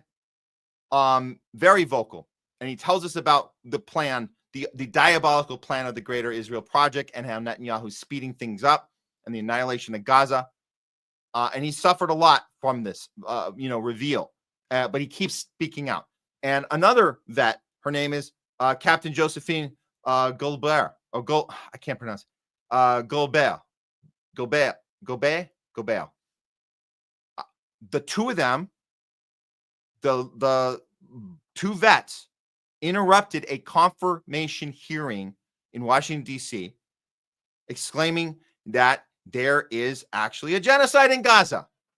They have to uphold their constitution. And of course, they get dragged out by the Capitol Police for telling the truth. We're going to replay the footage from the arrest that somebody filmed and edited together. And then I'm going to play you guys what happened inside while this was happening inside, because it was also being, I don't know if it was aired, but it was being taped inside. So here's the footage of the, some would say arrest, because they were both handcuffed. Here we go. The government is complicit in genocide. You have an obligation to the Constitution of the United States. I'm a disabled veteran. There's a genocide! There's a genocide! Stop! You are all complicit in genocide. Ma'am, you're not allowed to film in here. We told you this earlier. You're complicit in a genocide! You're complicit in a genocide! Eddie, there's a genocide! Eddie, there's a genocide! Come on, Eddie. There's a genocide! You're complicit in genocide of the Palestinian people! You are complicit! Come on, Eddie! Eddie, help us!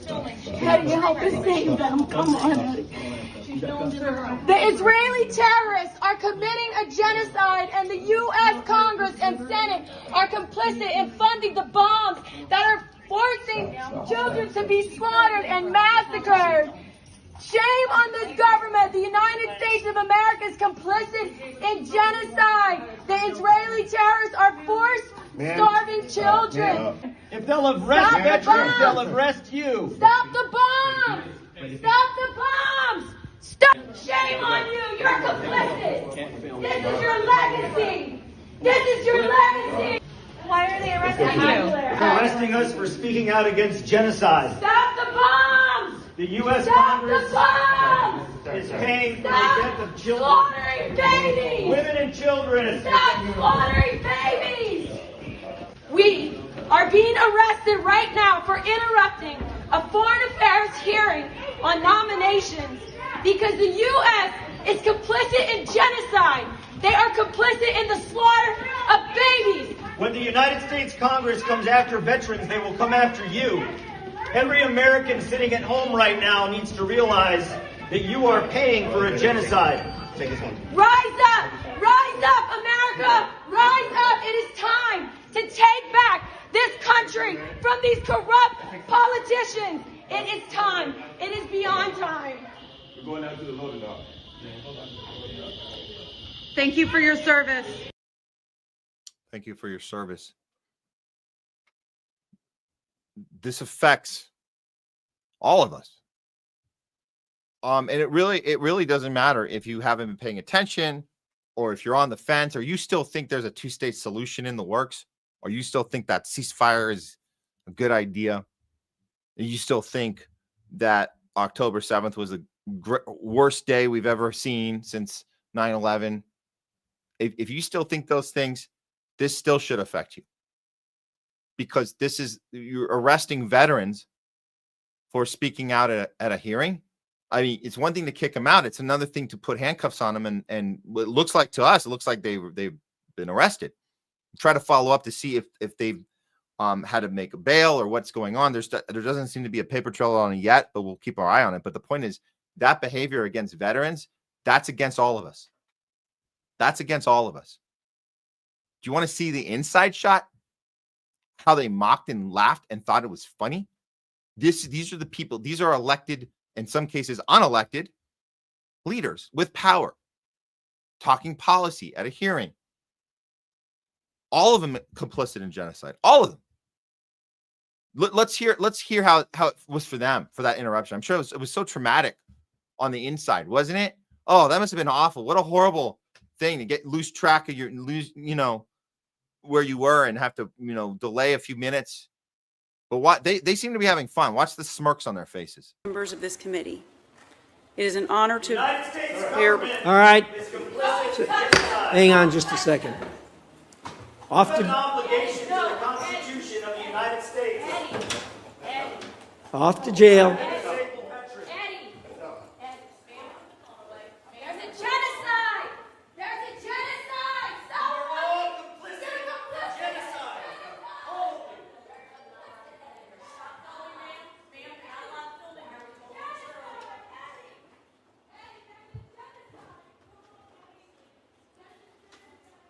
Officer, have you got somebody filming back there? Have you got somebody filming back there?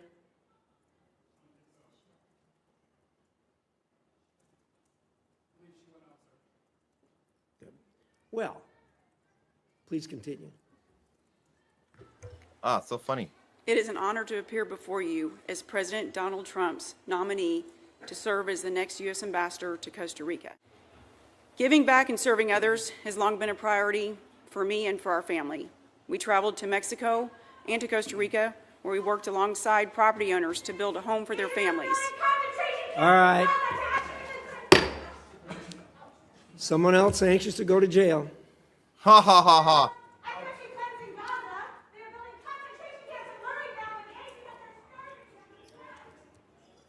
We don't usually have this happen here, but it happens, and we haven't.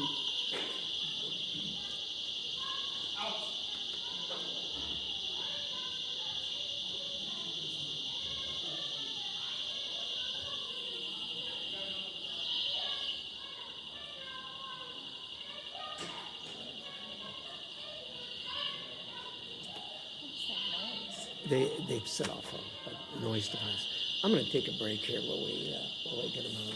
We're going to take a short break with all the racket going on in the hall. It's distracting.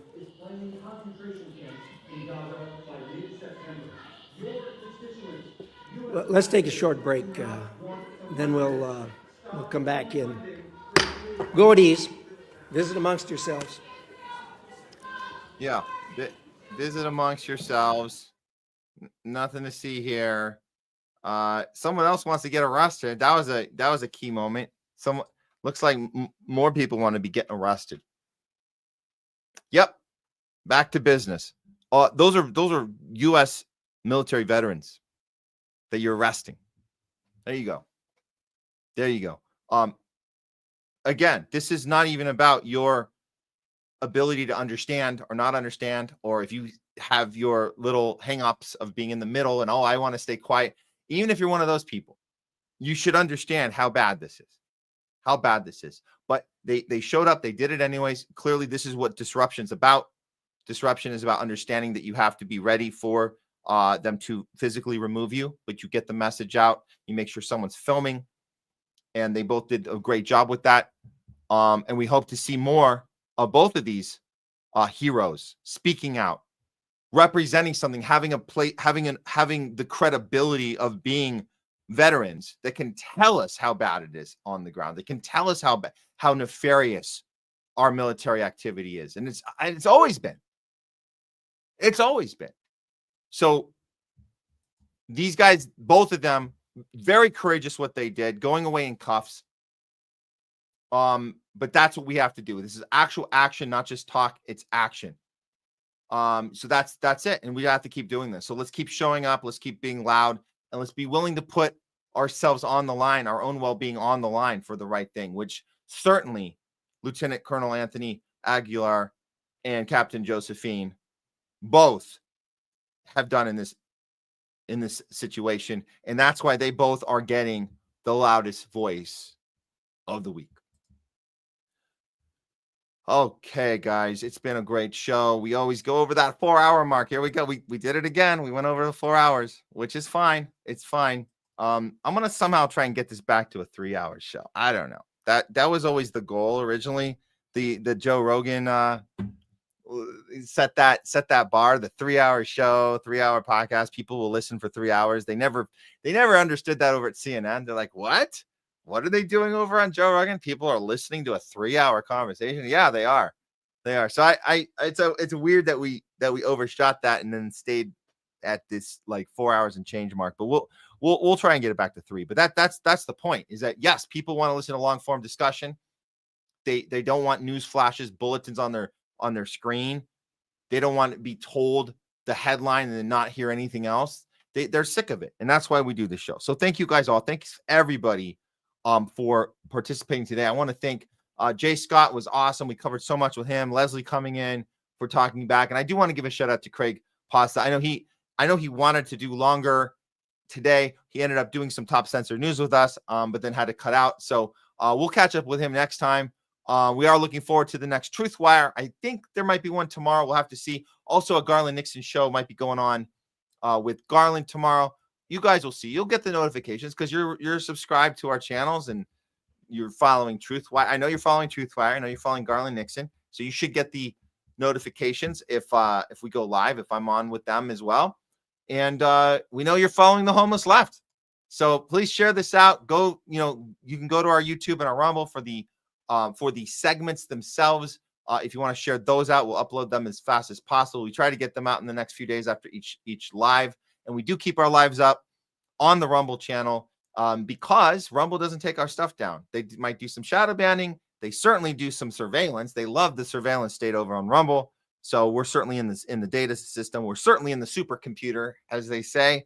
But at least you can watch our conversations. They're not pulling the plug. That's good. So you can watch all of our lives. They're all up there. Or the segments themselves. I suggest you share out those segments to people that you maybe think want to have a conversation about a certain topic. Well, we try to bookend them for you. We give you guys a nice little visual, a good description. So we're trying to help you out with your engagement, with your friends and colleagues and family, people in your circles, because it's a group effort. This isn't just us doing this and you watching. We're all having conversations. We're all engaging, and we're all showing up when we can. As Craig Pasta says, boots on the ground. When you can get to the story, go to the story. Otherwise, we can still talk about it here from our home studio here in LA. And that should do it today for the Homeless Left, a non-tribal approach to news. Remember to go at the world always with courage, with conviction, and above all else, principle and power to the people. And of course, free Palestine. I'm going to leave you guys with a fun little outro here. Little awkward moment, but it's pretty funny. It's pretty funny. A motorcycle taxi driver kicks an Israeli off of his ride as soon as he finds out he's Israeli. Pretty interesting. These are awkward moments, but hey, can't really question why that's happening right now. We know why that's happening. World is waking up, and it must be awkward to have to do that. But yeah, don't want you on here right now. And it's not an Israeli claiming to be against the genocide. That would certainly be a different story. So keep that in mind when you watch this outro. But I think the taxi biker knew this doesn't seem like somebody I want to be around right now. Not because of who they are, but because of their mindset. And Zionism is a mindset that we all choose to have if we want to, and we can all wake up tomorrow and choose not to have it. It's a choice, just like any horrible mindset like white supremacy, Nazism, whatever it is, you choose to have it. So we can be anti-Zionist without being called anti-Semitic. Imagine that. Yes, that is possible. So keep on going, guys. Keep the conversations going. And like I said, power to the people and free Palestine. We'll see you guys next Tuesday. I'm Matt Weinglass. We're out. Egypt good? Huh? Egypt good? Good, very good. Good? ممتاز. انت من فين؟ ها؟ انت من فين؟ from where؟ من فين؟ من وين بتفكر؟ اللي انت عايزه. اللي انت عايزه؟ اللي انت عايزه. انا من اسرائيل. يس. ليه؟ كده. اسرائيل. ليه؟ لا انزل. لا انزل. شو لا انزل؟ ايوه. نو. نو. شو is no? No. No. بس not good. لا مش هقدر اكمل. You won't take me? You won't take me in the taxi? كمل تاكسي. Come with taxi? You want me to get off? ارجعك تاني؟ انا مش هقدر اكمل الرحلة. Okay. Thank you.